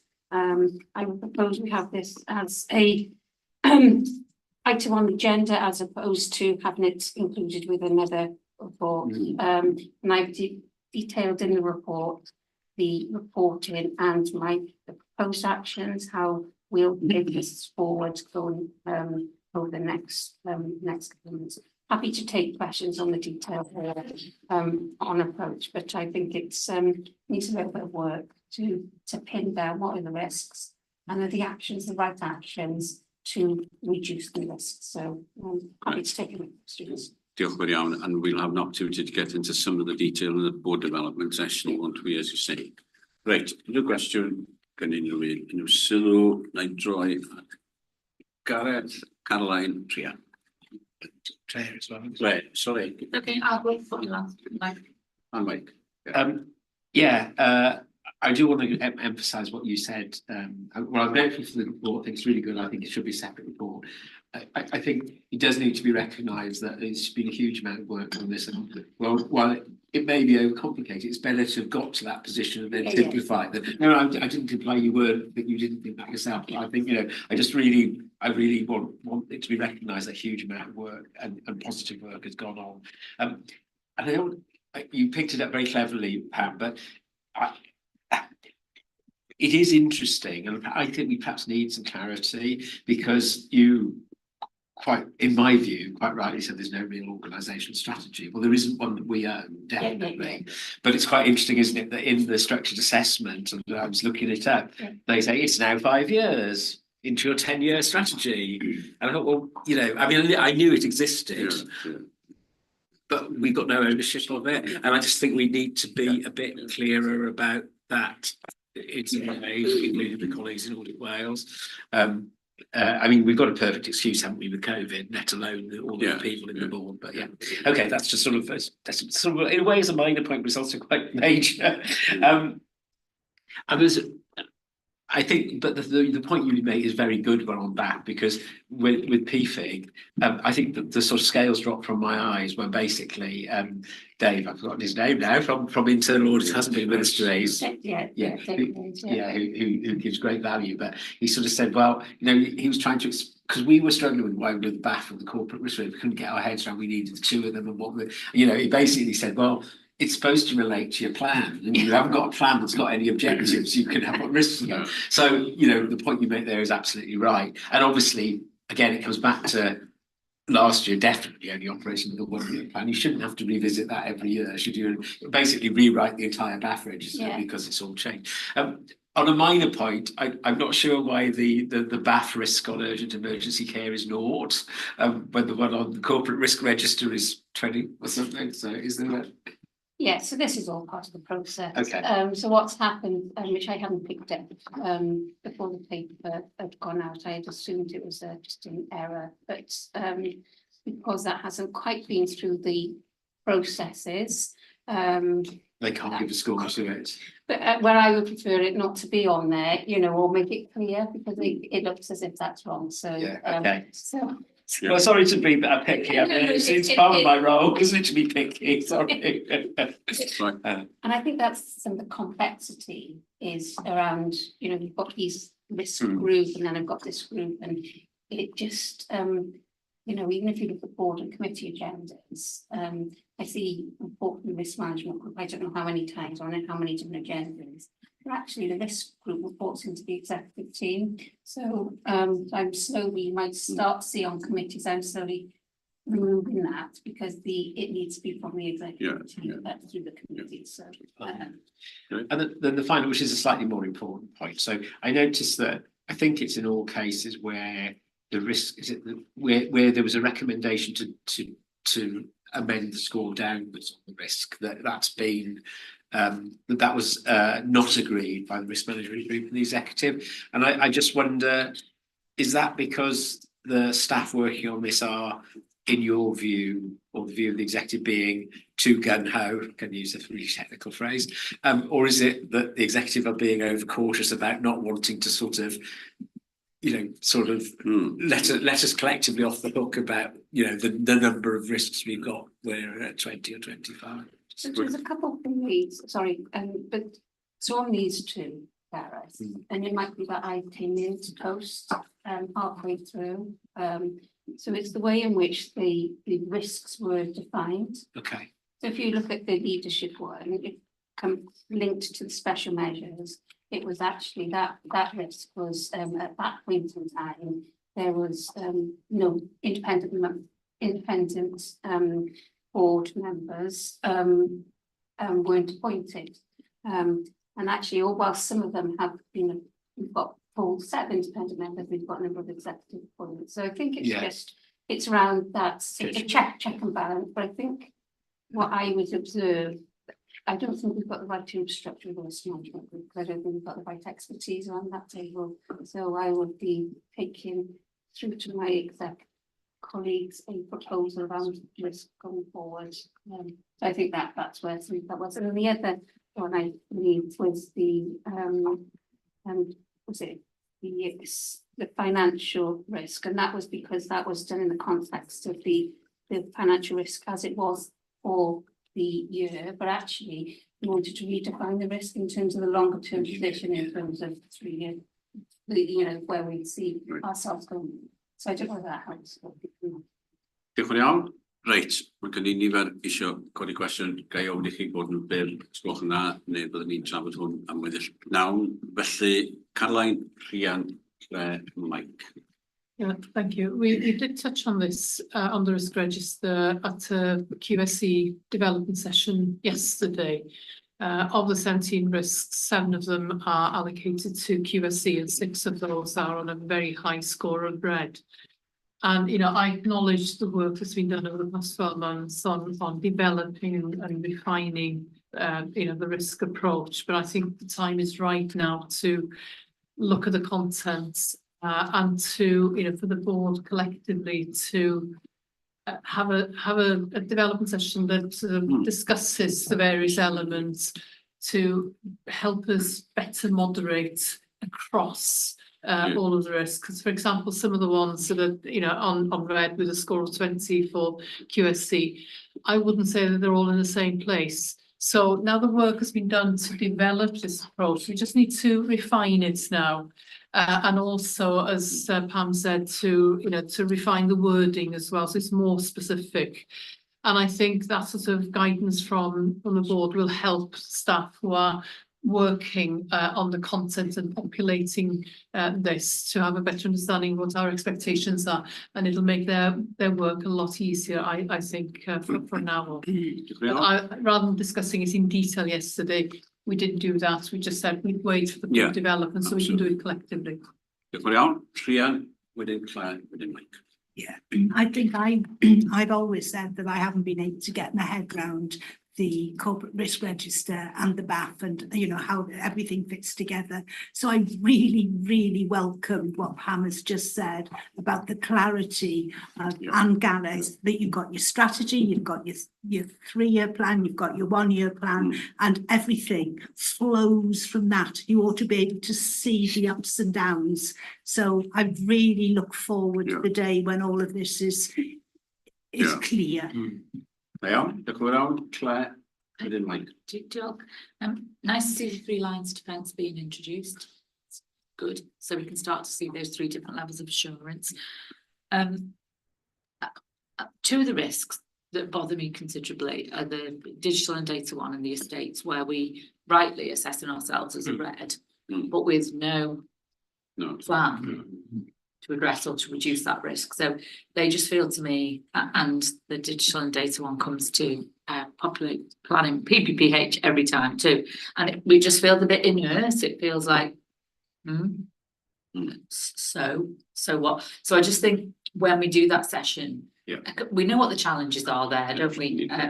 But we also know, particularly on the digital and data, some of the our inability to work at the pace we would want to and need to is driving some big risks for us around cybersecurity and other issues, and improving patient services and patient outcomes. So it's just, I guess, asking when we, I think it's the same point, on those deep reds, we've really got to start to get a much clearer plan. And even if that plan is dependent on the actions of others, being clear what those influences are and can be, and our kind of appetite for, you know, so you know what I'm saying. And then I've got just a couple of specifics really. I think there's a number for you, Angela, where the deadline had been the end of March, it's moved to the end of April, and they're just sitting there saying they're the end of April, so I guess have they been actioned now? Not the end of May. And sometimes I feel the reports haven't been updated by everybody who's meant to update them. So when we get onto the performance report, some of the data in there is February. So I think as a board, we need to be confident that the internal processes are robust so that everyone's updated.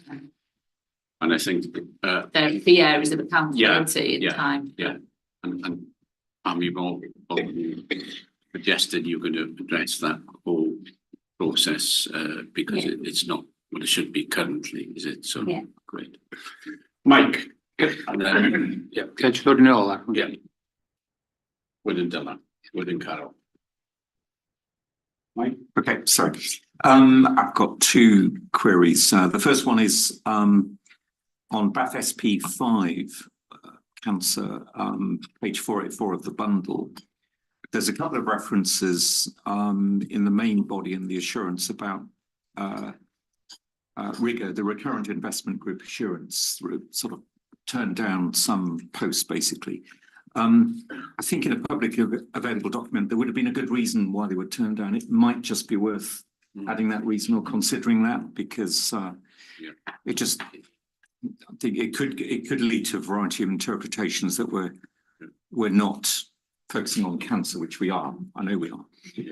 So that was the first comment really, or suggestion. The second thing, I was slightly worried looking at it's page 523 of the bundle. There's a delay, funding not released for the Llandudno Abergele business case for the orthopaedic site.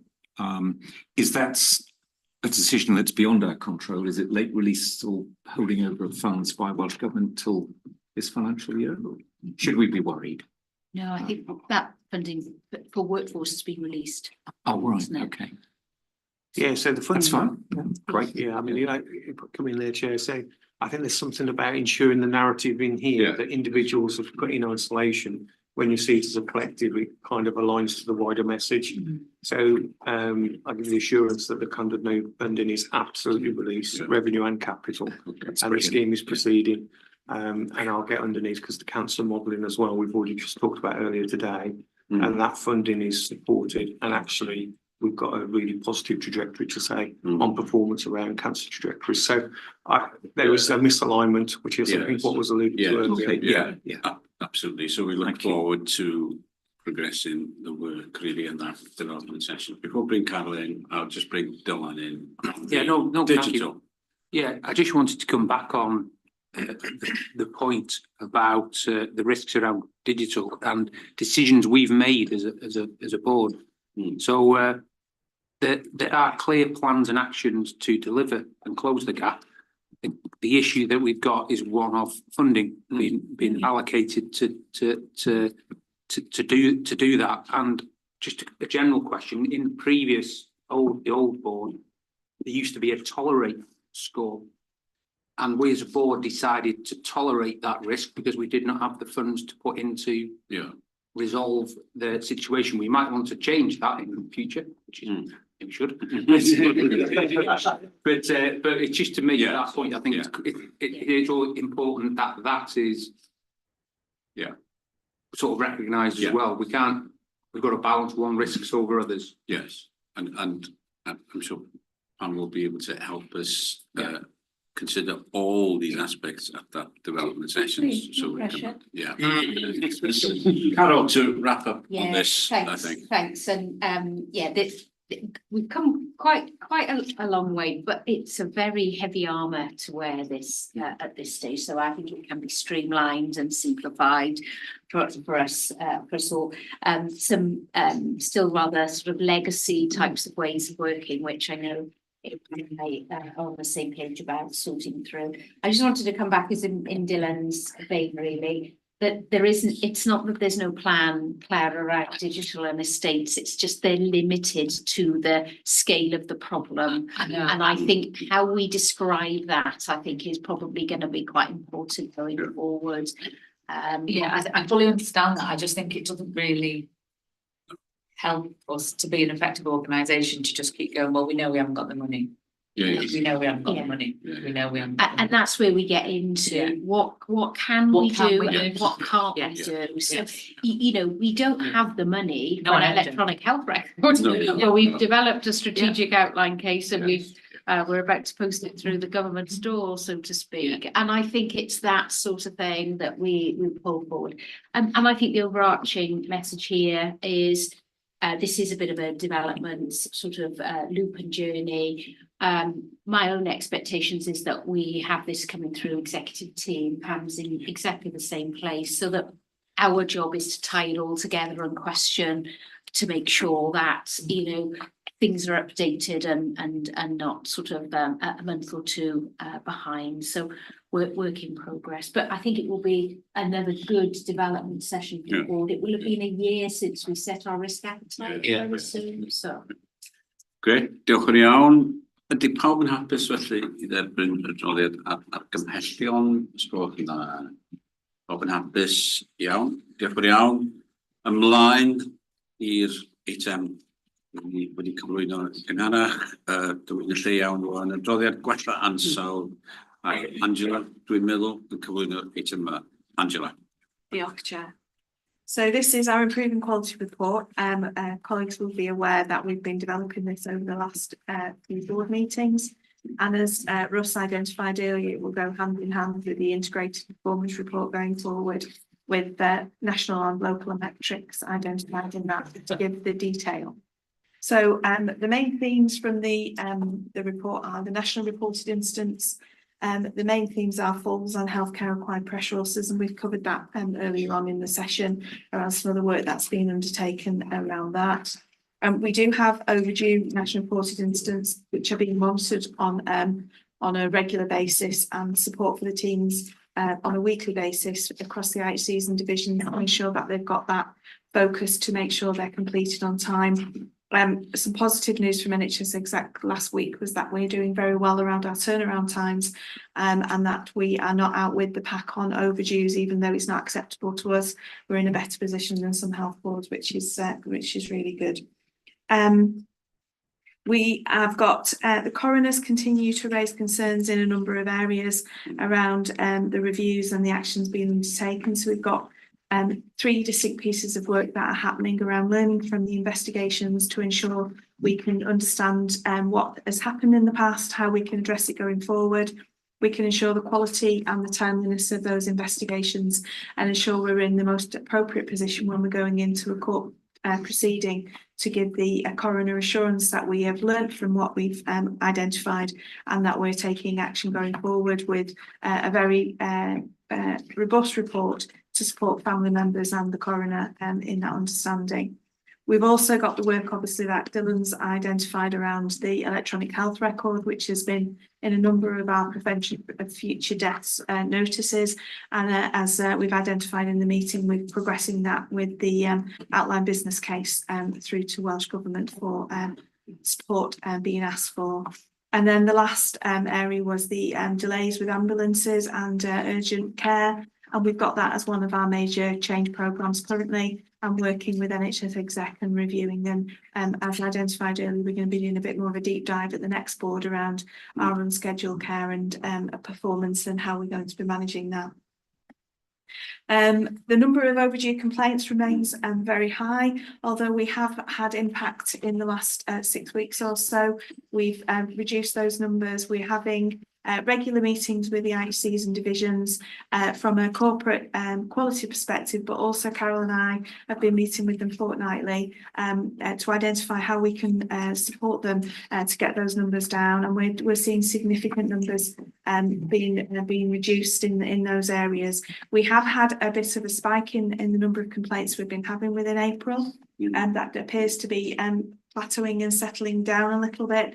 And some of that is related to the delays in treatments and appointments and things. 56% of them have been related to that. So we know that there was some media interest early April. That might be a knock-on effect from that.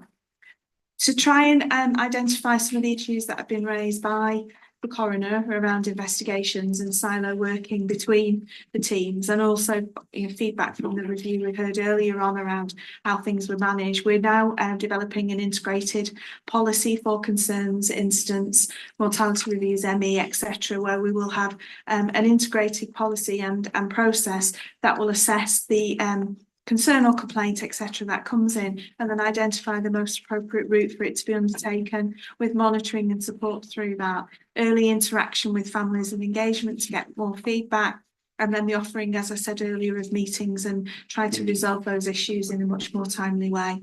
That will be through a 60-day return process, as is identified from the NRIs, and from complaints we will work into that 30-day turnaround from a complaint perspective, giving time for exec scrutiny and any rewrite that might be needed. But as quality improves, then hopefully that time will be reduced, so we'll be able to put those reports out and support families. Every time we have a family waiting for a report, an investigation, a complaint, is obviously the time that they potentially are still grieving or still dealing with issues that we need to resolve and not put them through that experience. So the report covers a number of areas. As I say, the actual detail will be going forward in the integrated performance report. I'm happy to take any questions. Lot fawr o waith wedi digwydd fan yn gwerthfawrogi cyfan sy'n digwydd yn y maes hwn. Mae'n faes, dyn ni fel bwrdd wedi nodi sy'n allweddol i ni barhau i wella mater yma o ansawdd a safonau yn ganolog i'r hyn dyn ni'n ceisio cyflawni. Felly ni'n falch o weld y adroddiad yna a'r gwaith sy'n digwydd.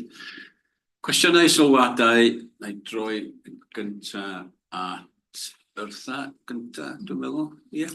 A wedyn Carlau. Wedyn Chris, a wedyn Claire. Thank you, Angela, for this report. I'm interested in the presentation on the learning from Regulation 28, prevention of future death. So I've got a couple of questions. So one is, I take it that this is a presentation on how to prepare learning statements, but I'm interested in how we've managed that, because obviously, embedded learning comes up often in a lot of the committees that we are part of, and obviously it links to quality improvement and answering issues that have been raised by service users. So I'm keen to learn actually how we've demonstrated the lesson has been learned and how that's been embedded in that site, and how it's led to improvement, because that kind of pathways kind of, we want to identify that more in how we improve that we have embedded learning, not just the number of people that have been trained, but this is the actual thing that's is that a bit? No, that's fine. Yeah. We'll get a few questions together, if that's okay. And John can come to you. Caroline, tis yn nesa. Yeah, just i sôn am, mae gymaint o wybodaeth yn yr adroddiad yma, a hefyd oedd y holl adroddiadau sy'n dod i QSC bob yn i fi. Ac mae yna nifer o bethau ar y gweill fydd o gymorth i ni i drio gweld trwy y wybodaeth ac i ddeall o yn well o hyn ymlaen. Mae rhai o pethau wedi cael eu crybwyll yn gynharach yn y cyfarfod. Enghraifft, mae'r system QMS newydd. Bydd hwnnw, unwaith fydd hwnnw yn wedi aeddfedu, bydd hwnnw o fydd i ni fel bwrdd a fel pwyllgor hefyd. Ond yn y cyfamser, mae'r dashboard yn cael ei datblygu, felly bydd hwnnw'n helpu ni weld y data a'i ddeall o gweld y tueddiadau. Ond un o'r pethau wnaethon ni ddoi yn y sesiwn datblygu, gyfon ni gyflwyniad buddiol dros ben gan Nick ynglyn â'r y challenge services. Felly fel pwyllgor, da ni'n gliriach erbyn hyn, beth sydd tu ôl i nifer o'r meysydd yna.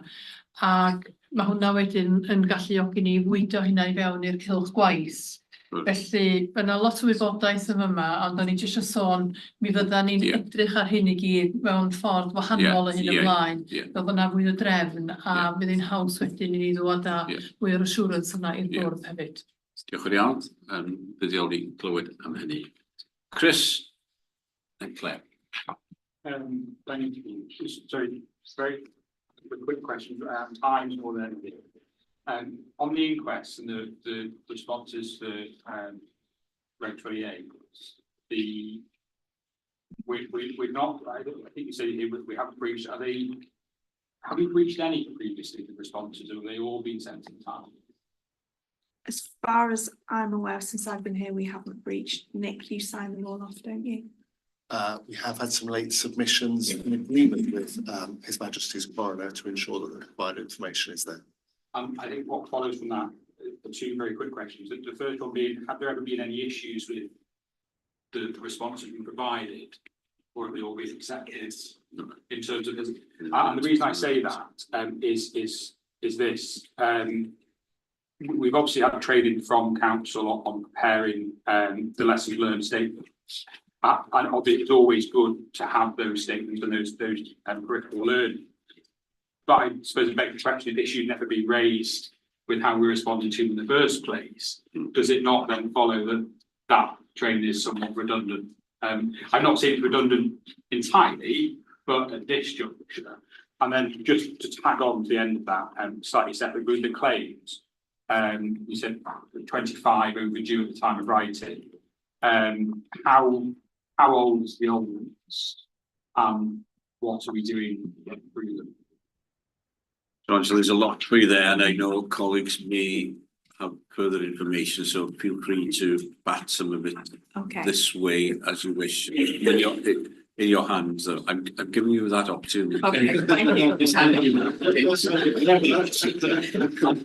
so from the point, do you want to get yes, more? please. Yeah. Well, if we can just answer this before I go on.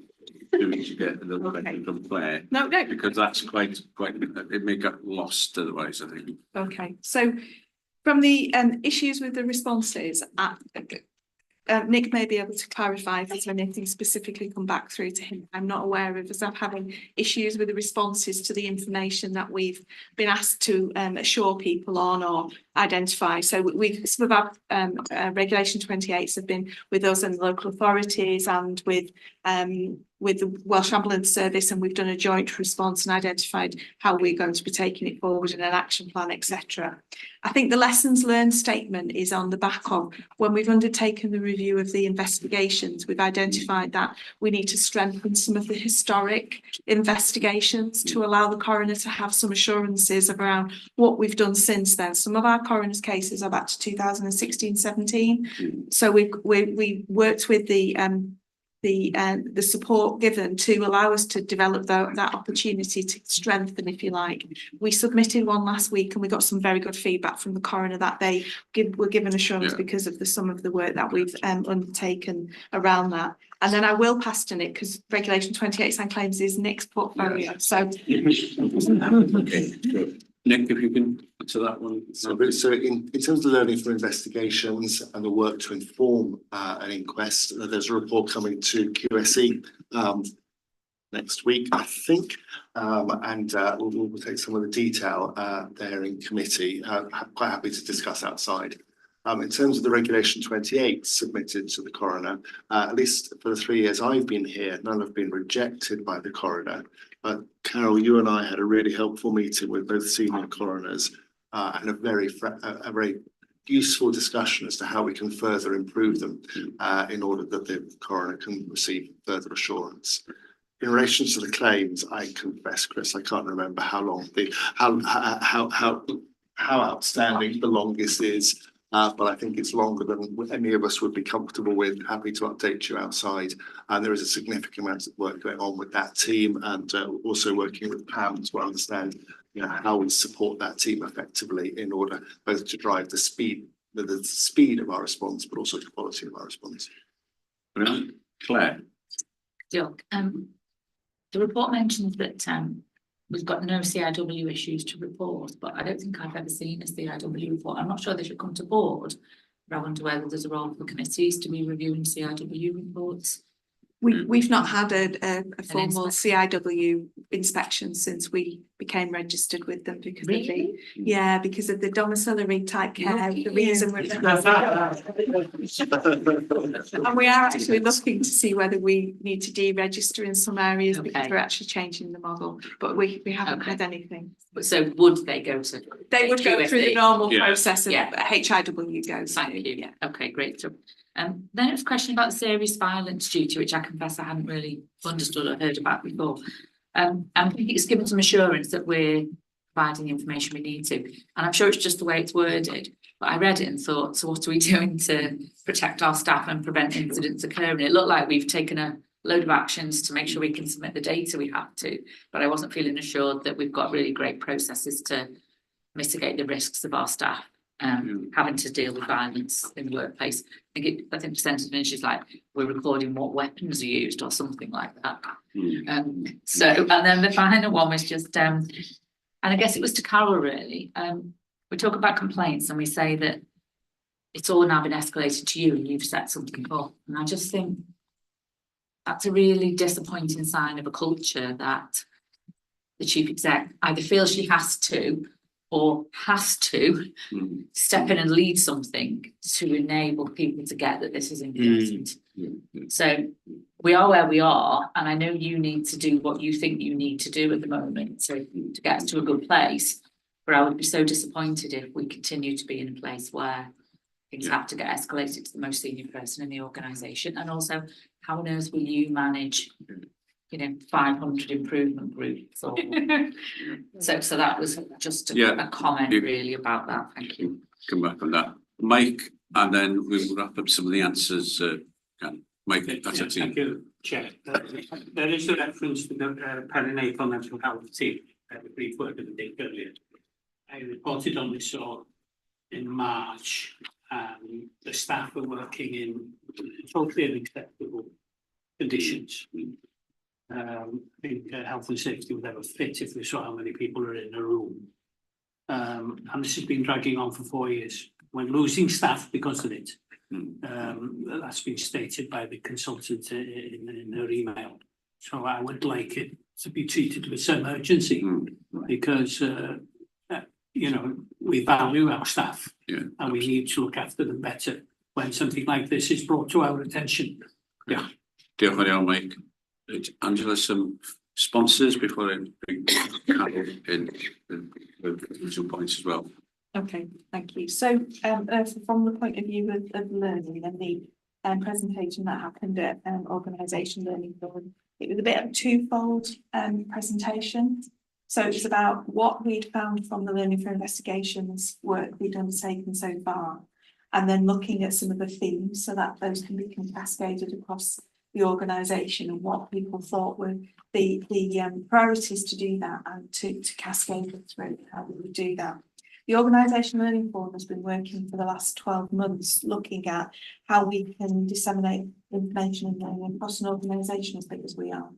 And we're getting assurance around where that information's gone, how people have enacted it, and where we can capture it as evidence to show that we've, something's coming from a coroner around one of our areas. It has implications for other areas, and we need to make sure it's been embedded, how we can get that information. So Dullen's team have been helping my team about developing a learning portal.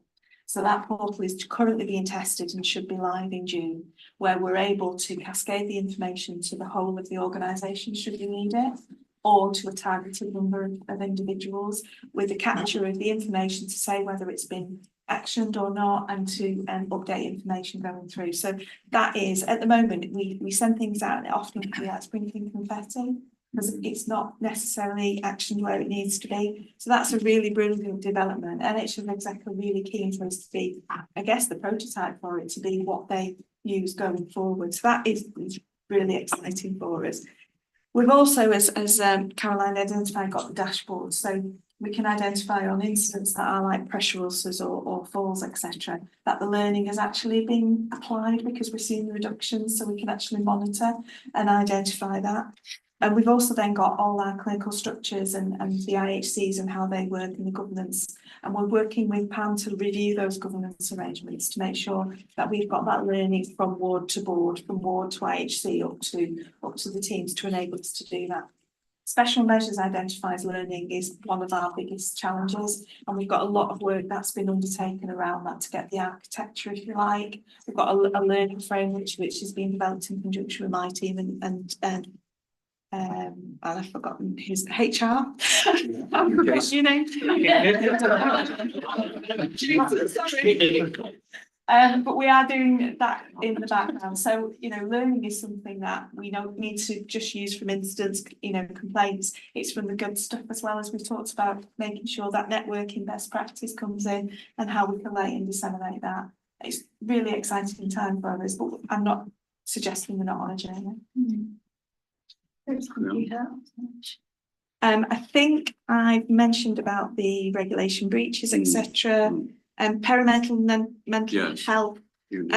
Currently I'm the women's coup, so I'll pick that up, Mike, and I'll be able to give an update out with the meeting around that. Great. And Mike's got information if you want to have a conversation with him as well. Yeah, brilliant. CIW, I think I answered, and then the serious weapon. So we're not just, you know, saying, oh yes, we're doing this. Obviously, data is a massive thing for us to have to enable us to understand if there are patterns, if there are areas and hotspots.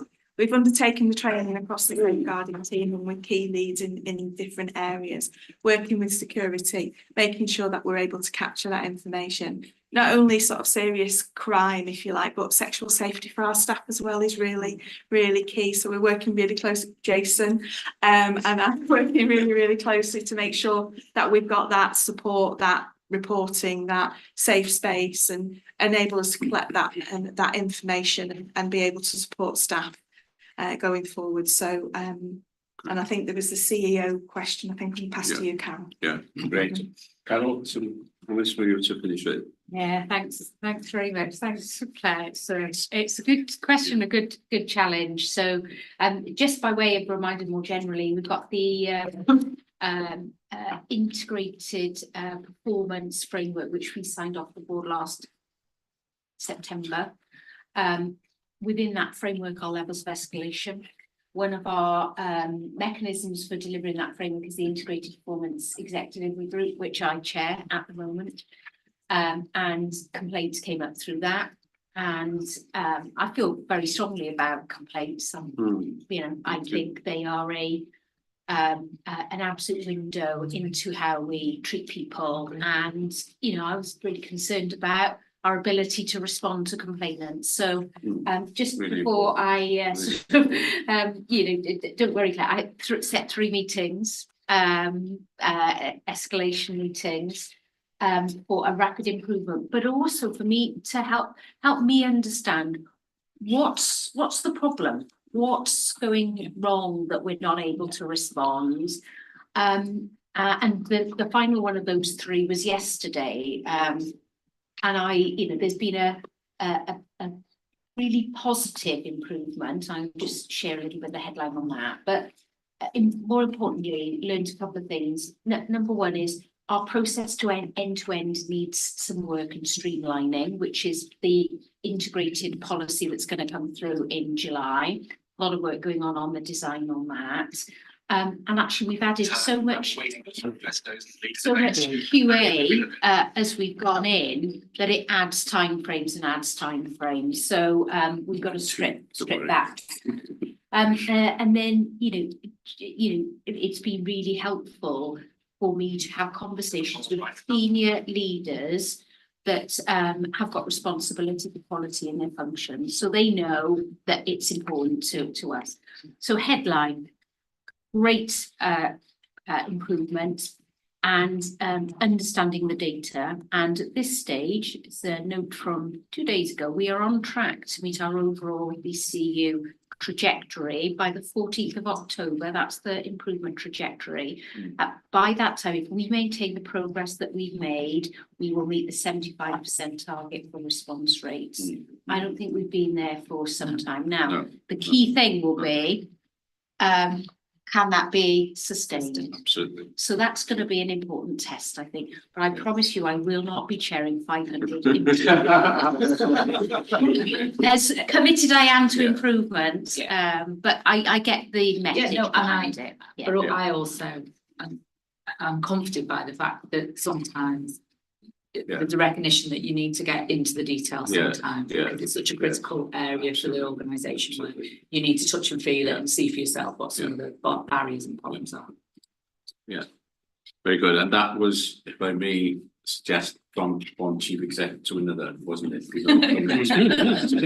So that's I read lots of complaints. Yeah. So can I just make a comment on the whole issue around the column there? Because we've talked about learning, there's a wider learning in that for me, and that is incidents happen, so that's an issue we have to deal with, but then we create another issue because we don't respond to that issue. Now that is not just around the whole coroner issue, but it is, and it's really serious there. It's in other areas of the organisation. So alongside complaints, there's also there, okay, how do we respond? How do we deal with it? And to ensure that we don't create further issues for ourselves, I think. And that comes out quite strongly, I think, in the work the coroner has rightly signalled. So, right, lots going on there. So, diolch yn fawr iawn, Angela, am y gwaith. Ydyn ni am yn hapus I dderbyn yr adroddiad yna, a diolch yn fawr iawn am y gwaith. Ydyn ni'n mynd ymlaen at pwyllgor, fel oedd Caroline yn deud, yn mynd i'r afel a rhai o'r materion yna. Diolch yn fawr iawn. Ymlaen, eitem nesaf, 24/112, adroddiad perfformiad integredig mis 12, eto adroddiad sy'n dod I ni gyson ag diwedd y flwyddyn mewn gwirionedd neu mis 12 rwan trwy at rysfer y cyfarwyddwr gweithredol Cyllu Rys.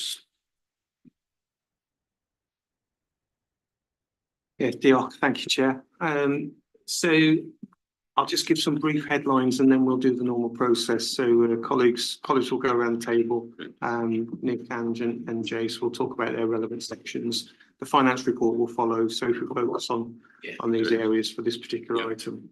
I think just as an introduction, as you've seen from the previous paper on plan care and some of the discussions we've had as well, we have improved our trajectories, but we are still away from the national reporting metrics and the pace of movement hasn't been aligned to the rest of Wales. So we are going in the right directions on these elements, but unfortunately it's taking us a little bit longer. That's the reality. And also we've targeted resources which will significantly improve from the earlier discussions. We've discussed the 34 of the 30 million plans we've got so far and the 34 million that we're looking to commit. So we do envisage that they will improve. We are in the process of submitting revised trajectories for our performance as well. They will go at close of this month back to Welsh Government around some key areas. And then we'll build those trajectories into the performance report as well, so you can measure and see the improvements alongside those local metrics. In addition, I'll just add on that we are going to build these metrics into the reporting, in particular within committee, also quality within the reporting through the quality committee as well. So both aspects then start to look at those local metrics on those two key windows to make sure that we're not sacrificing one for the other, of course. Really important to keep that oversight. And so you'll start to see whether those plans are delivering that traction back to those earlier comments and those earlier discussions. At that point then I'll say no more in the interest of time and I'll hand over, I'm looking at Nick, so shall we go to Nick there? Thank you, Russ. Probably had we not had the detailed discussion on plan care earlier, that might have been where I'd have directed our attention. But Chair, very happy perhaps in the interest of time to take questions that there's anything particularly to highlight that we haven't already covered. Should we move to take questions at the end across the great. Yeah. Yeah, so no new level events in March to date. We had one with relating to a retained object last month, which we're now working through from an investigation point of view. clinical coding still remains an issue for us, and as Dylan identified at the last board meeting, it was around recruitment. Although there are plans in place to try and get some more staff in and get them trained, looking at trainees and bringing them in. Obviously, the issue we have then is losing them once they're trained, but that will allow us to increase our level of coding. NRIs I've already covered. That just gives a little bit more detail around what we're actually dealing with. And then as Russ has identified, we'll be looking at more local metrics next time. Okay, so thank you. Jason, thank you. Yes, so in relation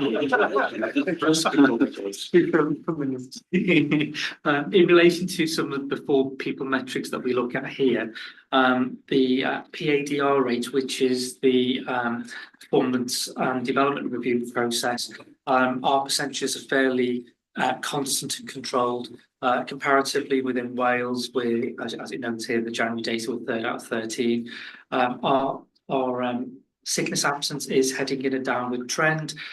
We would anticipate that at this particular time of the year as well, but it is heading in a positive direction after winter. And so in relation to the January data, we're mid-table compared to the rest of Wales. As mentioned earlier as well, we have a fairly stable and reduced turnover for registered midwives and nurses, and that continues to have a downward trajectory at 0.6%. And then also finally, the other key metric that we monitor as well is the agency spend. And colleagues will be familiar with the number of processes that's been implemented this year to give greater financial grip through establishment control, reviewing interim mechanisms, and hopefully what we can see from this diagram is that those controls are demonstrating that against the pay bill there is a reduction in the use of agency, and that a focus on that as well as maximising our own internal bank, and so trying to ensure that we have got more people joining the bank, and the implementation of wage stream last year has allowed people to access their pay very, very quickly, and that's been quite a positive element. Thank you, Chair. And just to conclude before we go for questions, if I may, Chair, just to say, because we discussed complaints on a number of different items, there was an action that was outstanding to build that complaints trajectory. We have got those trajectories. I'm thankful you mentioned the 14th of October, the same as me, so that's good. And we'll build those into the performance report so we can see that trajectory. So not only what do we do after the 75%, we'll see where we are on our trajectory to delivering the 75% as well for future committees. Okay. And at that point, happy to take any questions, Chair. Mike. I raised the coding issue last time we met. Yeah. What didn't go in the minutes is Dylan did have a plan about staffing, and I think probably that needs to be recorded because on my simple maths, at the current rate of decline, we will have no coding within a month by the end of July. And so that's just a comment. The question is, are there penalties for this? Does the organisation and our patients suffer due to delays in coding, or is it a risk we can bear short term? So maybe to give us an up-to-date situation. Yeah, the up-to-date situation is we've just recruited 3 trainees, which is great, but don't get me wrong, they need to be trained. And we're also enticing a qualified coder back from DHCW, so we're working with Mr. Brannan's team to get that sorted. We're also working with Jason and team around what we can do in terms of potential enhancements for the current senior coders, so possibly retention or whatever. So we're working with the team to do that, and the plan is that we'll be bringing something to the executive team before the end of July on what we're doing about that, and then hopefully then can come and report. As far as penalties, I'm not sure there are any penalties for not coding, but we've got to recognise it's really critical. In my opinion, really critical. We've got the data to be able to ascertain what we do. We use that for all sorts of reasons, not least to understand how we're performing, how our clinicians are doing, all sorts. So I think it's a very important bit of data that we use extensively. And the penalty isn't financial, it's impact, isn't It's it? impact on the organisation. Yeah, absolutely. If we were in England in the old payment by results, you won't get paid. No. So which would be an even bigger embarrassment, I guess. Great. Okay, thank you. Russ, briefly. Just only to echo on that point, so you're quite right, across the board would be payment by results, and so there'd be a cost consequence directly. Yeah. However, there is a consequence if the notes and they are not accurately reflecting the treatments individuals have received. Yeah. Because then it takes longer to see individuals within clinic settings. As a consequence, therefore, we push out into premium working because we can't service our demand. So there is around about a cost consequence from that.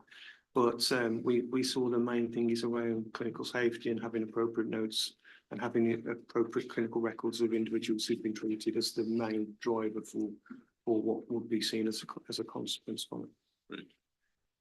Carol, comments? Yeah, just a couple of things. And number one is I think we need to relook at the timeframes for this paper because we shouldn't be talking about January data.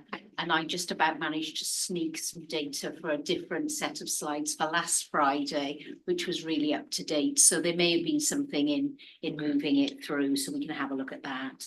I just wanted to make a comment on urgent and emergency care, some small improvements, but they're very difficult to sustain. So when we have a discussion at the next board, we will detail how will we get and sustain things.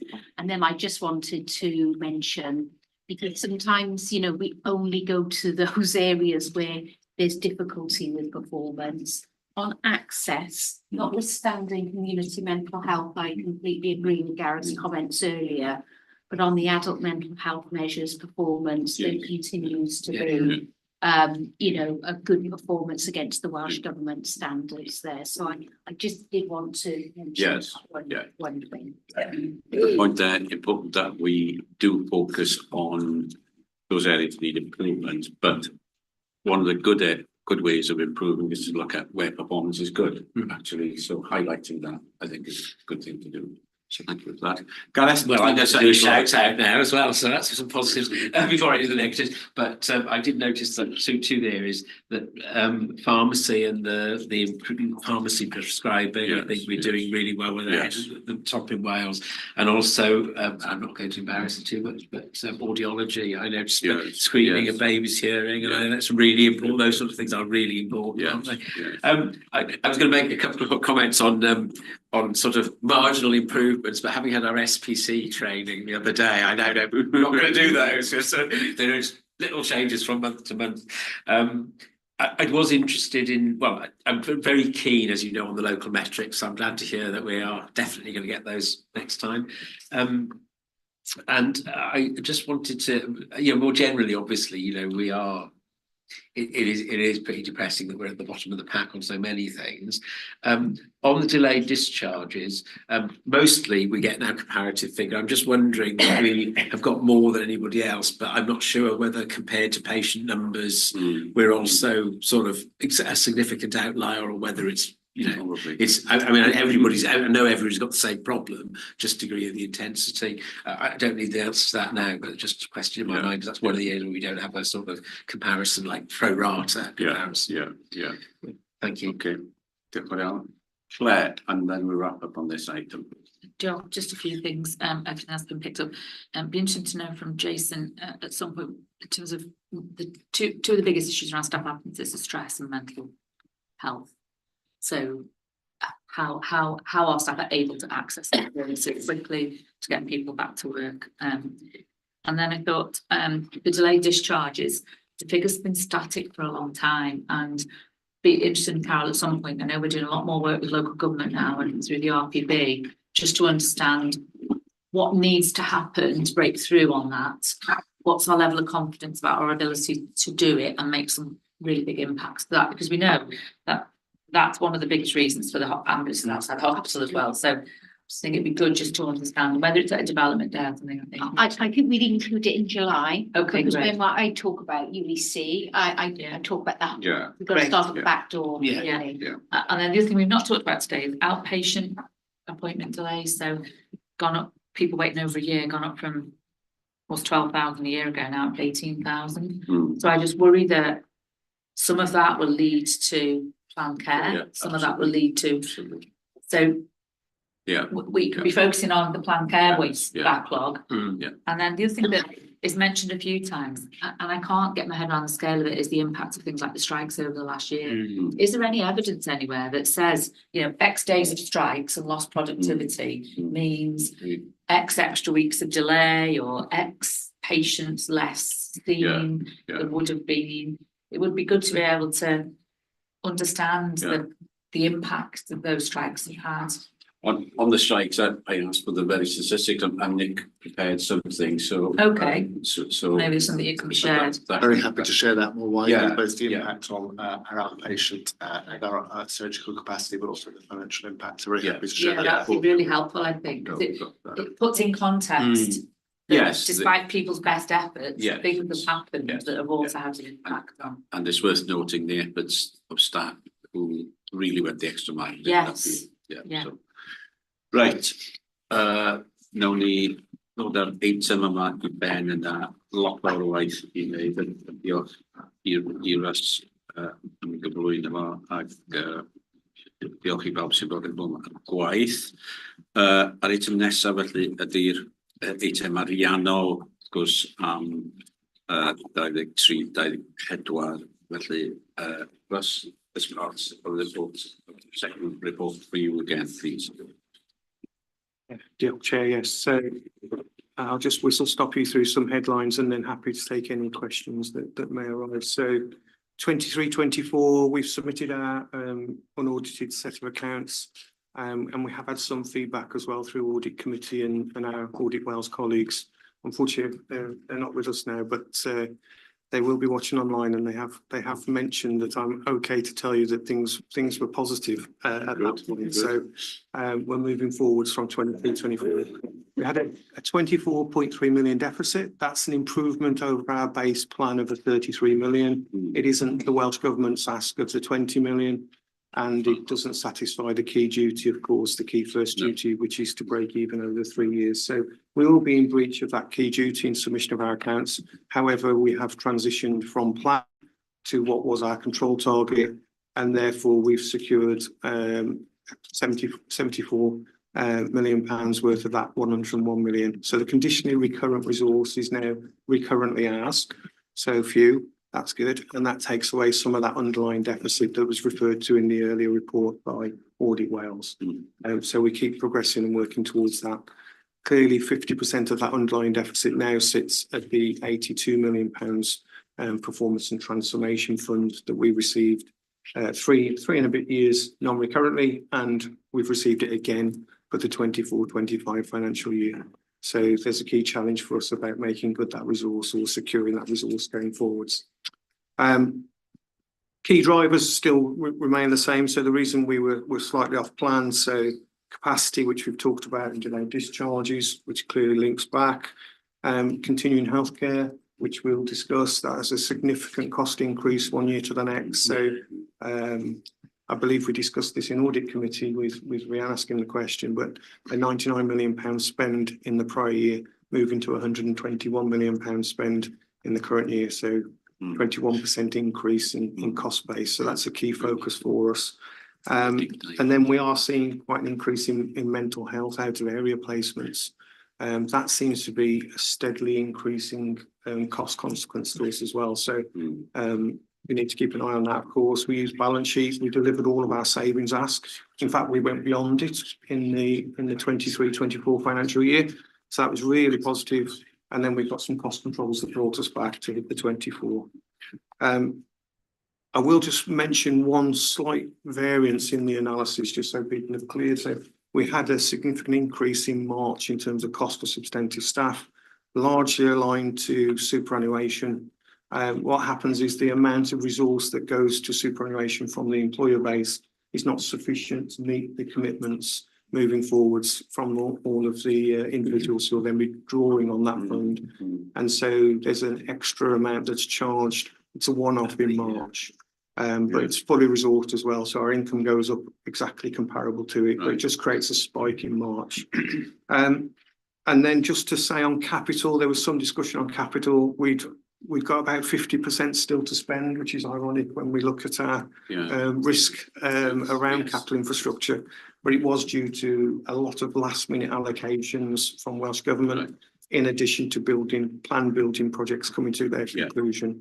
So we did commit and spend all that resource. We were £200,000 below our allocation, so just about got there. So as an outturn position, unaudited, we are looking at the end of June to receive our audited position back. We continue to engage with Audit Wales, but we've made good progress in year, and 23-24 puts us back in a good place financially. And clearly, if you look at the climate around NHS Wales, there is still a lot of financial distress within the system, even though we've secured quite significant additional allocations. So the financial climate is still quite challenging actually as we move forward. Because it won't be till July when we're back in the room, and obviously pretty much August then moves out of context. I think it was worth just highlighting month one initial figures. It's slightly delayed in month one just because we do a month 13 close and with the audit of the annual position. But the headlines are we plan to be about 1.6 and we are effectively 4.2 million off plan. So we've got 2.6 million deterioration from plan in months. So if you think our £48 million savings ask is £4 million a month, you can see that we've mitigated quite a lot of that by holding those controls. The thing that has thrown us out this month more than anything else is we've moved to about 1.4 million for out of area mental health treatments. And so we do really urgently need to understand that shift. This time last year, we didn't have hardly any cost at all associated with that. So that's a significant movement and we need to really grab and understand that. And obviously, if that hadn't been in that place, we've not been that far away from where our plan trajectory sat. But we are in a challenging position, and obviously, if that rolled forward when we met in July, we would see a significant challenge building up. So we're focused on it. We're tackling it. We're doing lots of VNS value sustainability work to try and get underneath, and also divisions and areas are being tasked to come up with savings plans, which are being articulated now. And we have built opportunity up to mitigate the 48 million, but we're at the moment around 20 million of that. And we need to get to a place where we've underwritten for 48 million to give assurance we can deliver our plan. As I say, we're not an outlier in that. There's a lot of health boards who are really struggling to underwrite their savings performance and have levels of deficit comparable, if not worse, to ours actually. So we just need to keep our eyes open as we go forward, noting that there's still that financial context as well as the other elements. And the final thing to end on is really just to re-emphasise again, the planned care resource is not being used to support this position. That is a separate reserve, and we need to commit that resource as we go forward to deliver planned care improvements on elective weights. Good. Diolch yn fawr. That's very comprehensive, and thanks to you and the team for the work. Diolch yn fawr. Unrhyw sylw, unrhyw gwestiwn, os gwelwch yn dda? Unrhyw un? Just check your rhywun cyn I mi ofyn. Gareth, I mean, just to say quickly, I think that the team's done a really good job in very challenging circumstances. I think we do need to recognise that. But as we also said, it's been achieved by fairly draconian methods. I've been thinking a bit about the earned autonomy. It can't really be earned autonomy because you can't earn it unless you've got it. What it's got to be is got to be loaned autonomy, leading to forfeited autonomy when you don't do it. But, we obviously need to move towards that. And I know that Russ and Carol are very share my view. But even so, very impressive performance, impressive on the capital as well, and also actually impressive on the savings. I didn't comment when Audit Wales were here, but I thought they were a bit begrudging about that because, as it turns out, one of the things they said was, they were only aiming for 26.5 million, was it? And originally to be more. There was a point at which we said we'd deliver 38, and actually in reality we got to 36, so we were actually quite close to what before we revised that as hopelessly optimistic. So well done basically. I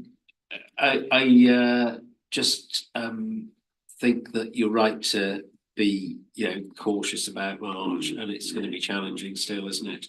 But I don't think that should put us off trying to move towards the loaned autonomy as we go through the year, as we're intending to do. So yeah, thank you. Diolch yn iawn. Unrhyw un arall? Claire? John.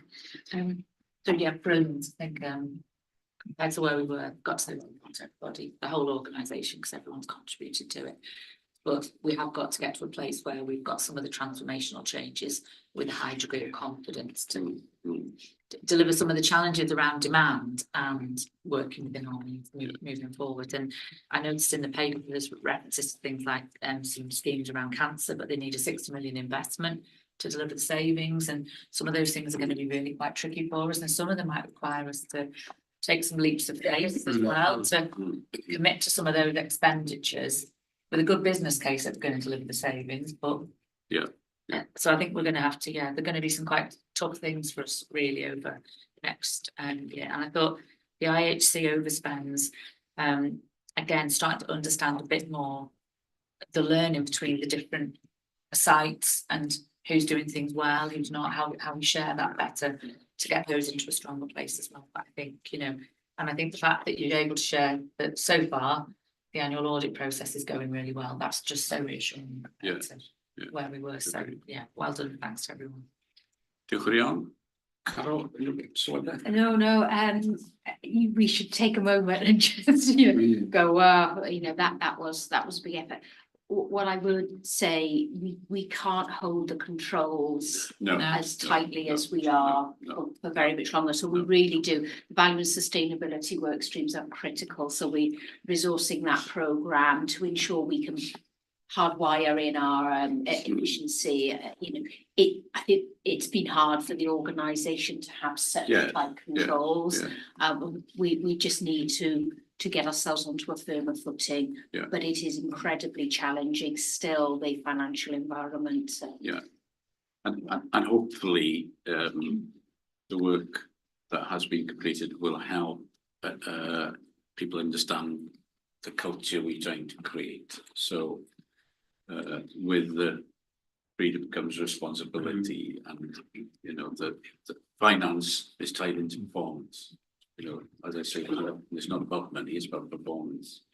So that's the sort of context we're trying to create. But I really want to add my thanks to Russell and the team who have done excellent work, and the relationship with audit with us is really very positive. So that is key, we know that. So diolch yn iawn I bawb sydd wedi bod yn clwm ar gwaith yna. Pawb yn hapus I dderbyn y adroddiad yna. Diolch yn iawn eto am y gwaith. Ymlaen I eitem nesaf sydd 2414 ag eitem gwybodaeth sef adroddiadau caderyddion o'r pwyllgorau, ag be dwi'n wneud efo'r eitem yma ydy rhoi rhyddid I unrhyw gadeirydd sydd eisiau codi unrhyw beth penodol, unrhyw aelod sydd eisiau holi unrhyw gwestiwn penodol ar yr adroddiadau. Fel arall byddwn ni'n derbyn yr adroddiadau gwybodaeth. Mike, cyfle gen ti. Fel cadeirydd y pwyllgor Rhanddarlu Rhanddeiliad, of course. Yeah. We haven't got a report in here, but what I was going to add, of course, as you know, we're trying to transform the SRG. We've got new members, additional members, and what have you. And as an advisory group, to move forward, I think we need a bit more gravitas, a bit more purpose. And I did suggest in an earlier meeting that perhaps the board task the SRG with a piece of work. Task us with a particular task maybe. So I would appeal to the board maybe to have a think about that and bring something forward that we've got some things that we want to do, but it would be nice if we could get something for the board to convince them that we are changing and that we do into the sort of they've got to say, etc. Diolch yn fawr, Mike. Dwi'n meddwl falle bod yna gyfle I ni edrych ar cyfarfod heddiw a gweld o'r gorau beth yw'r eitem yna bydd y pwyllgor di yn gallu cynorthwyo efo. Mae yna un y ddau o bethau a falle bydd Helen yn gallu pigo fyny wrth i ni adlewyrchu ar y trafodaethau o'r gored, be ydy'r pethau gall bwydo mewn i agenda y bwyllgor di.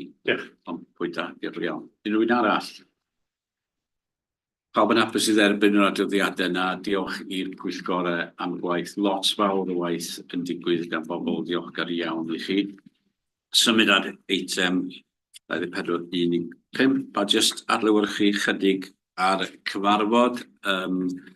Mae bron y chwarter wedi 3, dyn ni awr ar ei holi, a dwi'n ymddiheurio am hynny, ond hefyd yn falch bod ni wedi treulio amser ar yr eitem gyntaf ac o'n bwysig bod ni'n neud hynny a rhoi cyfle i bobl cael cyfrannu, ond mae'r cyfarfod wedi mynd ymlaen gyda'n dipyn. Ond unrhyw un eisiau sôn am rhywbeth o ran sut allwn ni wella y cyfarfod, sut allwn ni